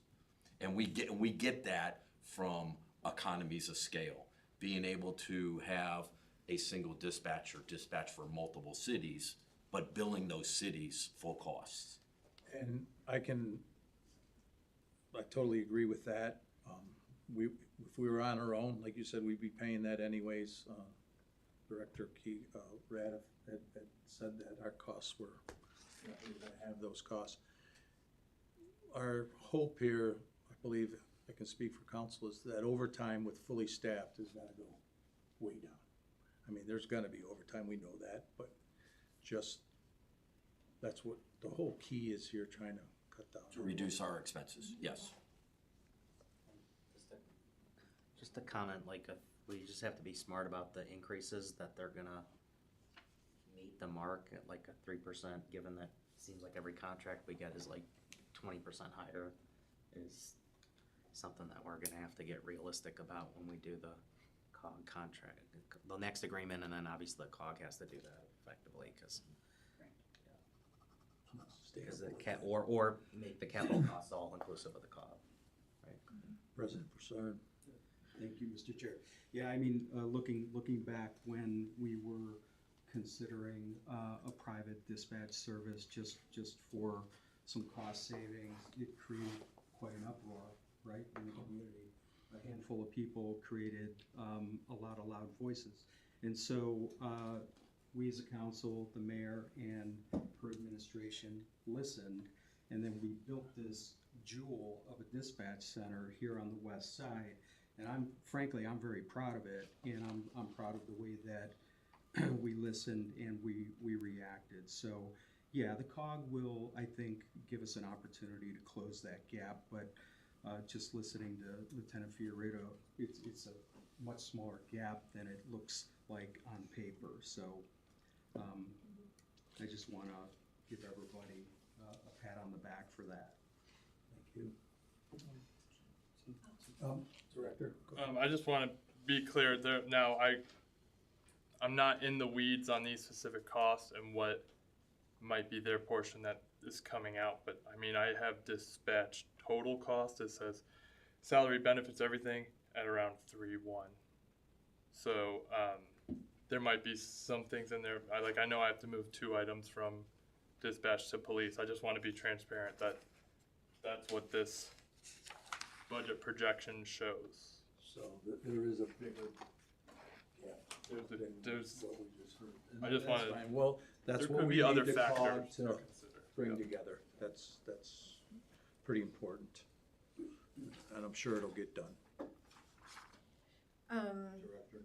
Yeah, and then the last bit for police is corrections. Really no significant changes there. Last year you approved the hiring of additional staff. I believe we're still looking to fill a part-time jailer position, but we do now have 2 full-time and 1 part-time jailers working. That's allowed to spread out the coverage, so now we have, and feel free, Captain Walling is our designated jail administrator.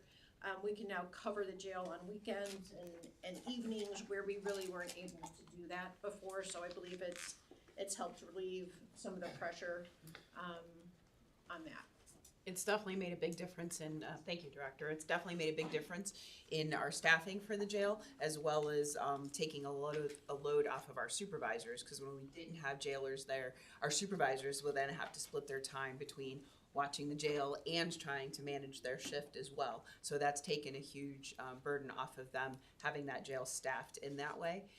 We also recently switched to 12-hour shifts for our corrections officers, and they absolutely love that schedule. They're there. We have coverage from the only part-time coverage that we are missing for one more person is 7 p.m. till 3 a.m. a couple nights a week. Other than that, our jail is pretty staffed with corrections officers, and it's made a huge difference. Has it been that way for a while? It wasn't that way for a very long time. for up until this last full-time hire, we had one full-time corrections officer that only worked 40 hours a week, and that was definitely not enough. No, because we were covering it with officers, right? Correct. That's not a good thing. Good. So I, obviously, you know, I also have building and juvenile diversion within my department, but I know you, if you wanted to have a discussion or more questions about overtime for police and fire and dispatch while they're still here, if you wanted to raise any issues or concerns or questions now. I know what you have in front of you, I'm working with Director Radiff, is what we feel is a more accurate projection of what the cost will be. And these are based off 2025 actuals, which are actually down a little bit from 2024, plus 3% because of the raises that kick in, the 3% raise that kicked in for this year.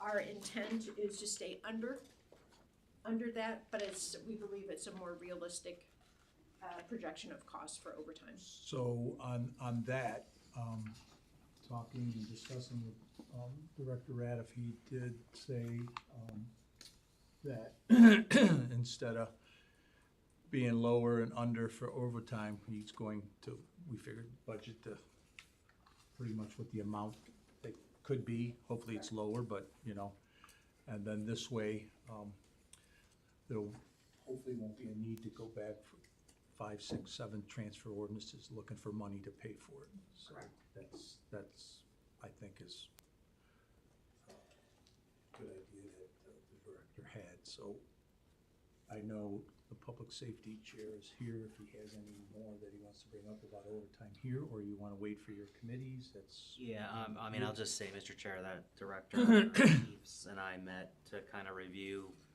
the staffing, kind of some of the root reasons for overtime, and Director Keegan, you were there too, right? Yes. Yeah. So I think we all recommend to move forward with here's the number, and we're expecting it in that number, and if it's not, then that's something as related agreements that we're gonna have to work on. And then I think we've also explored, because there's concerns in the future state of how are we gonna address, you know, as like Brown Stadium or other economic development things happen, like how do we increase some fees or revenue as well to make sure that we're compensating for any of the additional you know, efforts that we need to do for employees. So as it stands now, I think this council, you'd let me know if it's indifferent that that overtime number that our Director of Finance has put in there. It's a new thing. It's never been what it was historical of how it was the last couple of years. I think it's a good approach, and we'll see how it goes moving forward. It's not something that we might do every year if it doesn't work, but we got to give it a try, see what we can do with that. So. Yeah, and I mean, it comes down to, Mr. Chair, like at some point you have to then evaluate, you know, capital resources, staffing, and other departments, right? Of what are we gonna budget? Right. Like, as you go, I was looking at some of the old newsletter or budget expenditures or percentages of expenses per, you know, unfortunately, things are exponential over time. And as you get into that, you know, eventually the safety goes from 40% of the budget to 60%, and there's just a bigger city there. So we have to figure out how are we gonna manage that, or what do we need to do legislatively, salary wise, or not salary, staffing, resources, capital, everything. Like something at some point's gotta adjust or Sure. reduce, so. But as it stands now, everybody feels comfortable the Yeah. way that we're taking this approach with this whole thing? Agreed. I think it's a good idea. Thank you. Oh, I'm sorry, Mr. Shushi.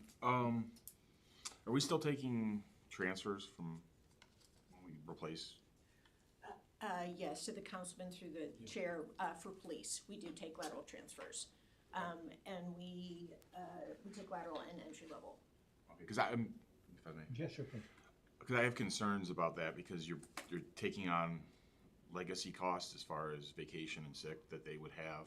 And I understand that you gain the experience, but like, I think that's kind of adding a toll to our overtime, you know, in regards if we keep, like, if, I would prefer a policy where we take from the academy at least 1-to-1.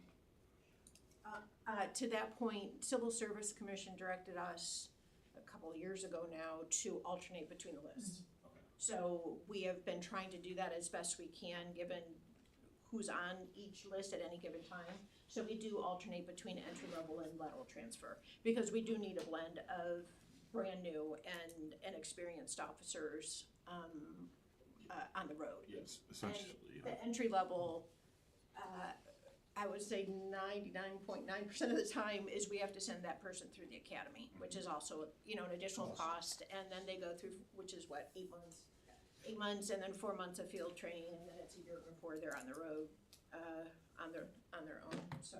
Yeah, if I may speak to that, if I may speak to, on that point, we just certified our lateral list. We have interviews coming up, I think next week, to interview these people. And if we hire them, the hiring process is much faster than somebody at an entry level. So even though we were paying additional in maybe their seniority or additional benefits that way, they're ready for us much faster than an entry level is. A lot of times with their experience, their FTO program is even shortened because we don't have to teach them everything from day one. They already have a background of things, and they go through the FTO program relatively quickly, and they're ready for us to count for manpower on the road right away. And entry level, however, is we just gave a conditional offer to somebody. The next academy doesn't start till June, so we can't even get him into an academy until June, and then it'll be additional 8 months. Then his FTO program. Yeah. So those are all overtime costs to cover that position before he's even counts for us. And to that point, we're paying his salary. Yeah, if I could just interrupt, Mr. Chair. So we talked about that as well, and I think Director, myself, and Director Schofield, Finance Director, like what I'm looking for is we need to get a model to understand what there's 18 things you rattled off there. It's not hard to quantify them. They all can be quantified based on what we get, so we understand what that is, so like we can make better policy decisions about that. So I've requested to try to get that together instead of just a laundry list of items. Not taken up Yeah. through budget and have you do it Yeah. through your public safety, Yeah. because you two and Mr. Madden, the three of you can hammer that out. But I do wanna, that is something that I've asked the director for, is that we actually quantify that, of understanding that decision. So it's not just a list of random reasons back and forth of which way you go. So thanks. Thank you. Okay, let's move on. And, if that's all, then that police and fire can be excused? Thank you. And then I can wrap up very quickly with the other two. Okay. Thank you all very much. Thank you. Or you're welcome to stay if you would love to. Have a great Saturday. Thank you. Yeah, I'll need it. Just real quickly, Division of Building, again, this is a pretty straightforward for them every year. A couple things of note, and with approval of the mayor and working with Director Radiff, we have a number of retirements in building this year. We already have lost one person. We just got notice of a second retirement over the last couple days. That is a part-time property maintenance inspector position. We would like to, when we go to interview to replace that position, we would like to make that a full-time property maintenance inspector position. That would give us 3 full-time property maintenance inspectors. It's getting in harder and harder to manage both the residential and the commercial properties with 2 full-time and 2 part-time. So we're asking for that that change, or for your consideration of that change. I also think with the new housing and other development coming online, the need for that is going to increase along a same pathway. We have maintained the full-time building inspector position. In the budget, we've been doing this the last couple of years.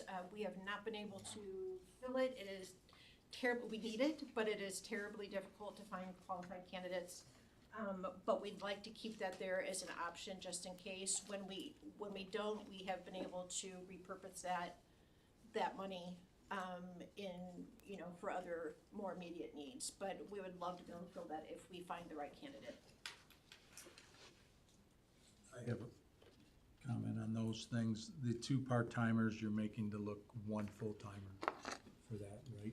We would, well, no. We're hoping to replace the 1 part-time position, the gentleman who is retiring, with a full-time position. So we'd have 3 full-time and 1 part-time. Also the 1 part-time. For now, but I think, For now. I think that's gonna go soon too, so that's Correct.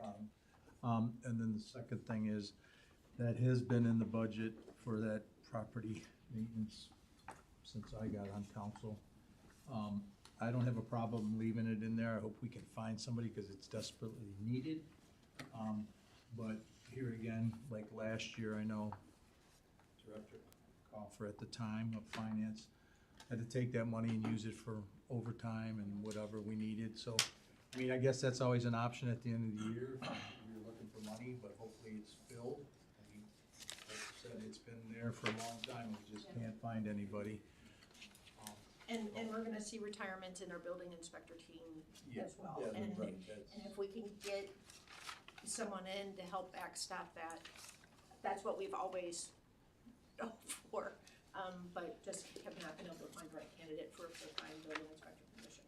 Yeah, because, I mean, they have to be, all these licenses, and I get all that, you have to have electrical, you have to have plumbing, you have to have. And the other layer to this, and it won't be until the end of next year, but our building commissioner will be retiring at the end of next year. And so I'm gonna have to revisit how we fill that position. Really? Yeah, that's gonna be very, very difficult to fill. Yeah. So there's a lot of, between police and fire and building, there's a lot of personnel movement right now and planning that needs to take place. So, Well, Mayor, we wanna keep the building department, we don't wanna go to safe. We do not, No. ever, Don't wanna no, go there. that is not. No. Something that we have to work on now, if that's the case. yeah, and that's why, Don't wanna that's go why I safe. raise it, because it's such an important position, and we worked really hard to bring that. It had been contracted out as a part-time position for a number of years, and we worked really hard to bring that back in-house as a full-time building commissioner. So I'm raising it now just as kind of an early heads up that we'll have to start looking for that. And then lastly, real quick, juvenile diversion. Oh, before you move on, Yeah. does anybody have a problem with what she just explained about these inspectors? That we're bringing them full-time on because of our new developments? I need to understand, we're not rebuilding North Olmsted right now. Like, there's like 1 development going in Forest, right? And that's gonna take a few years. And then in a few years, we'll have something going on at some of the other school properties. There might be a little bit of building. We have something going on at. Commercial stuff though. We've got commercial as well. The commercial's the hugest part. I mean, same thing. We've got redevelopment on Great Northern property, right? And what else has been at a higher pace than what we can handle? I just need to understand where we're. The way we're staffed right now, we're understaffed. Okay. So the intent would be to help, we have 2 full-time and 2 part-time Right. property maintenance inspectors. Right. So that includes all residential, including apartments, Right. and commercial property. Yeah. So even as we are right now, we are understaffed. We're understaffed the 1, right? Yeah.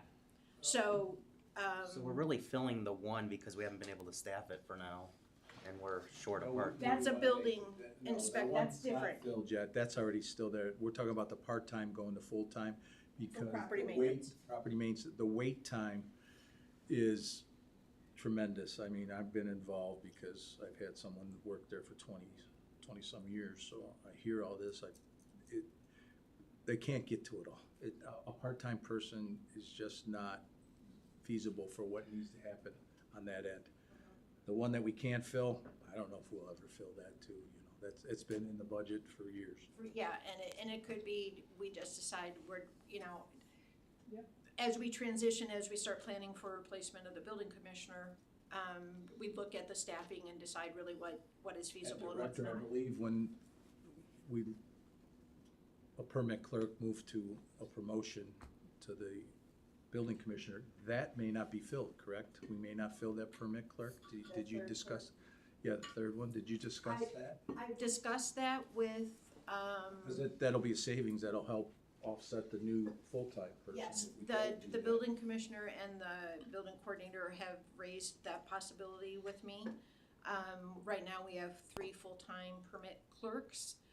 We have 3 positions that are budgeted and they're all filled. One of them, the senior clerk, is getting promoted to the secretary position, starting next week. Secretary 1, yeah. Secretary 1, which is, they're all union positions, so that would leave a vacancy, and I think they're gonna kind of test it out and see if the two clerks remaining can handle the workload at the front window, before we go ahead and try to fill that Right, vacancy. so my point being, if they tried, it works, it's good, they say we don't need it, that money's already been budgeted for that third clerk, we could use that to help with the Correct. person going from part-time to full-time.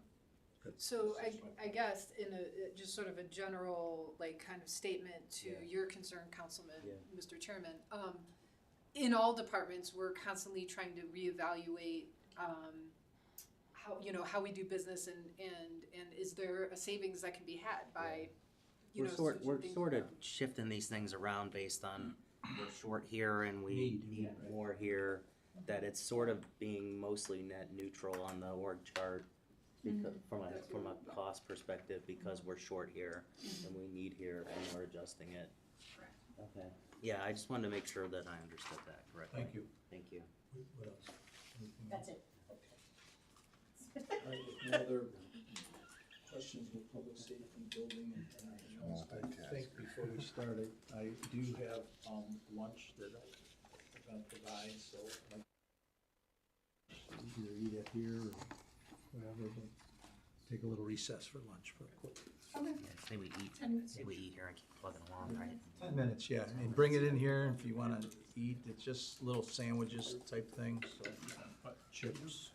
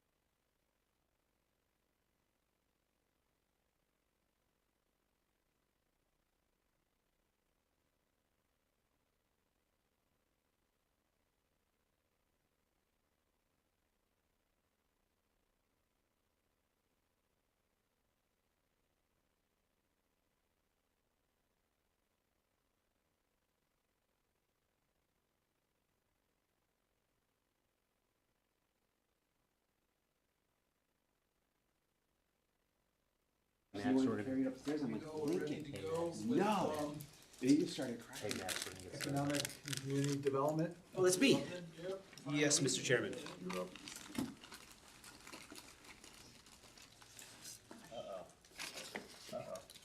To mix those up. No. This isn't economics, hold on. I know, I was waiting to see if you were pulling it up. I am. I just needed to. So, When you got engineering. and then boards and commissions as well.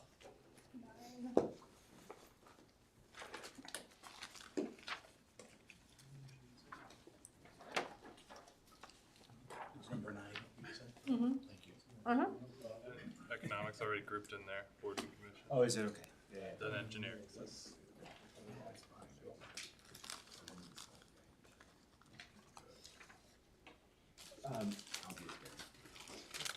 Maybe we'll save some money on the salary costs if there's a gap. Yeah, you may save some money on the salary costs if there's a gap. That's a great point, Director. Jesus. That was so worth it, though, with the There's a bar, there's a shot across the bow right That was there. great. So I'm going to, Mr. Chairman, if it's all right with you, start with the quickest items first, which is our boards and commissions. If you could go down, it would be,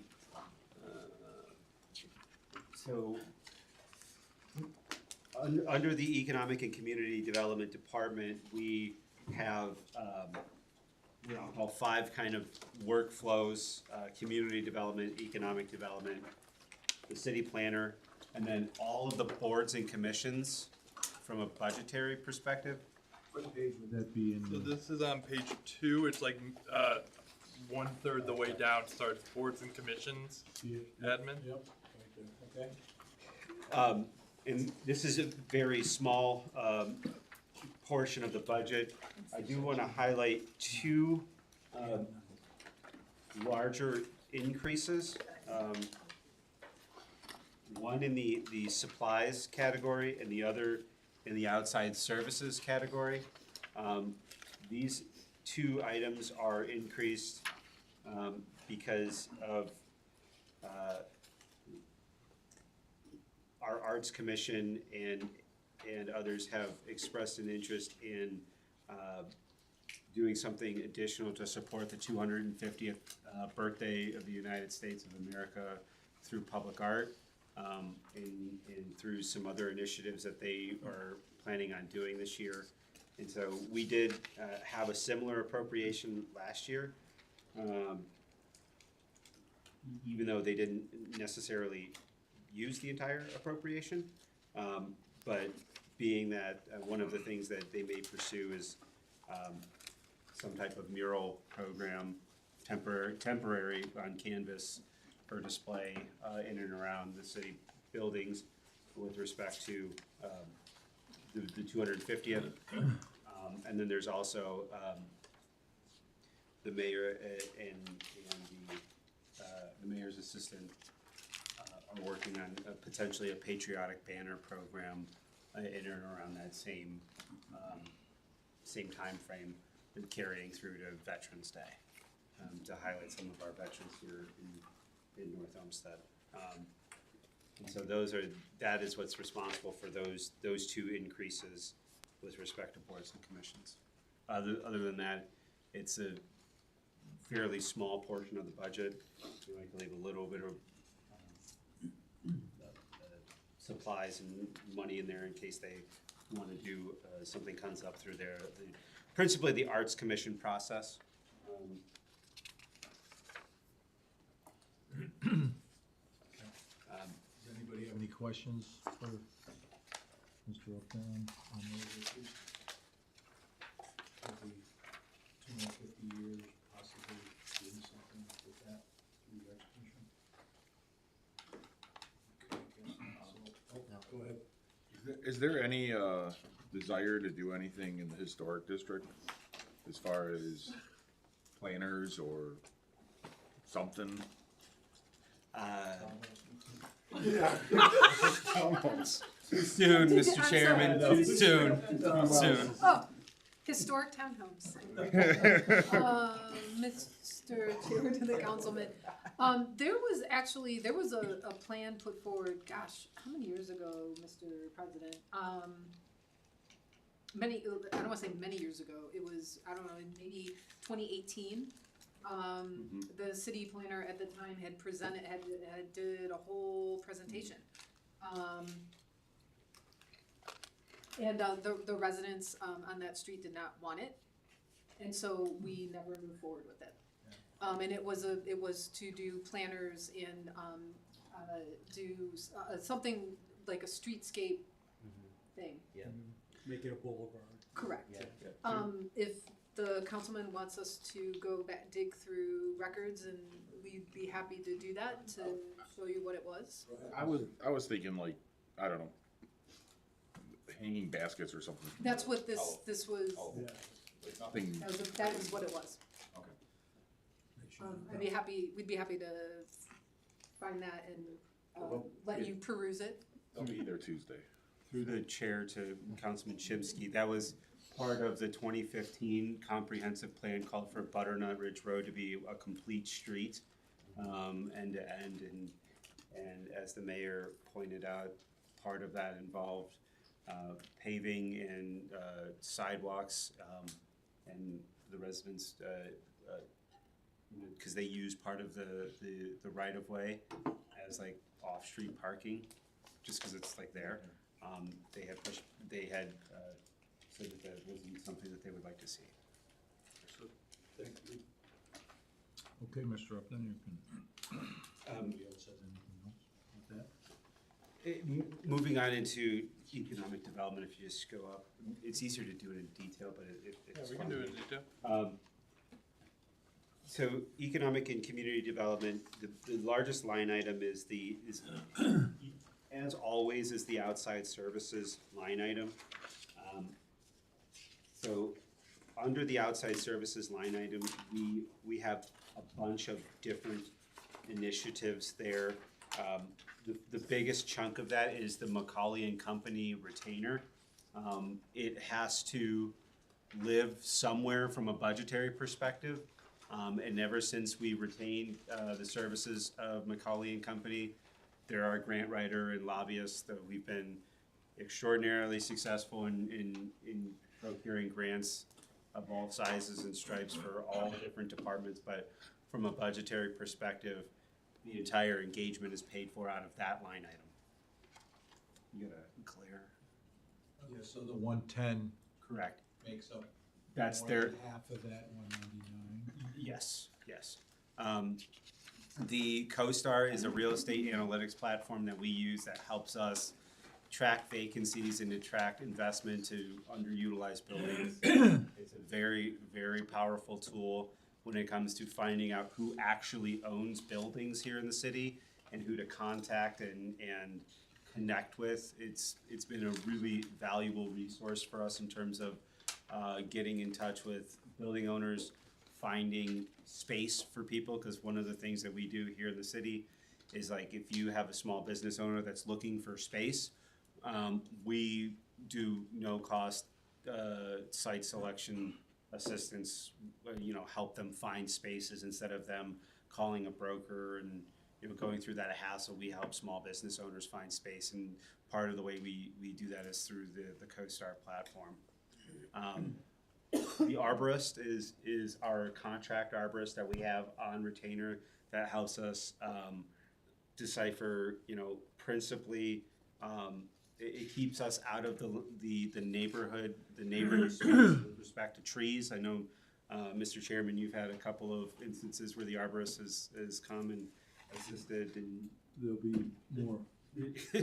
adjudicate the trees. So again, this is something from a budgetary perspective. It's used across the enterprise, but it has to be somewhere. It has to have a home somewhere. The next line items is for wetlands delineations. These are to delineate the wetlands at Pine, Maple, and Chestnut as we. Can I just go back to the arborist? Yes. The 8,000, that's what it's budgeted for. He Correct. charges us by the hour. Correct. Have we run over that? No, we've never run over that. In fact, we still have open POs from previous years that we were billing off of. That's why that number is smaller this year. And to add, I did some trimming, so I looked at historicals and put a reasonable number what I thought we would. For that? Yeah. And I concur with the finance director's cutting of that number. I just wondered if we were running over it. I mean, I'm dealing with a big tree issue on North Park right now, but our service is gonna try to handle that before we send him out there, da, da, da, da. But, yeah, I didn't know, if we've run over in the past with this. Thus far, we've service. never had to appear in court, and we've never had an appeal make it to the point where he would have to appear in front of BZA. So like if you get a violation for your tree, or if one of your residents gets a violation for their tree, they always have the right to appeal. And when he appeals, it's appealing a decision of the arborist or the forester that's issued under the code. So then he would have to appear at BZA. We've not had to run into that as of yet. So wetlands delineations, those are to delineate pine, maple, and chestnut in support of not the next one down, the one after that, the site planning. So that is something that we'll do, and then provide the delineations to the consultant that will be hired by my successor. The responses are in. I have not opened them, and that's something that one of the immediate tasks of my successor will have to take on. So out of these, other than Macaulay, I know we've had that, which ones are all new? The site planning and the zoning code audit, and if you recall, after talking with the previous chair of the BZD committee, the zoning code audit legislation is still in committee, and so that remains to be seen, and that's a decision point as to whether or not that's a this year thing or a next year thing, so it's malleable at that point in time. And then Kutak Rock, if you recall, they are our legal for economic development matters. So that's Mr. Balthus that was here at committee last Tuesday. He's Kutak Rock, formerly Squire Patton Boggs. He's our counsel that handles all of our legal matters relative to economic And that's development. his retainer? That's an allowance, and he bills hourly. Yeah. Yeah. So we only pay for what we use. And we haven't exceeded that. Not yet, but remains to be seen with the legislation that was in front of your committee on Tuesday.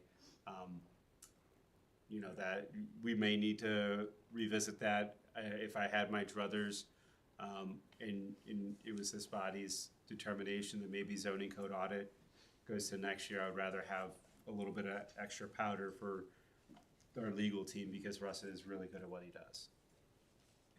Any questions on any of those items?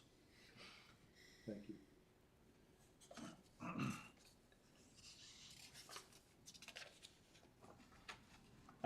Another item to note, you might look, and this isn't necessarily a big outlier, but I think just to reiterate, another thing that we do that from a budget perspective has to live somewhere.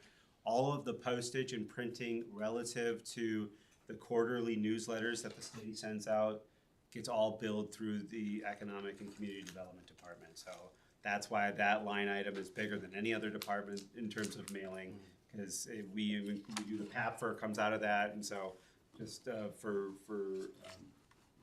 mainly for Councilwoman Carr, that's why that we don't have a whole bunch of stamps. That's just where it comes from. Just a quick question, what's the travel for?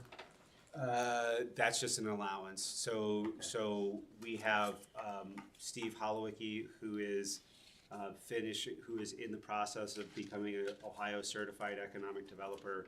Part of that travel will pay for a hotel when he goes to school for that. I think he's in his 3rd or 4th classes this year. Our city planner goes to APA, the state APA conference every year. That'll pay for part of that as well. And so it's to help support ongoing professional development within the department.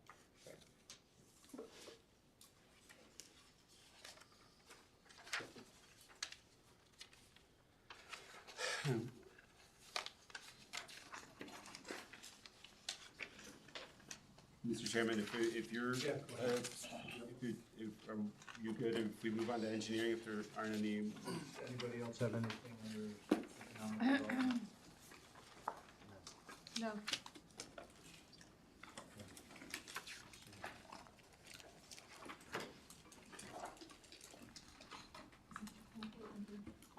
So a lot of the engineering line items we talked about earlier with Mr. Kolarski. I do want to highlight a couple of items that are additional this year, or overages, or larger differences. The 2026 NPDES stormwater invoice at $6,000. That's a fairly substantial increase. That's based upon our actuals, right? And so that's an actual invoice, and it's cheaper to have the health department do the NPDES, which is the what we're required to do under EPA, than it is to have CVE be the inspector that does it. So we continue to use them. That's the Board of Health up there. So the 6,000, the 5424, sorry, the glare is getting me. So that's based on actual invoices. The other items to note here, we do have an allowance set aside of $10,000 for engineering support for submittal of OPWC, Ohio Public Works Commission, a grant application for Lorraine and Columbia. They require some more detailed engineering to be done prior to the submission of grants. The architectural and engineering is for right-of-way permit reviews, topographic maps, and other stuff that Jeff does kind of in support of department operations. That line item looks like it's a large increase, but really that is two separate line items. So there used to be a 2308 line item, and then the 54210 without the 2308. Those two have been condensed into that one line item. So that's why it looks like a large increase when you look at comparative versus actuals. But if you see on the historical, it actually is on par with where we've been relative to last year. And then architecture and engineering, our actuals were $73,000. So right about on par with where we've been. The last couple of items that we have that I did want to bring to your attention fall under the sidewalk program. I know that we've had a lot of discussion about the sidewalk program and potentially how we might maybe push a pause to let the collections catch up with everything, because when you do the program, you do the assessment, some people pay, some people wait to pay on their taxes, and then there's a lag time.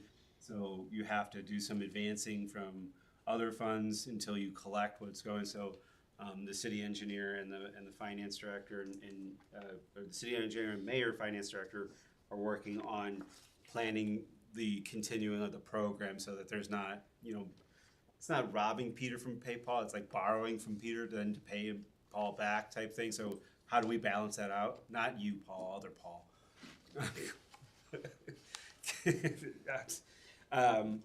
So that those are ongoing modifications that we're contemplating in the program moving forward, so that we're not in this budget, game of double dutch, if you will. Mr. Upton, you're talking about like, maybe the mayor, we do start this program and look at it every other year to catch up? Yes. I think this council is definitely in favor of that. Yeah, we're in favor of looking That into is, it. okay, good, because that's probably where we're gonna have to go. So, ahead. Chair, so I can add. Yeah, so We do get some reimbursements from residents, but we can't even assess anything for 2025 until September this year. So you won't see that revenue hit until next year. So that's the reasoning. Like, hopefully we don't even have to advance as much as we're planning right now. Whatever comes in, I'll reduce the advance. Don't want to put more than we need to, but the worst case scenario, that's why our advance was in the 600 or 700 range. I don't have it right in front of me. 672. Sounds about right. Yeah. Okay, yeah, I think we have to let our stuff catch up. Agreed, Mr. Chairman. I do have one other question, Yes. Mr. Upton. On the, under, engineering. Okay. The postage, there's $10,000 in there. You don't pay their postage out of that other 25, or why they have 10? Because every violation has to go certified, and they're $11 a piece. That comes from engineering. That comes from that postage line item. Each certified piece of mail is $11. The green card with the back and the whole 9 yards. Right. It's So that has to expensive. come out of them. Yeah, that's and it's there because it's attributable to that program, so it's out of that fund.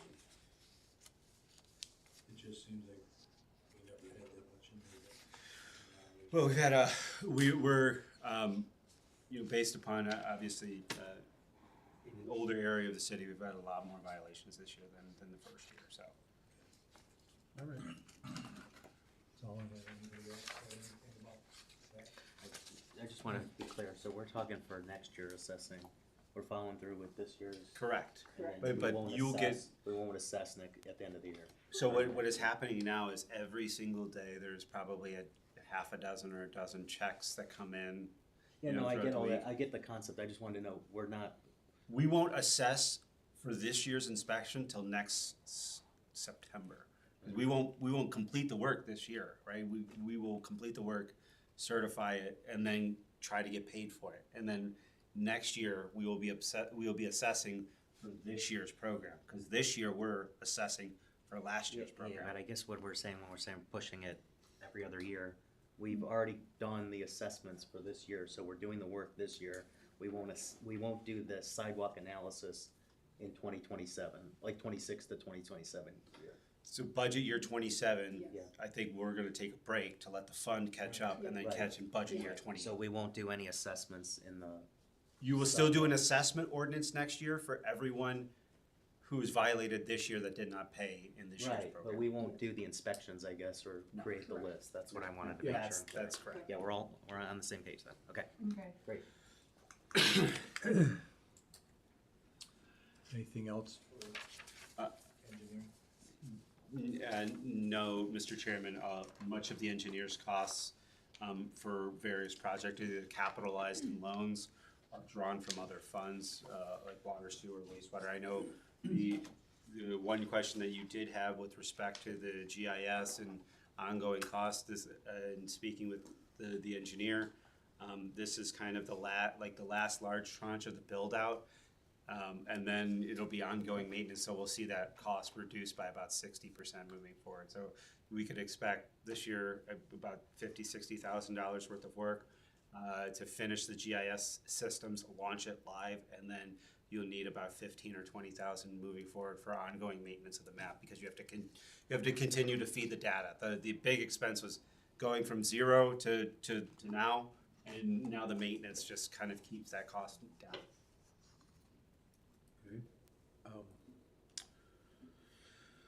Director Radif, do you have anything to add about anything finance or for that engineer? You feel comfortable with what's going on in that department?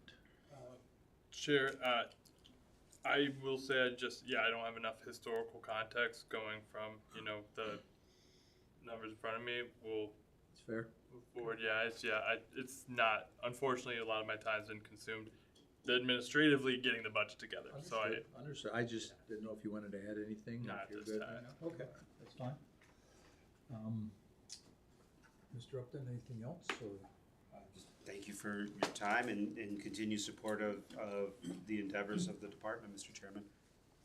Does anybody have anything else that they want to bring up with the economic development?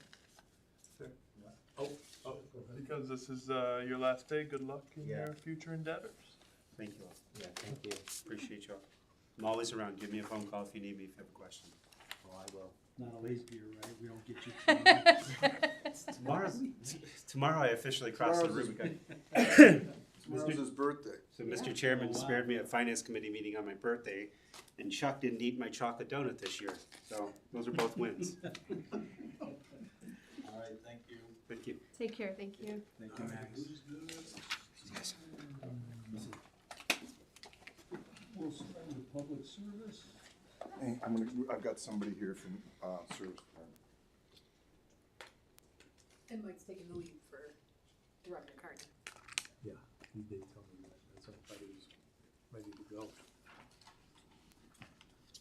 Okay, Mr. Chairman, I will do my best to fill in for Director Carney. That's a huge challenge, but I will do my best.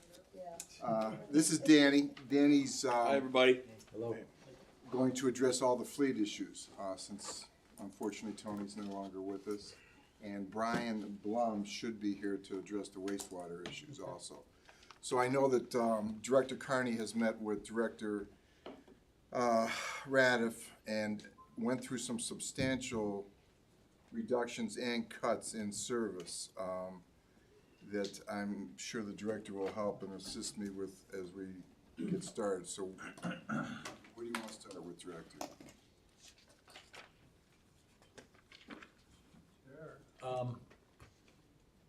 Whatever. So I will Do you just have a statement you want share, to talk about? so I'll just say, you know, I'm working with Director Carney. He was a big help in balancing the budget. Many of his potential what would have been new asks helped us balance. So I would say his biggest changes that you might see, there could be some increase in salt costs essentially, that, and then, you know, what we just went through. So other than that, I would, you know, you got the roof that they're gonna address, but pretty much same as last year kind of mindset here. There's some inflation adjustments in here, but I don't, and if you point them out to me, I can help the chief of staff here with any questions, but I don't see any drastic changes as far as the public service. Yeah, because he's holding off on those bigger purchases until next year. And you saw the fence was removed at Yeah, 30,000. Yeah. There was a vehicle 60 down to plan that 30, was down to pulled. 0. Yeah. Yeah, there was a vehicle plan that was pulled. So, Okay. and I'll work with him next year and see what we can do to. Mr. Chair, can you just, the vehicle being pulled, that was a replacement vehicle? It was, More I like believe it was a enhancement. newer, it might have been a newer type of vehicle. It was a substantial value, and he said we could do it No, without. I meant, is it like a new to the fleet, or is it replacing something that's already in the fleet? I can't say with confidence, but I think it would have been new too. No, it would've been a new vehicle, okay.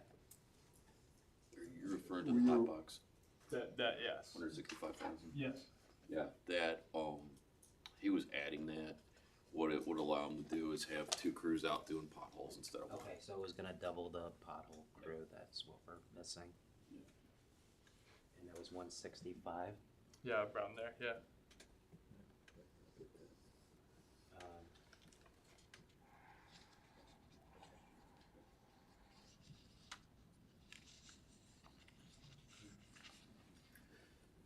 There are 2 items that I'd like to touch base with that I'm working with the director on, and we will going out. One you addressed in a resolution last week, Mr. Chair, is the leaf collection. So that'll be going out for bid. We're doing the specs on that, but also the rubbish contract. We were in the last year of that, so that'll be going out this year for a bid. And this year we did pick up the additional,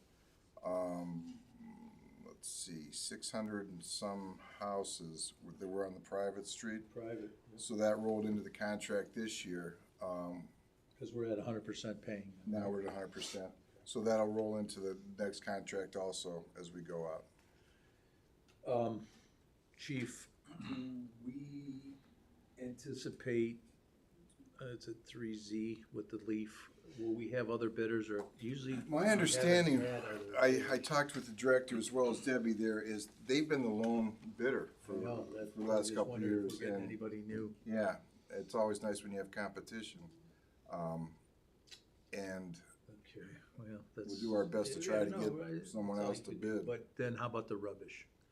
The rubbish will How's that definitely, looking? that'll be open to all. We hoped we had an opportunity to piggyback on the city of Middleburg Heights, which some cities have that opportunity. And we would have had a very competitive bid and been able to save on fuel. However, by the charter of North Olmsted, we're not permitted to piggyback on another city's contract. So, I mean, Law Director Garreau can go into more details, but we did pursue that option, and we're told that unfortunately we can't piggyback.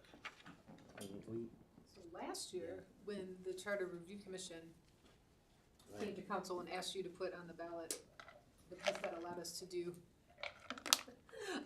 bidding from Sourcewell and those types of things, the very next section in the charter prohibits us from piggybacking on other cities' contracts, which is really unfortunate, because Republic did come to us and speak to us about the opportunity that we may have. But by charter, we're not allowed to do that, so we will have to go out and open bid.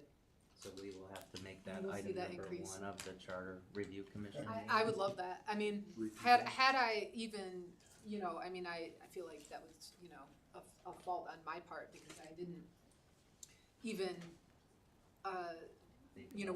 think about it at the time, and we could have even bundled those together and put it on the ballot, but, so, it's unfortunate. I mean, we should definitely make a note for that to be in the next cycle. How long have we had Republic? They've been here for a little bit, right? Republic, they've been here for a little bit? Not 20 years, but It was to it? during our time on council Yeah. when they started, so my best guess would be 2010, 2011-ish. Well, we hope we get some other bidders and, we've made a lot of strides with Republic, especially on the bulk. So that's a huge thing for our residents, which I hope they realize that it's, that's a big thing that we did for them, but some don't, they just expect it. Fine. Oh, just a comment, Yeah. I mean, if depending on what those costs come up, I mean, maybe there's I don't know, bi-weekly's a little bit tough, but the once a month was a no-go. But if we do have some flexibility, I think people would probably be understanding if the bulk was every other week potentially or something, I don't know. We'll see They what like those it costs every come. week, right? Well, everybody, I mean, who They doesn't? Councilman, from what I understand, Republic, the bid is more competitive. They like the weekly, Okay, they like it better? and we get a Okay, better good. rate at the weekly, yeah. Okay, 'cause it's easier to manage. Yeah. Okay. All right, And unless things have changed, but that was okay, that's good last to know. year, yeah. Okay, I think it was just in regards to that, so no question. All right, thank you, Mr. Stark. Regarding leaf collection, I will say this, in years past, I have felt like you get what you pay for with 3Z, but I thought this past fall was significantly better than in years past. And I think part of that is due to Director Carney. I think he was in their ear on a regular basis, so I hope that's gonna be the trend moving forward. And I believe, talking to Director Carney, we didn't have to send our thing out as often, because they got it pretty well.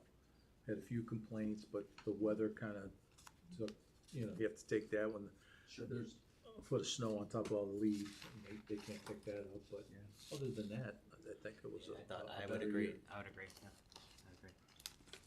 Okay, don't you have, sir? That's all I have right now. I mean, any other, with, Danny's here for Fleet. Unfortunately, Brian is not here yet. Okay, well, You had something from wastewater. okay, we can, everybody good to go to Fleet? Yeah, we can play. Okay, you're up. Alright, so, I don't think Fleet's asking for anything really new. The only thing you're probably gonna see is, there's $20,000 for a lift. And you'll see $4,000 for a welder. The $20,000 for the lift is likely not going to get spent on a lift. We have to have an inspection done. We have one lift in the city that's large enough to lift fire trucks and the large salt trucks. Also, it's the oldest lift in the city, and I believe it's gonna need some attention this year. It has to get inspected, and after that inspection, they're probably gonna say, you need to do this, this, and this. We're probably gonna have to. So, are you saying that it's possible to be repaired?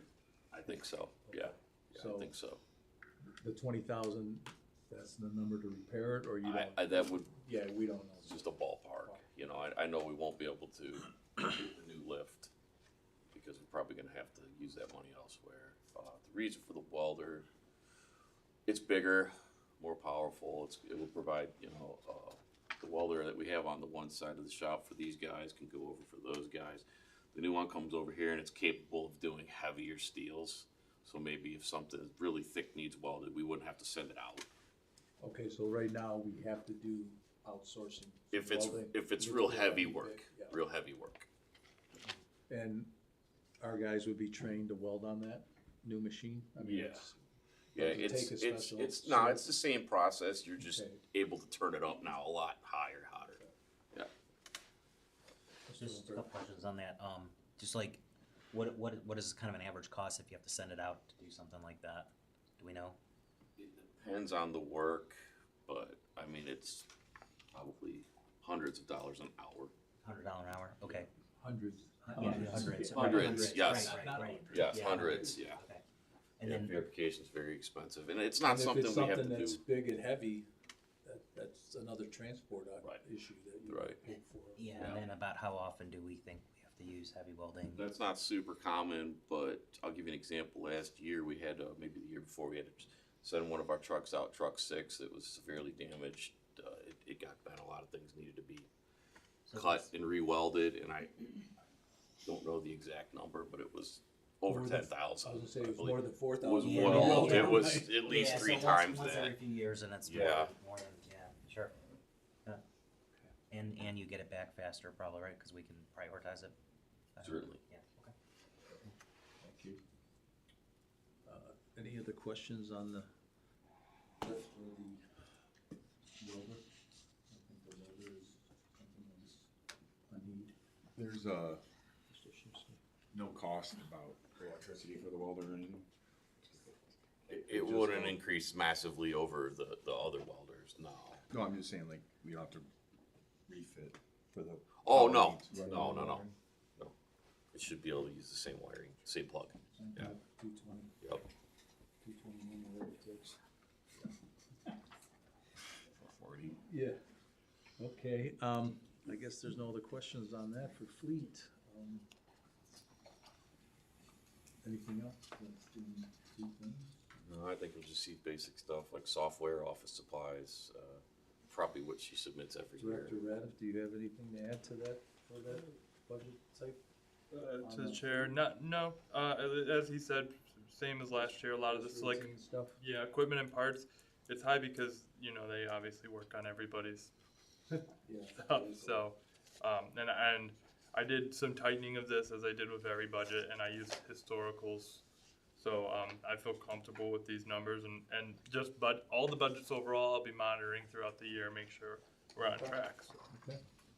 Well, one question. What's the status of the water tower bus? Is that good? From what I understand, it's not in great condition to put people in it. It looks okay, Yeah, yeah. but the things you can't see are not great. Right. You know, just like the big Can't bus even in the fall through. back. Right. You know, the frame and everything else is as old as the bus. It looks good because it was repainted. Right. So, Okay. Good to know. Thank you. yeah. Okay, anybody else have anything else from fleet? Address anything else that he was gonna purchase?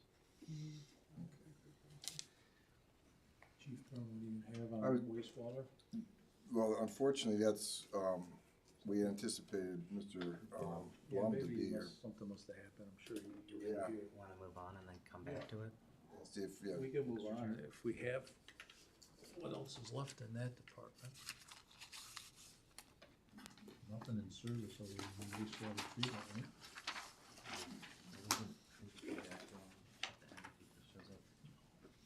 Well, we can.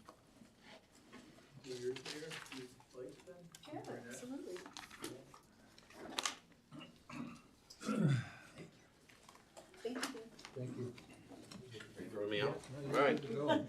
meeting you all. You are welcome to stay. No, I'm just kidding. And it's great to meet you. Thank you. Have a good one, everybody. Sandwiches if you want. Yeah, that's what you want. Bye, everybody. Bye now.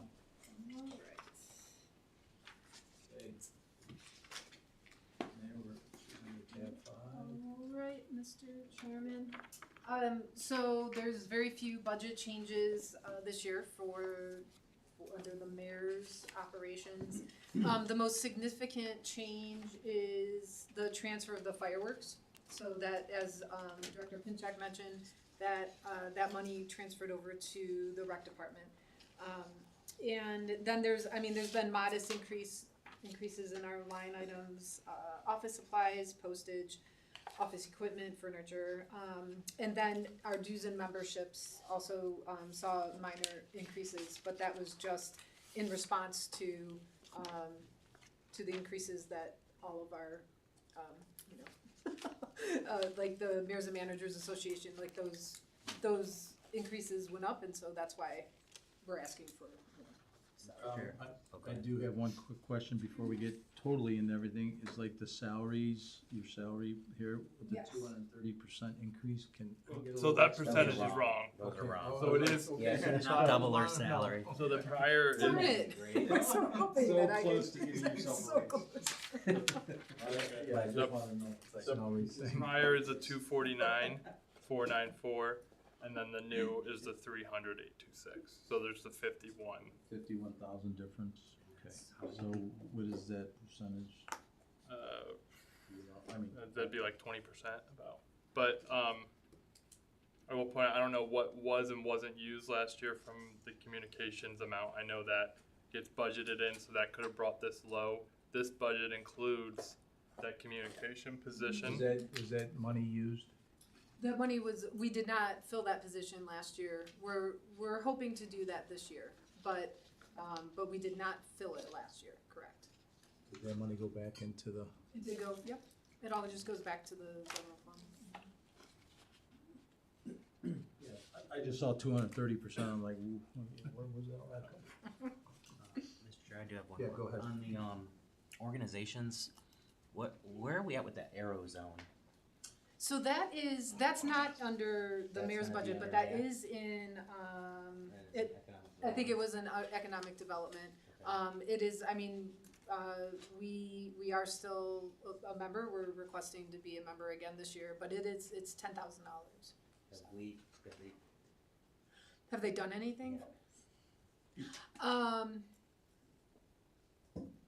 So, I will say this, myself and the economic development team have been active. I sit on their board, so,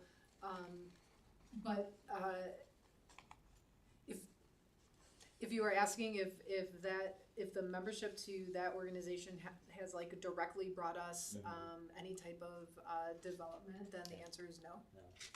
Now, it's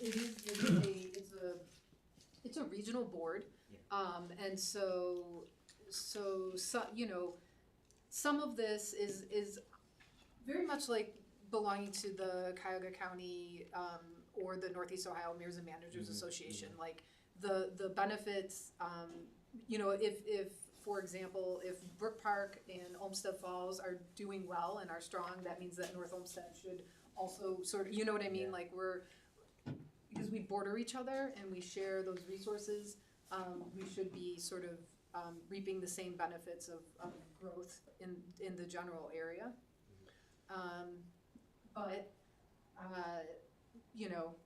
I could understand if council would want.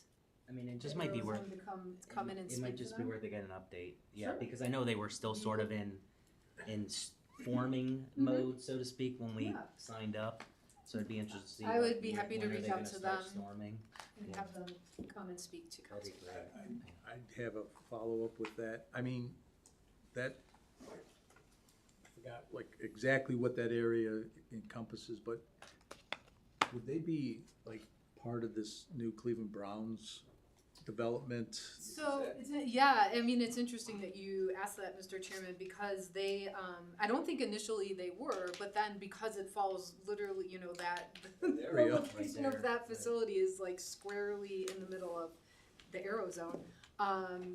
Yes, and I think that you know, to your point, Councilman, like they're sort of in the startup mode, and so I think they were trying to insert themselves into conversations, and you know, I will say that the airport, as you know, they're looking at literally millions and millions of dollars worth of investment in upgrades over the next 5 years, and so there, you know, I think that there is sort of a synergy that's happening. I know that they've also tried to engage with NASA.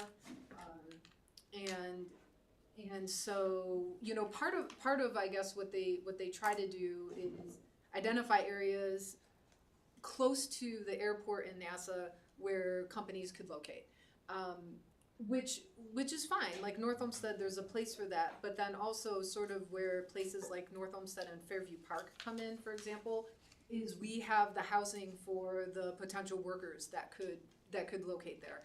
We have the retail area of where those workers would want to come and shop for their families after they're done working, and so that's why it's not like this like direct how do you say it, like a direct kind of quantifiable benefit that is like, yeah, we, you know, this company came here because the Aero Zone, you know, group sort of reached out and said that North Olmsted's the place to be. So, but they have been supportive of, you know, things like when we do make, for example, when we do request, when we put in grant requests, if it's applicable, we will ask like the Aero Zone for support letters and stuff like that, so. Okay.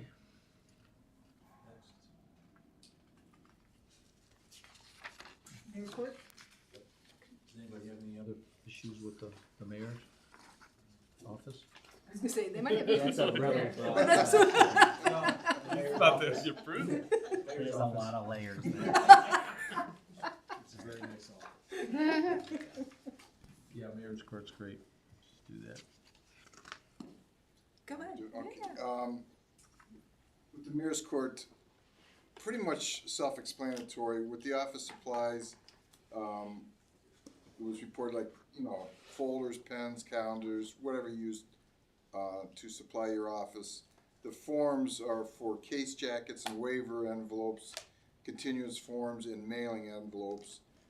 Postage is the postage that goes out throughout the year. And then other supplies she's got listed as specialized stamps. I'm sure that's where it's the registered mail that goes out that Director Upton had spoken about. Outside services, or I'm sorry, under,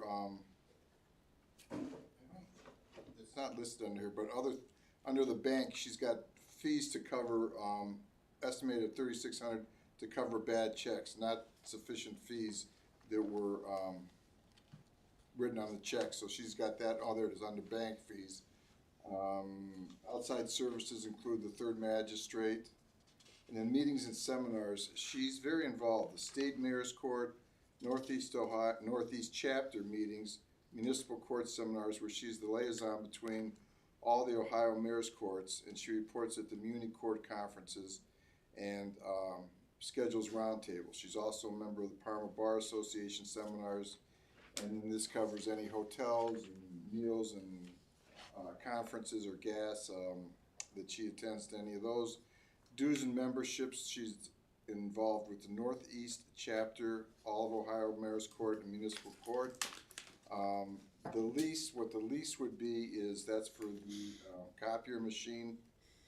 She's estimated wanting to purchase one new office chair and some new bins and hold files for additional envelopes and so forth. And then outside services is with regards to all the software. Baldwin, which is used by just about all the municipal courts as a software. TACT, which is a terminal agency, and non-terminal leads, which is coordinated with the police department. Laserfish and online docketing, as well as a Word module. And that pretty much covers the mayor's court budget. That's a deduct, huh, from previous, that 7,000, cause I will say I don't believe I had to make any edits to her budget, so yeah, if that's the historical, let me pull this yeah, up. this is contractual services where it's budgeted for 7, but it seemed like it was. So previous years was the 1,700. Is this the You ready? 54285? 54285. Okay, we're ready. Okay. I mean, it looks like it went up from last year, but in prior years she's had to use more. I'm not entirely sure the context for this, but I didn't have any issues when I reviewed her budget. Good, okay. Go ahead. I just saw that the overtime was, you know, it looks like it's typical 7,000, it's budgeted for 4.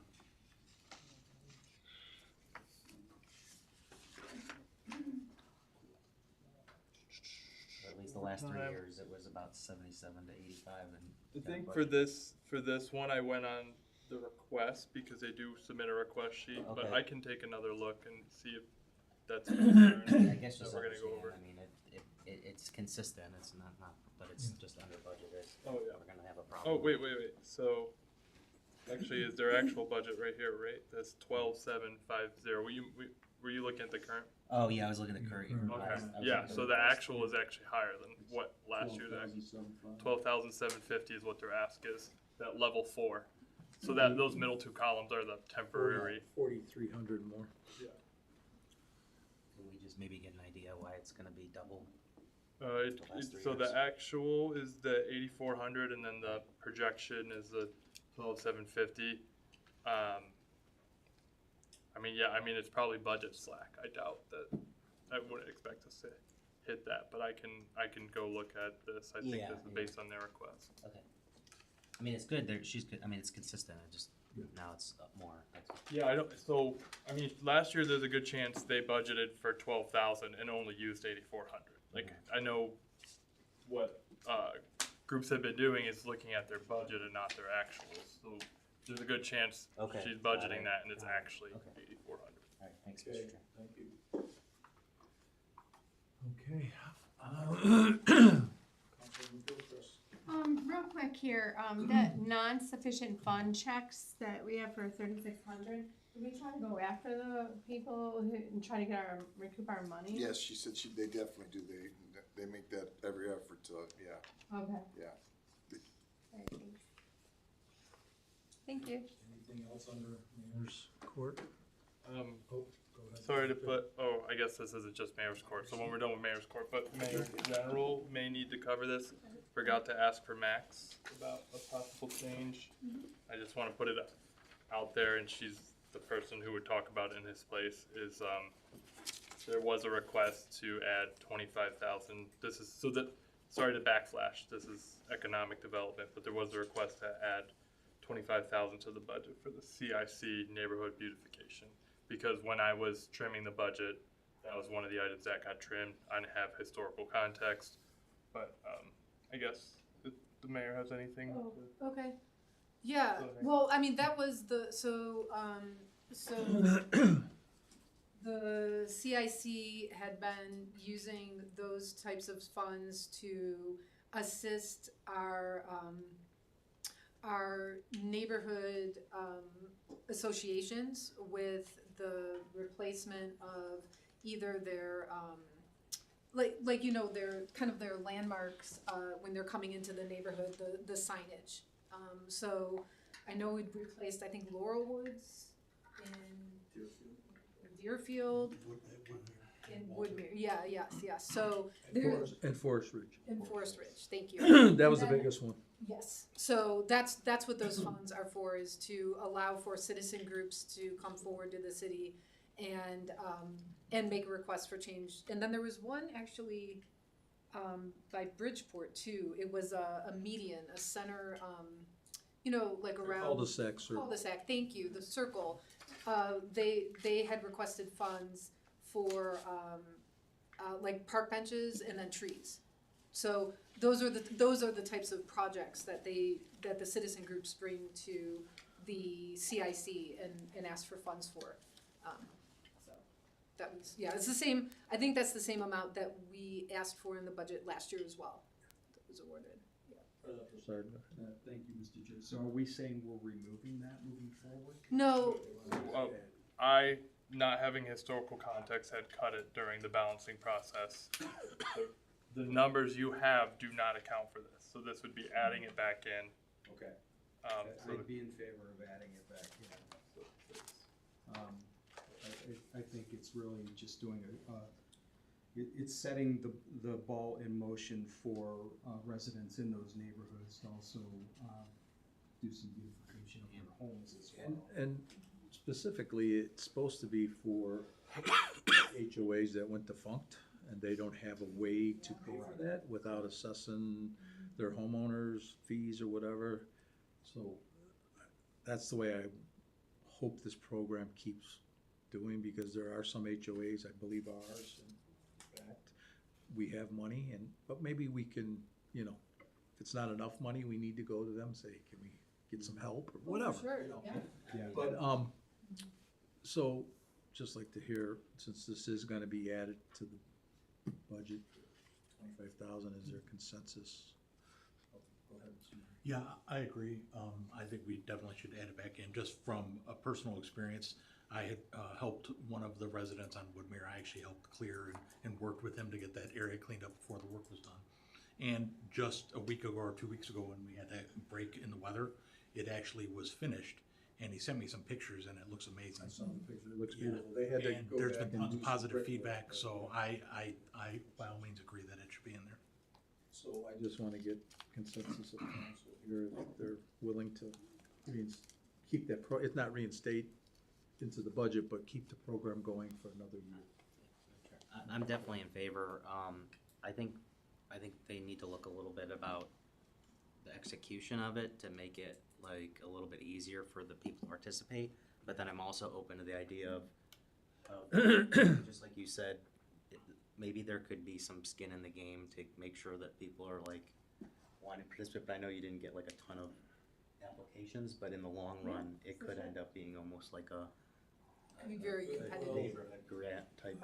I'm part of the CIC, and there was a lot of applications, and through Max's department, Mr. Holowicki, he does a very thorough job on vetting what needs to get done, and if it's too excessive, he'll take some off, he'll come back to us and say, hey, what do you wanna do?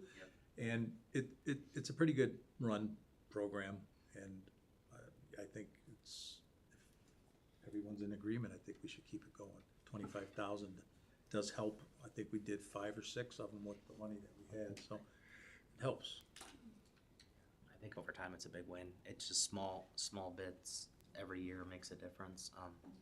I don't know if you have room for it, or if we need to have that as a follow-on from when the grant money gets returned, or. So for this, if all the changes that I introduced today, it would bring the general fund from 100 and some change to about 69. So this is accounting for that. So, and I'll give you members of council all a new fund summary, so you know where we stand at. And let's be frank, that that number sounds really bad for at the end of the year, but we know when these revenue projections come in, it's gonna be like it was this year. Historically, we've been a lot better off than our budget. Millions ahead, so. Because when I first learned about all this, I'm like, oh my God, we only have this much left in the general, but it just, until these projections and revenue come in, he has to state the number now. Yeah. And as I've mentioned and want to reiterate, if I see the numbers playing out like this budget, there could be another conversation if we need to have that. I'm not going to let us go off track. Okay. That's fair. So it looks like we're good with this 25,000 for the beautification program? Yeah. All right.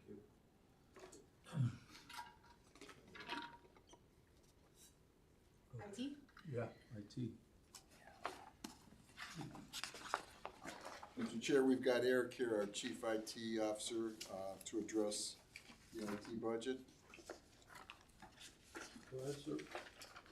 Am I gonna start, do you wanna start reading off some Do you numbers, or want- how do you normally? want to how do you- talk about it, Director, or are you good with? So, to the chair, it is out of my scope.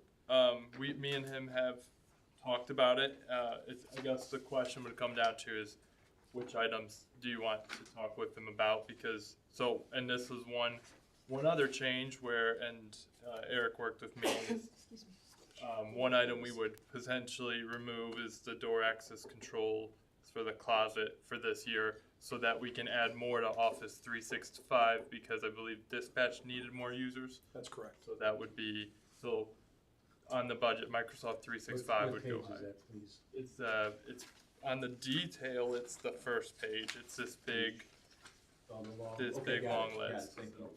So that potentially would increase. He's offered me an offsetting thing we can hold off on too. So it would be no change to the general fund. It would just be, we'd be just. It's actually about a $3,000 cost difference. Ideally, For 365 comes So in under. that 365, and that's for dispatch over there? A lot of it is for additional dispatch licensing. How many licenses is that 121 get us? This gives us, well, total budgetary numbers, I think we're at 137,000 or something. But that additional 22,000 covers 50 additional licenses. Okay. So that gives us about a security blanket of around 15 extra users, give or take, yes. As we grow or we Correct. need more? Okay. Correct. Good, okay.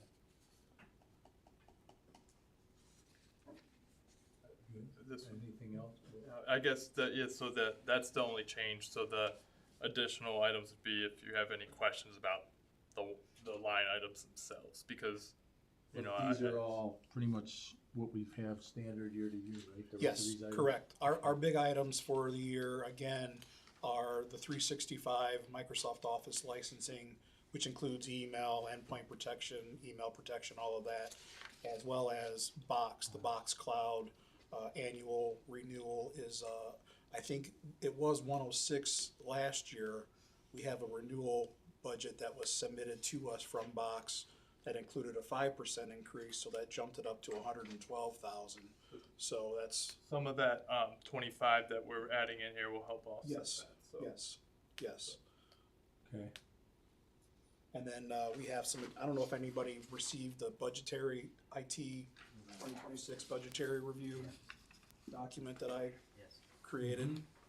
So one of the other key pieces is for some foundational upgrades to our security appliances. That's one of the other high number items that need to be upgraded, and basically it ties into our cybersecurity posture of major importance. And where's that located? In this building you would go? There's two of them. There's actually two different appliances. One runs here and one runs at the wastewater treatment plant. They're redundant for both internet and voice services. So in the event we lose services here or there, we have, alternating backup locations. Any questions so far with that? Just had a quick question. Yeah, sure, go ahead. What was the social media marketing software? I think that was Hootsuite. That's used by a couple different members of the organization, and it allows us to post social media postings directly from that software out to every channel that we have subscriptions for, or accounts to. So say for instance Facebook and X or Instagram, whatever ones that we have, you can use that software to schedule those, create those, and then post them directly to all channels from one interface. So it's a significant costing. Can we get a rundown of like what all the platforms that it goes out to are? Sure. That'd be helpful. Yeah. And I think you had requested some of the top vendors that we use. That is on the last page of the budgetary overview that I provided. And what's Ruckus? Sorry, Mr. Chair. No, go ahead, sir.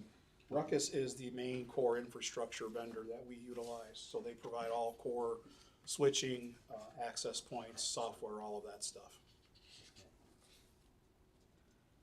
Cradle Point? Cradle Point is the new vendor that's going in for the guest Wi-Fi at the rec center as well as for the Springvale Golf Course.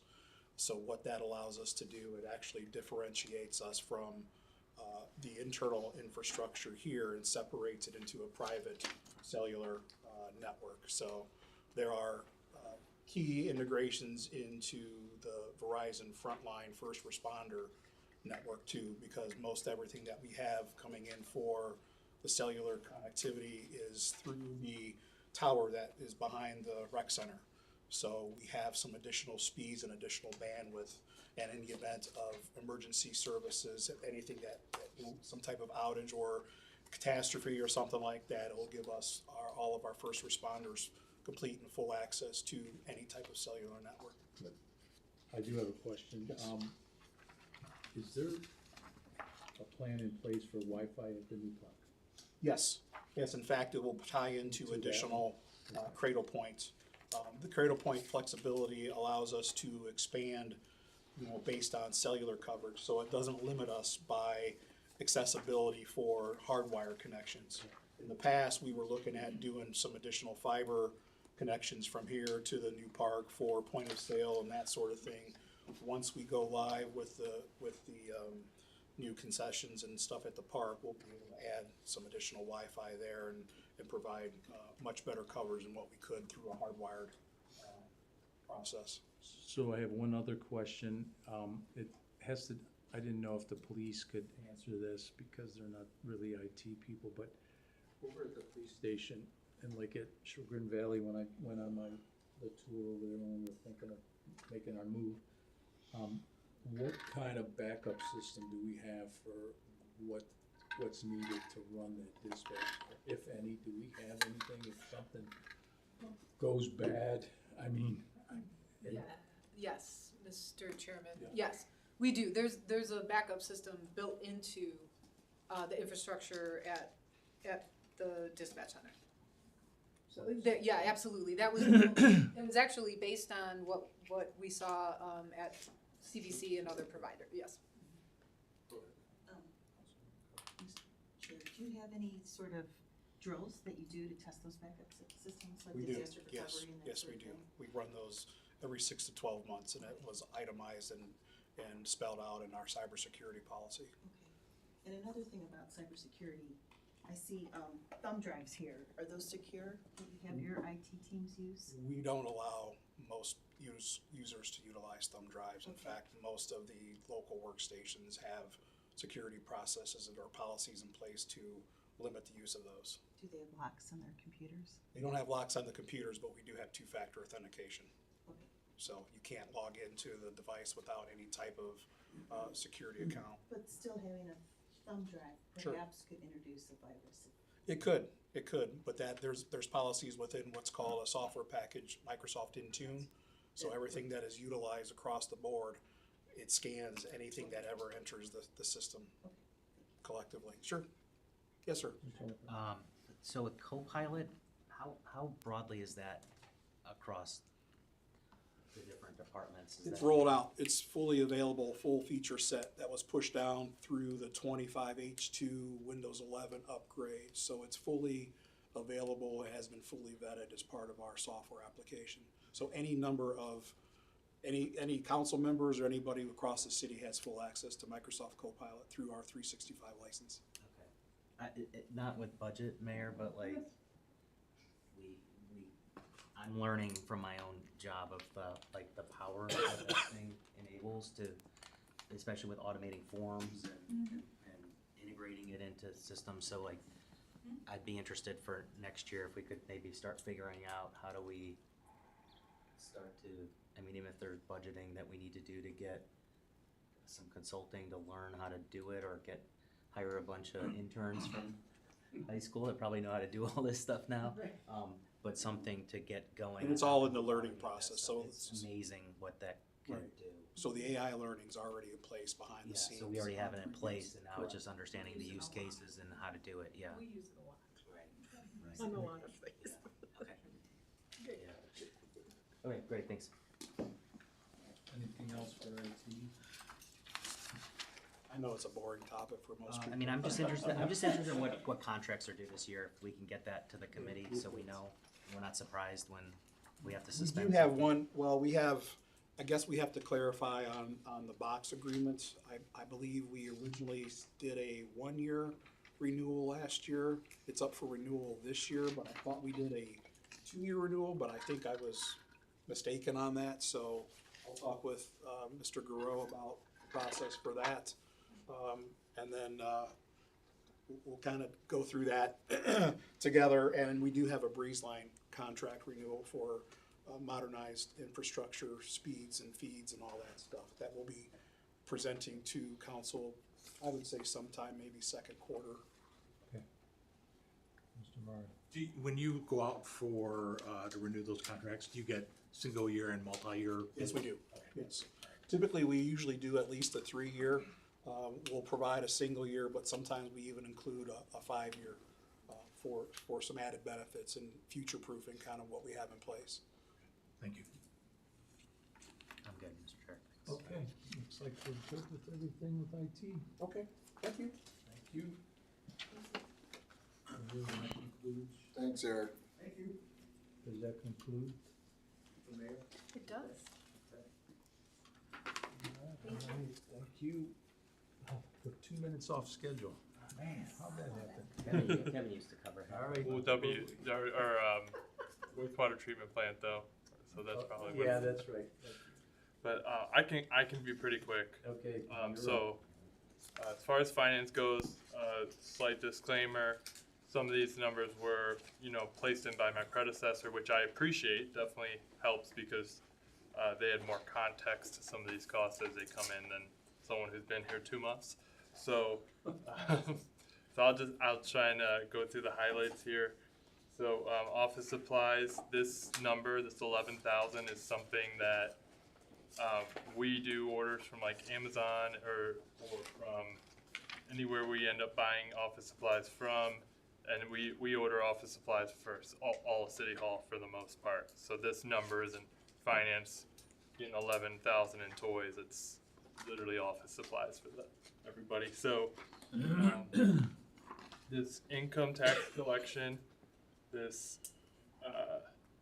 it's budgeted at about 2.25% of what we collect. Historically, at least in the recent years, Rita has only charged us 1.19%. The way that works is Rita withholds 3% of whatever they collect, and then after they do a reconciliation to determine what their actual collections costs are, they refund a fraction of that to us, because we're fortunate that their collection costs are usually a lot closer to 1% than 3%. We have budgeted for about 2.25% for just in case. So ideally, this number will be smaller. Auditor fees, these are fees we're paying to the county for auditor, treasurer fees, paying to the county for property tax collection. Clark auditors for 2025. These are fees that we pay out to our auditors for our financial reports. Shuni and Benici gap conversion. So on the day-to-day, the finance department is using cash basis. They do work with my team to create the accrual basis. I know that's very interesting accounting terms, but we have to report our financial standing differently than how we operate throughout the year. So they can help us convert that, and so that we're prepared for the audit and we can release financial reports. Bank fees, there is a little bit of cushion in here. Just as we go through this transition, I actually hope to bring these down, this 75,000, because we do have a lot of banking relationships, and I do see some potential for consolidating some of those. So I don't foresee us actually needing 75,000, but it's just to give some cushion as I navigate how our banking relationships work. Outside services, it looks like we get allocated a portion of a lad tech. That's the scheduling. I believe fire predominantly uses it. It looks like some of it gets paid out of our department. Like I said, these are not line items I put in, but I want to keep them there because that's historically how we've been recognizing the expense. I want to make sure we're consistent.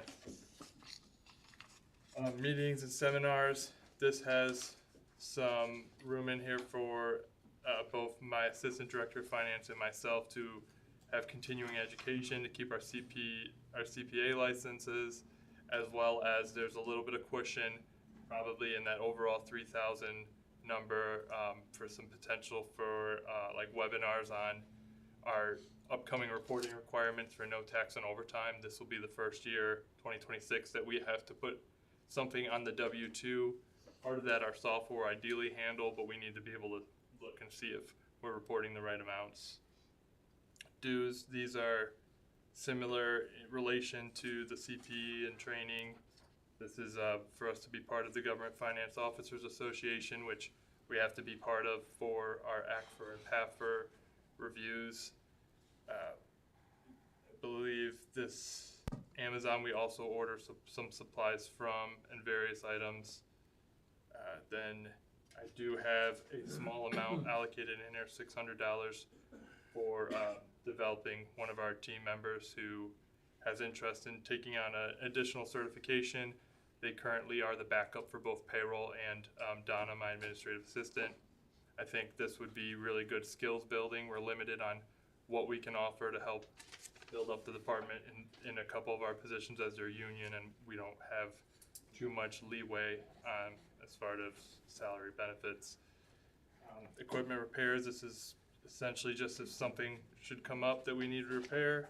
And then the biggest expense, this is Munis. This is our financial software. It's all the modules. Every department uses Munis in one way or another when it comes to budgeting. And then we allocated a little bit for office equipment. Does anyone have any direct questions? I can also give a brief overview of debt after this, but I want to see if anyone has any questions about our department budget specifically. So, as far as debt goes, it shows up in a few different places throughout everyone's budgets, but I did provide to council the notes that we anticipate taking out.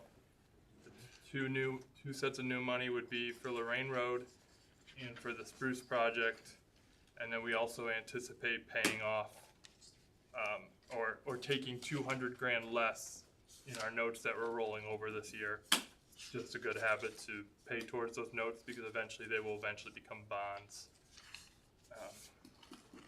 And that's pretty much all I have on finance. And anyone has any specific questions like that or anything? Where's the debt chart of the This bond? was bond the payment? separate one. I might have an extra. Well, you showed me this, but like, what's the forecasted? Oh, for bonds, so Yeah. I don't have one out to council right now, but our bonds we're not taking it, we don't have any new bonds, but our current outstanding bonds in, as of 2026 is about 2.1 million in bonds. We also have these notes, which are mentioned here. That's part of our overall debt. And then lastly, we have some OWDA loans that are specific to wastewater, and they manage the payment of all of those. Yeah, where do you know? Is Blum coming? Is Mr. Blum coming, or is he not? He was scheduled to be here, and I haven't heard from him. Okay. Could you know what we have? How much is left on that? On the wastewater? I can pull up the amortization. It's in an email. You can find it. You can find it later. I can forward it right to now. you That'd for be sure. great. Yeah, absolutely.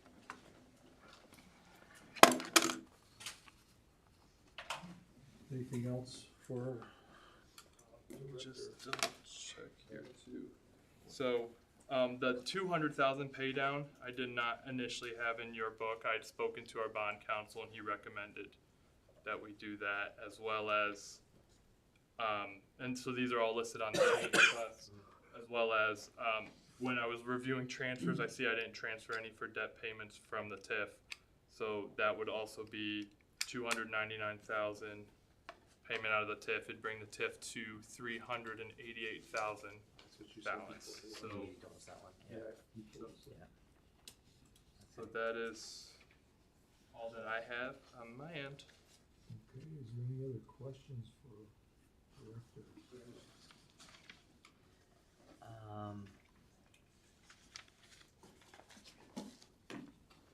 Do you make any assumptions? I didn't hear your assumptions when you said the revenue on the, do you expect the hotel motel to be flat then? It's close to flat. I did a small bump, about 25,000, as we had a hotel completely closed down all last year that opens up about half the year through. So I didn't put a lot of extra. It's pretty flat. Pretty flat.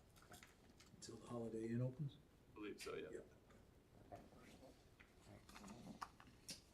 Okay, I think we're good with that.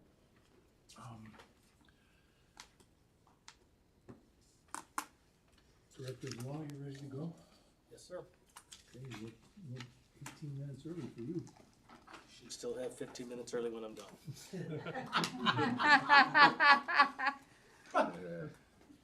All right, Mayor, thank you, President, Mr. Chairman, and members of council. This is, the budget presented to you for law is fairly in order with what we've seen in past years.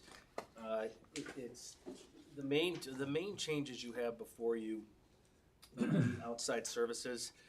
You see a jump there. I think we can imagine that there might be some litigation coming up in 2026 based on development proposals, and attorneys have shown up and they're involved. If we were to utilize those funds, it might be for experts and things of that nature. But we also can use those outside services. Sometimes we have to do surveys, there's real estate issues. We've been buying and selling property along the way, and sometimes there's some costs associated with that we've chipped in and covered to facilitate those transactions. So outside services took a pretty big jump. The other, you may remember I came back to you earlier, or last year I had mentioned, I came back to you, but I had mentioned that the pay we were paying our law clerks, these are postgraduate, these are postgraduate level work, and we're paying them $15 an hour. So it's up to 20 or above 20. I think we raised it to 25. Lo and behold, we raised it, and sure enough, in came the law clerk. So we found Bryce. He's been able to come on board, and he's doing a great job. So that affected the budget a little bit. It doesn't show up specifically in that line item because of other adjustments, but it was a difference from last year. The other one is, for the first time this year, in several years, we've been able to allocate and give some general fund relief by allocating expenses for the prosecutor to the stop fund. And we've done that in the past where for I don't know, 10 years probably, we were able to do that. But for a while there, nobody was working the stop fund, so you couldn't do it. Well, they have been working it, and they're working it a lot now. And I suspect we have some new members on there, younger members that are eager to hit the ground running and pick up some extra comp. So through that program, so what we do is we look at the total number of citations issued, what's the number of citations were stop fund related, and then we can take that percentage out of the general fund and put it toward the stop account, because then Mike Gordillo, my prosecutor, and my law clerk, ends up dealing with these in this room or over in Rocky River. So it gives it's not a huge amount, but it's not an insignificant amount of relief. Keegan was certainly thrilled when I offered up that I found him, $50,000. So you're able to shift the money around, whatever that number was in the neighborhood, to give some relief to the general fund. So that affects the budget a little bit here. But otherwise, also in outside services might also include independent special counsel because of the shooting we had here in North Olmsted. Not sure if they're going to want to go to the grand jury on that, but it may fall back on us. Last time it cost me like $10,000 to go hire a prosecutor to go do it, so I would expect that as well. But otherwise, it's fairly innocuous. It's just kind of same as last year. Do you have anything to add to that? I think he hit the nail on the head. It is essentially same as last year, plus we were able to move some to the stop fund, so less stress on the general fund. Okay, that's a good thing. Anybody have any questions for our Director of Law? Just a clarification, so I know Director Schofield's gone, but we had talked about the stop fund being over budget last year. And Well, then it he's taking wasn't getting. Well, right, it wasn't getting replenished with the same amount Right. that we needed to charge, and Director Garreau just said you had 50,000, so like, how does that math work? So Where's the there, difference? so we are probably pulling from some residual fund balance. I would have to dive into it a little bit deeper, but you know, we do budget in that amount that the police is hitting the stop fund too. So I mean, the stop fund does come in tight. I'm not saying that we're generating more than what's hitting it. I can pull up the fund balance itself. I just thought last year we were talking about it being negative, and then now we're saying we have an extra $50,000. Well, we tightened up the budget within it. I mean, I can look at it more deeper, but yeah, it definitely did start the year at 21,000 in the negative, but Yeah, because we do have. went out there doing it, and we didn't know if it was gonna even last. So we didn't. So the revenue that I would have budgeted there would be the same revenue as last year. So yeah, I mean, and to some extent, we'll see how much they can lean on it. But when I went through there, I did look at what they had charged to it. So I do think this is sound budget. But as you can see, the ending budget here would be $141. So ending balance would be tight. We're pretty much using what we're spending. So we may be getting 25,000. So No, that's fine. That's good. I just want to understand the numbers around that. That makes sense. We'll monitor it. Director Garreau says they're at least actively back at it, right? That appears from the numbers I got from finance, because Donna keeps track of that Okay. there's Well, that's what we do. substantial participation by members versus years past when there was not. Not, right, that's where it went solid. Okay, thank you. Anything else for Director Garreau? All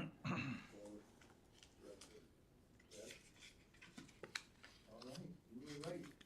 1 minute longer, but that's That was okay. my fault. It always is. Or usually, I should say. Okay, all right. Wastewater coming, or we don't know? We've left a message. Okay, that's Yeah. fine. Maybe an emergency, who knows? Okay, that's it. We're up with HR. All right. It's gonna be a long one. Seriously? Sometimes it is, that's why. I'll probably be shorter than Michael. Well, sometimes it is, that's why you usually get more questions than what you tell us from. This year it won't be long, for sure. My budget is pretty much standard what it's been, and I was actually able to decrease some of my line items because Keegan was able to give me a 3-year historical with what we actually used, which I found that I had some money in like pre-employment that I never even came close to hitting, so I was able to decrease some of the line items. The only thing I had to increase was outside services, and that was mainly for the labor negotiator. There's $50,000 in there for that. And then our EAP program increased $1,400 for the year. So that was really the only line items that increased in HR. Civil service, I think that also went down. We have less testing this year than we had in previous years. We are right now in the middle of our fire captain and fire lieutenant testing. Our captain written test is actually coming up this week. And then in April, we will do the lieutenant test. So that money was all encumbered in 2025. So I didn't need to account for that because those lists will be good for 2 years. So the only thing, after talking to the chiefs about upcoming retirements and stuff, the only thing that they needed testing for was entry-level police and fire, which if you recall from last year, we locked in, we paid 3 years up front with NTN, so we don't have to budget for that this year. The lateral police, the only thing that costs us is to advertise, and I believe that was $600 is what's accounted for in there. And then the police lieutenant testing and assessment and police sergeant testing and assessment was also budgeted for, but those are the only things budgeted this year for civil service. Okay, first question I have is hospitalization. Yes, so How are we doing with the premiums and what we're paying out? So hospitalization, we had another really good renewal, I think. It came in at, well, after we negotiated, we got it down to a 5.6 overall, which is very good. Last year it was a 4.8, so it wasn't that much more. We did also receive a $35,000 loyalty credit for Medical Mutual after a little negotiating on that one too.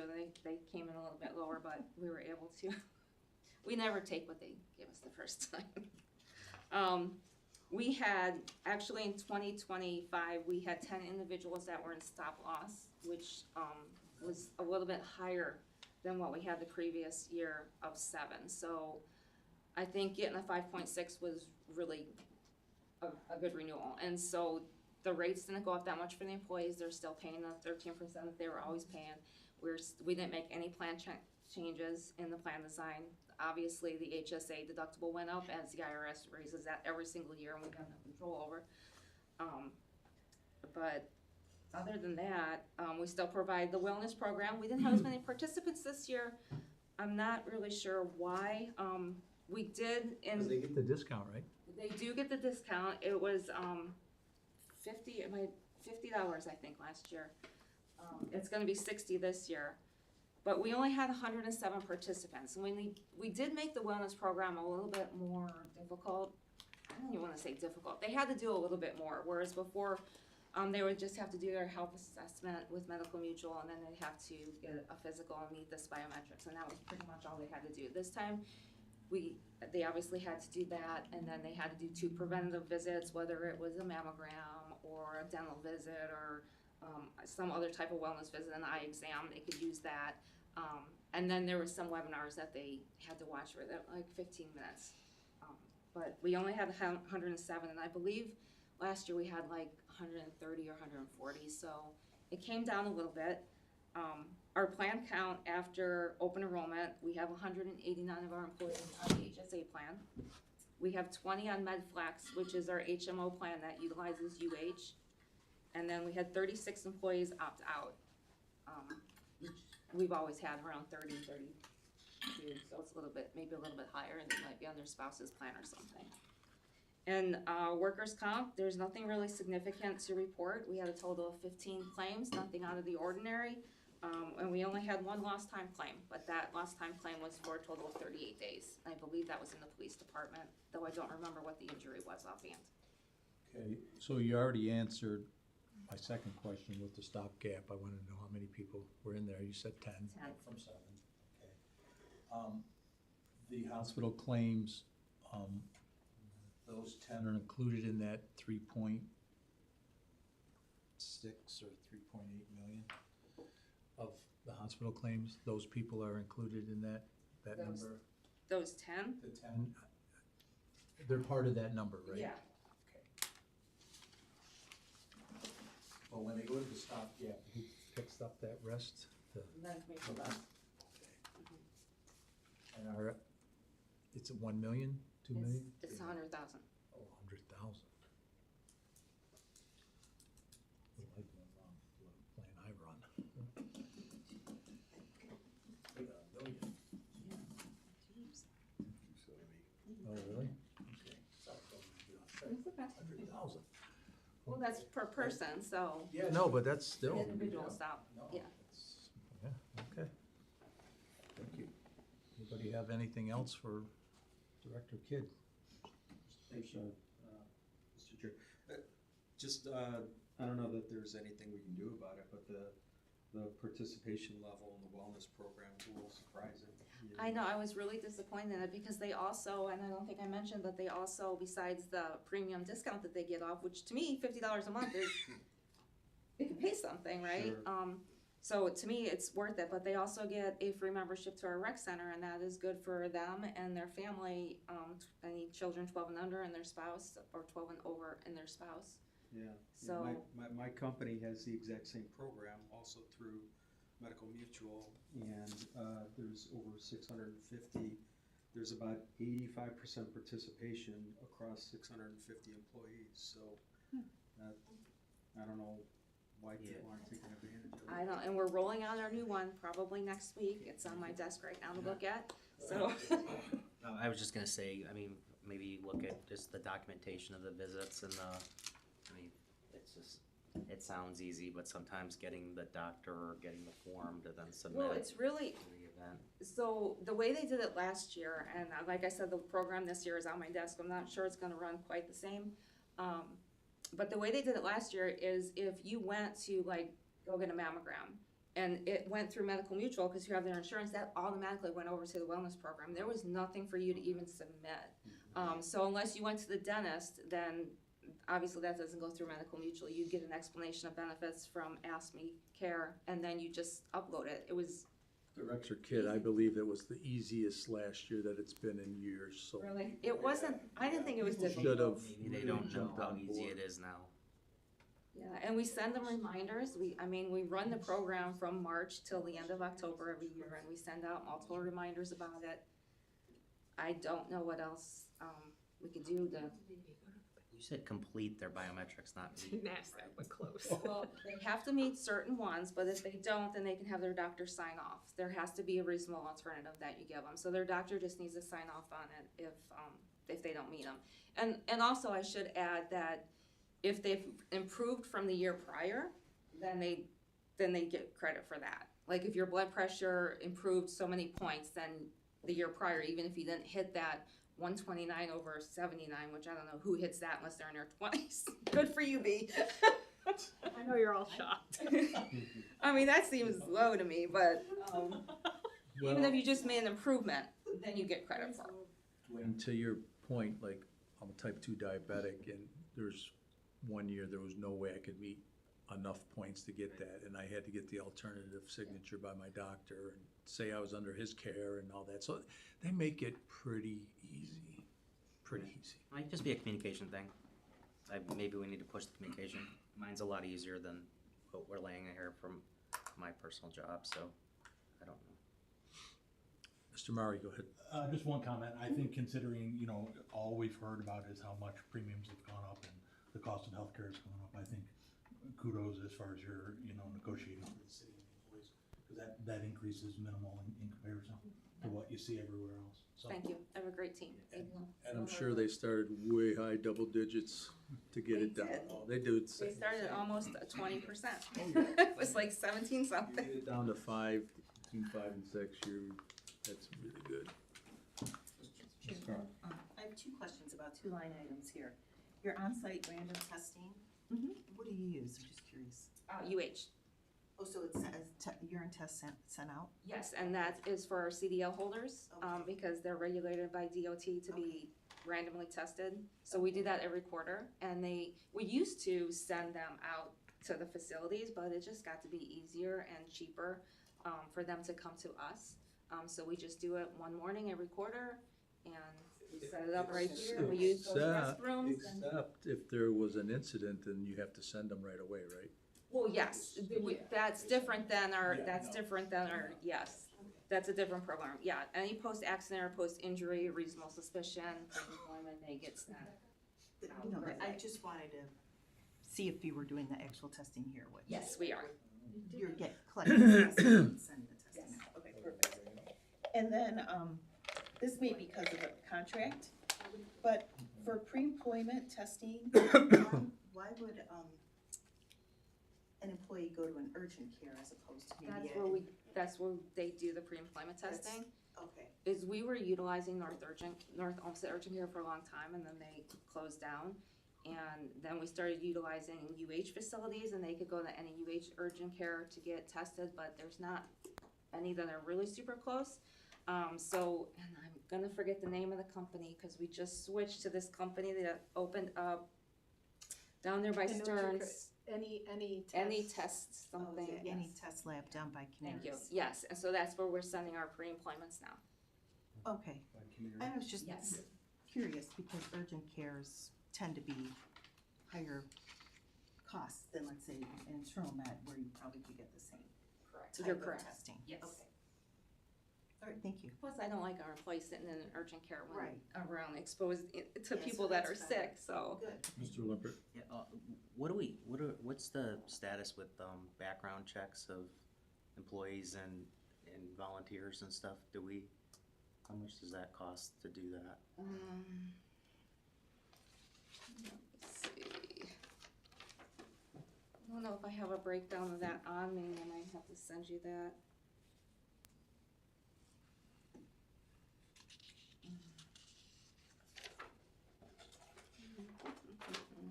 Okay, I guess you can take that away. That's not urgent, but I guess what I would ask is I'm just curious on that because Well, I'll follow up with you based on Okay. whatever that number is. Are we using the same outfit in North Olmsted that we used to use with the fingerprinting and background stuff? or is The it- fingerprinting they go right next door for Oh, now. they're doing it at the police Yeah. station now, that's Mhm. right, okay.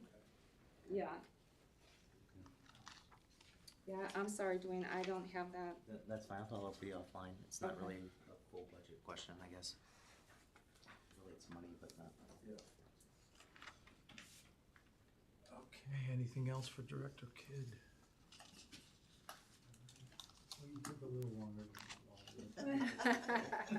Told We you the had questions. questions. We had questions. Okay, I guess that's good to go. You're good to go. Thank you. We have one more item. It's the clerk, council. I didn't know we were gonna do mine. I don't, my budget's less than last year because we don't have the computers. There's a $4,000 cost in there that's gonna be removed. That's So it's in there tab in error. 4 and she has computer supplies for $4,000 and that is coming out. It's coming down to 1,000, just in case. Just So, in case. The AV everybody, that's the system or only anything change. like that. Everything else is exactly the same. Actually, I think the codification I think the director had some out of that, which is fine because it was. It's it was budgeted over. for It's 10 fine. grand, but usually, It's about $5,000, okay, so 45, 46. that's a little bit every higher. 6 months. So it's fine. sorry, I was in the slashing mode. So No, it's fine. It's all good. Yeah. I always keep it there just in case, but it's Go ahead, Mr. Sure, I don't have a specific dollar item, but, you know, like, years ago, I think our current mayor, former president of council, had set up like a speaker on a topic.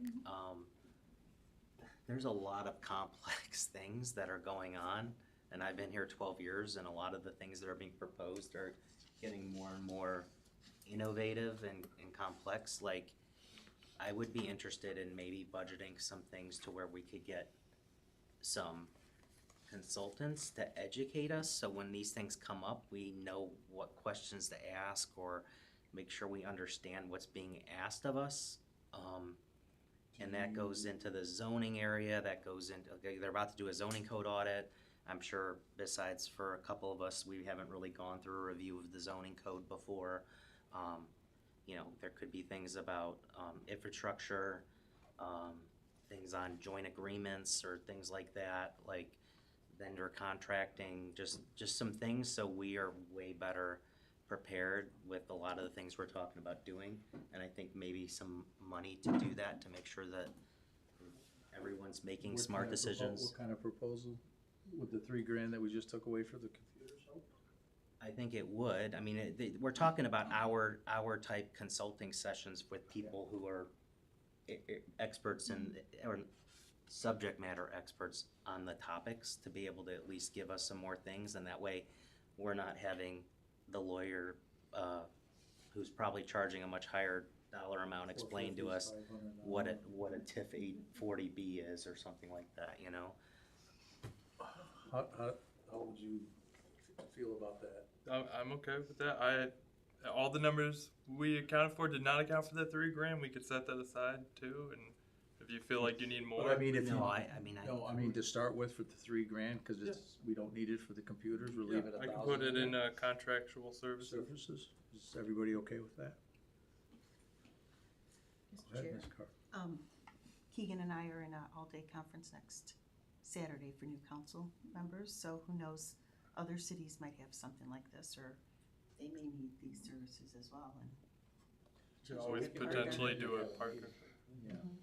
Yeah. Or we could ask if they have any ideas.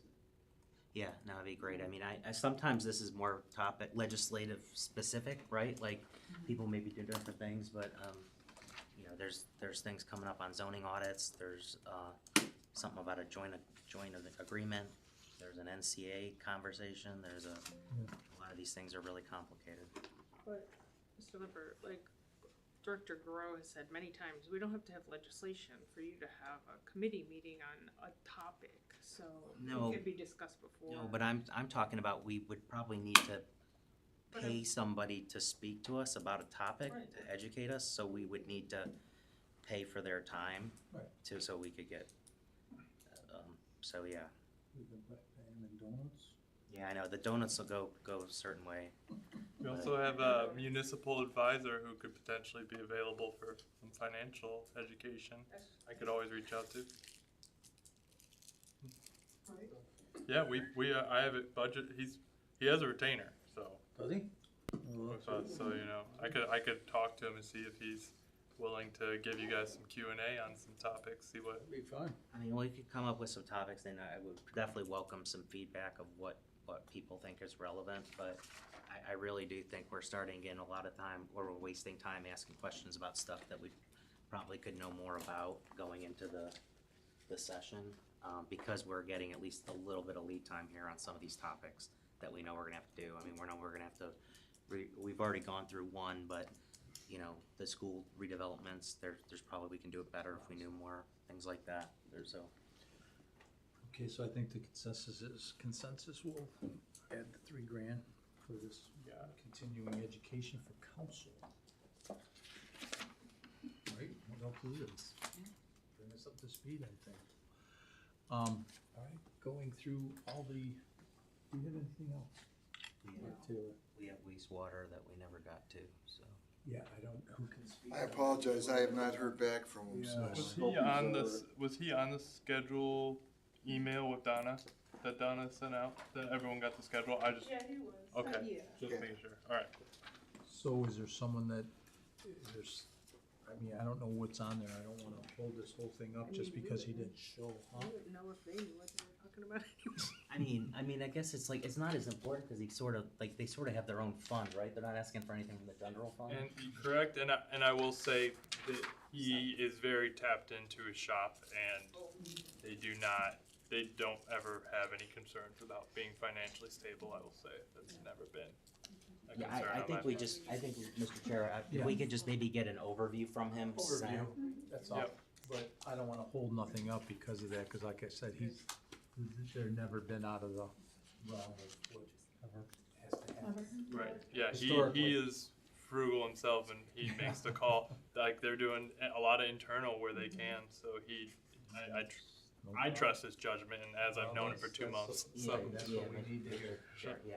Yeah, just anything that's not, like we need just kind of an overview of what he's doing, and then anything that's not in the sewer fund, right? Like that I'm is pretty sure self-sufficient. If just he's- about everything If everything's is. self-contained in that, then Yeah. the overview would probably satisfy me, Mr. Chair. Yeah, I mean, the biggest thing that comes out of the sewer fund that hits everybody else is we collect fees from them, so it's net positive for us, so it's in the general.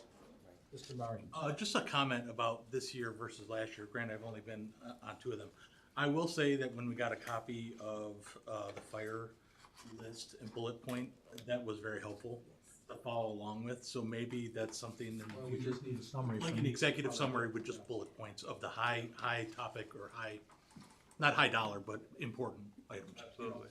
Things that need to be brought to our attention. And I will say, as you probably noticed, there's stuff that Carrie offered last year that didn't make the budget books this year. There was some time crunch, but I made sure the important stuff to the budget got into this book. And as we do this again in December, Yeah. so look Yes, forward to it. December. I will make sure we have this. We need tightened up. egg dog for. Yeah, we will have this tightened up in a very December. detailed budget book I to fit your one more liking. thing in. December. Yeah.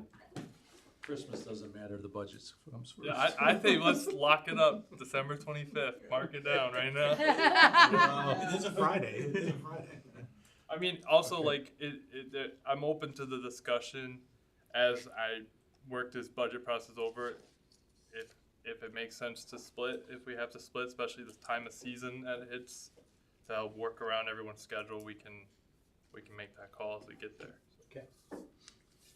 Okay, so since we've heard every department, other than wastewater, and we'll get that executive review from Mr. Bloom. At this time, we're gonna start with the capital improvements ordinance 2026-12. There's 2 amendments to that. I'd like to amend to take out the city fencing. That was for $30,000.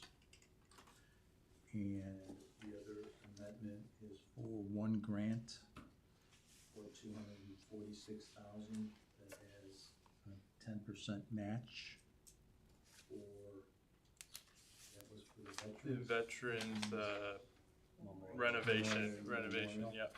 Okay. And as it stands, everything else that we talked about, We have to remove the fence, right? I did, Oh, you did. I I'm sorry, amended I to missed take that. out the city Oh, fencing sorry. for No, I missed that. 30,000 and the one grant for the Veterans Memorial for $246,000 with a 10% match. Did we need to make an education program? Well, That's so not that's capital. that'll be in the permanent. Sorry. Okay, and, everything else stands currently in the capital, and I ask for a second. Second, or, second. Second. Okay.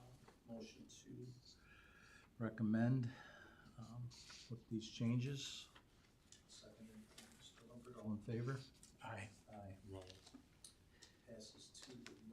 And with nay with comment, just so everyone understands. I don't wanna approve something related to that turn lane that we just voted to remove.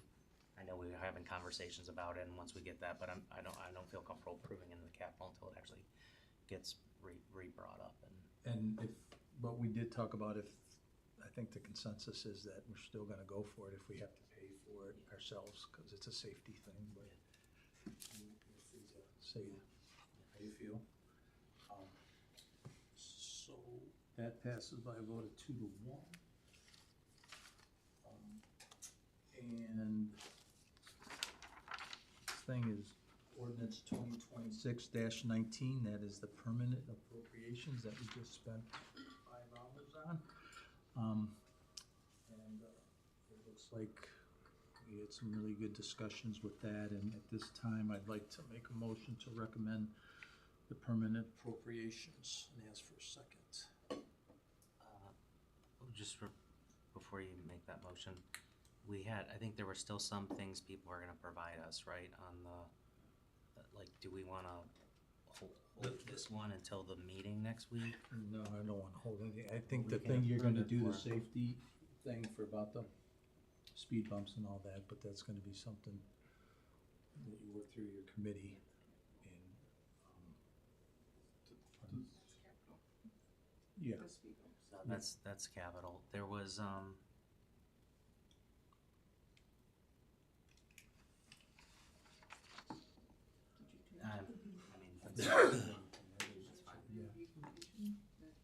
So Did we- these, The beautification this is would be already- amendments, so all those items that we talked through today, this would be, we would have to amend this, Yeah, correct? So, yeah, the permanent, for the items we talked about today, because I don't think Okay, you I don't mentioned have those amendment. listed, but you'll have them? I have them and I will amend the ordinance and provide. Okay, so, then I'd like to make a motion to recommend with Director Radov's amendments to the permanent budget and ask for a second. second. Duly seconded by Councilman Lippert. All in favor? Aye. Aye. Motion passes 3-0. And the Finance Committee, February 28th, 2026, is adjourned at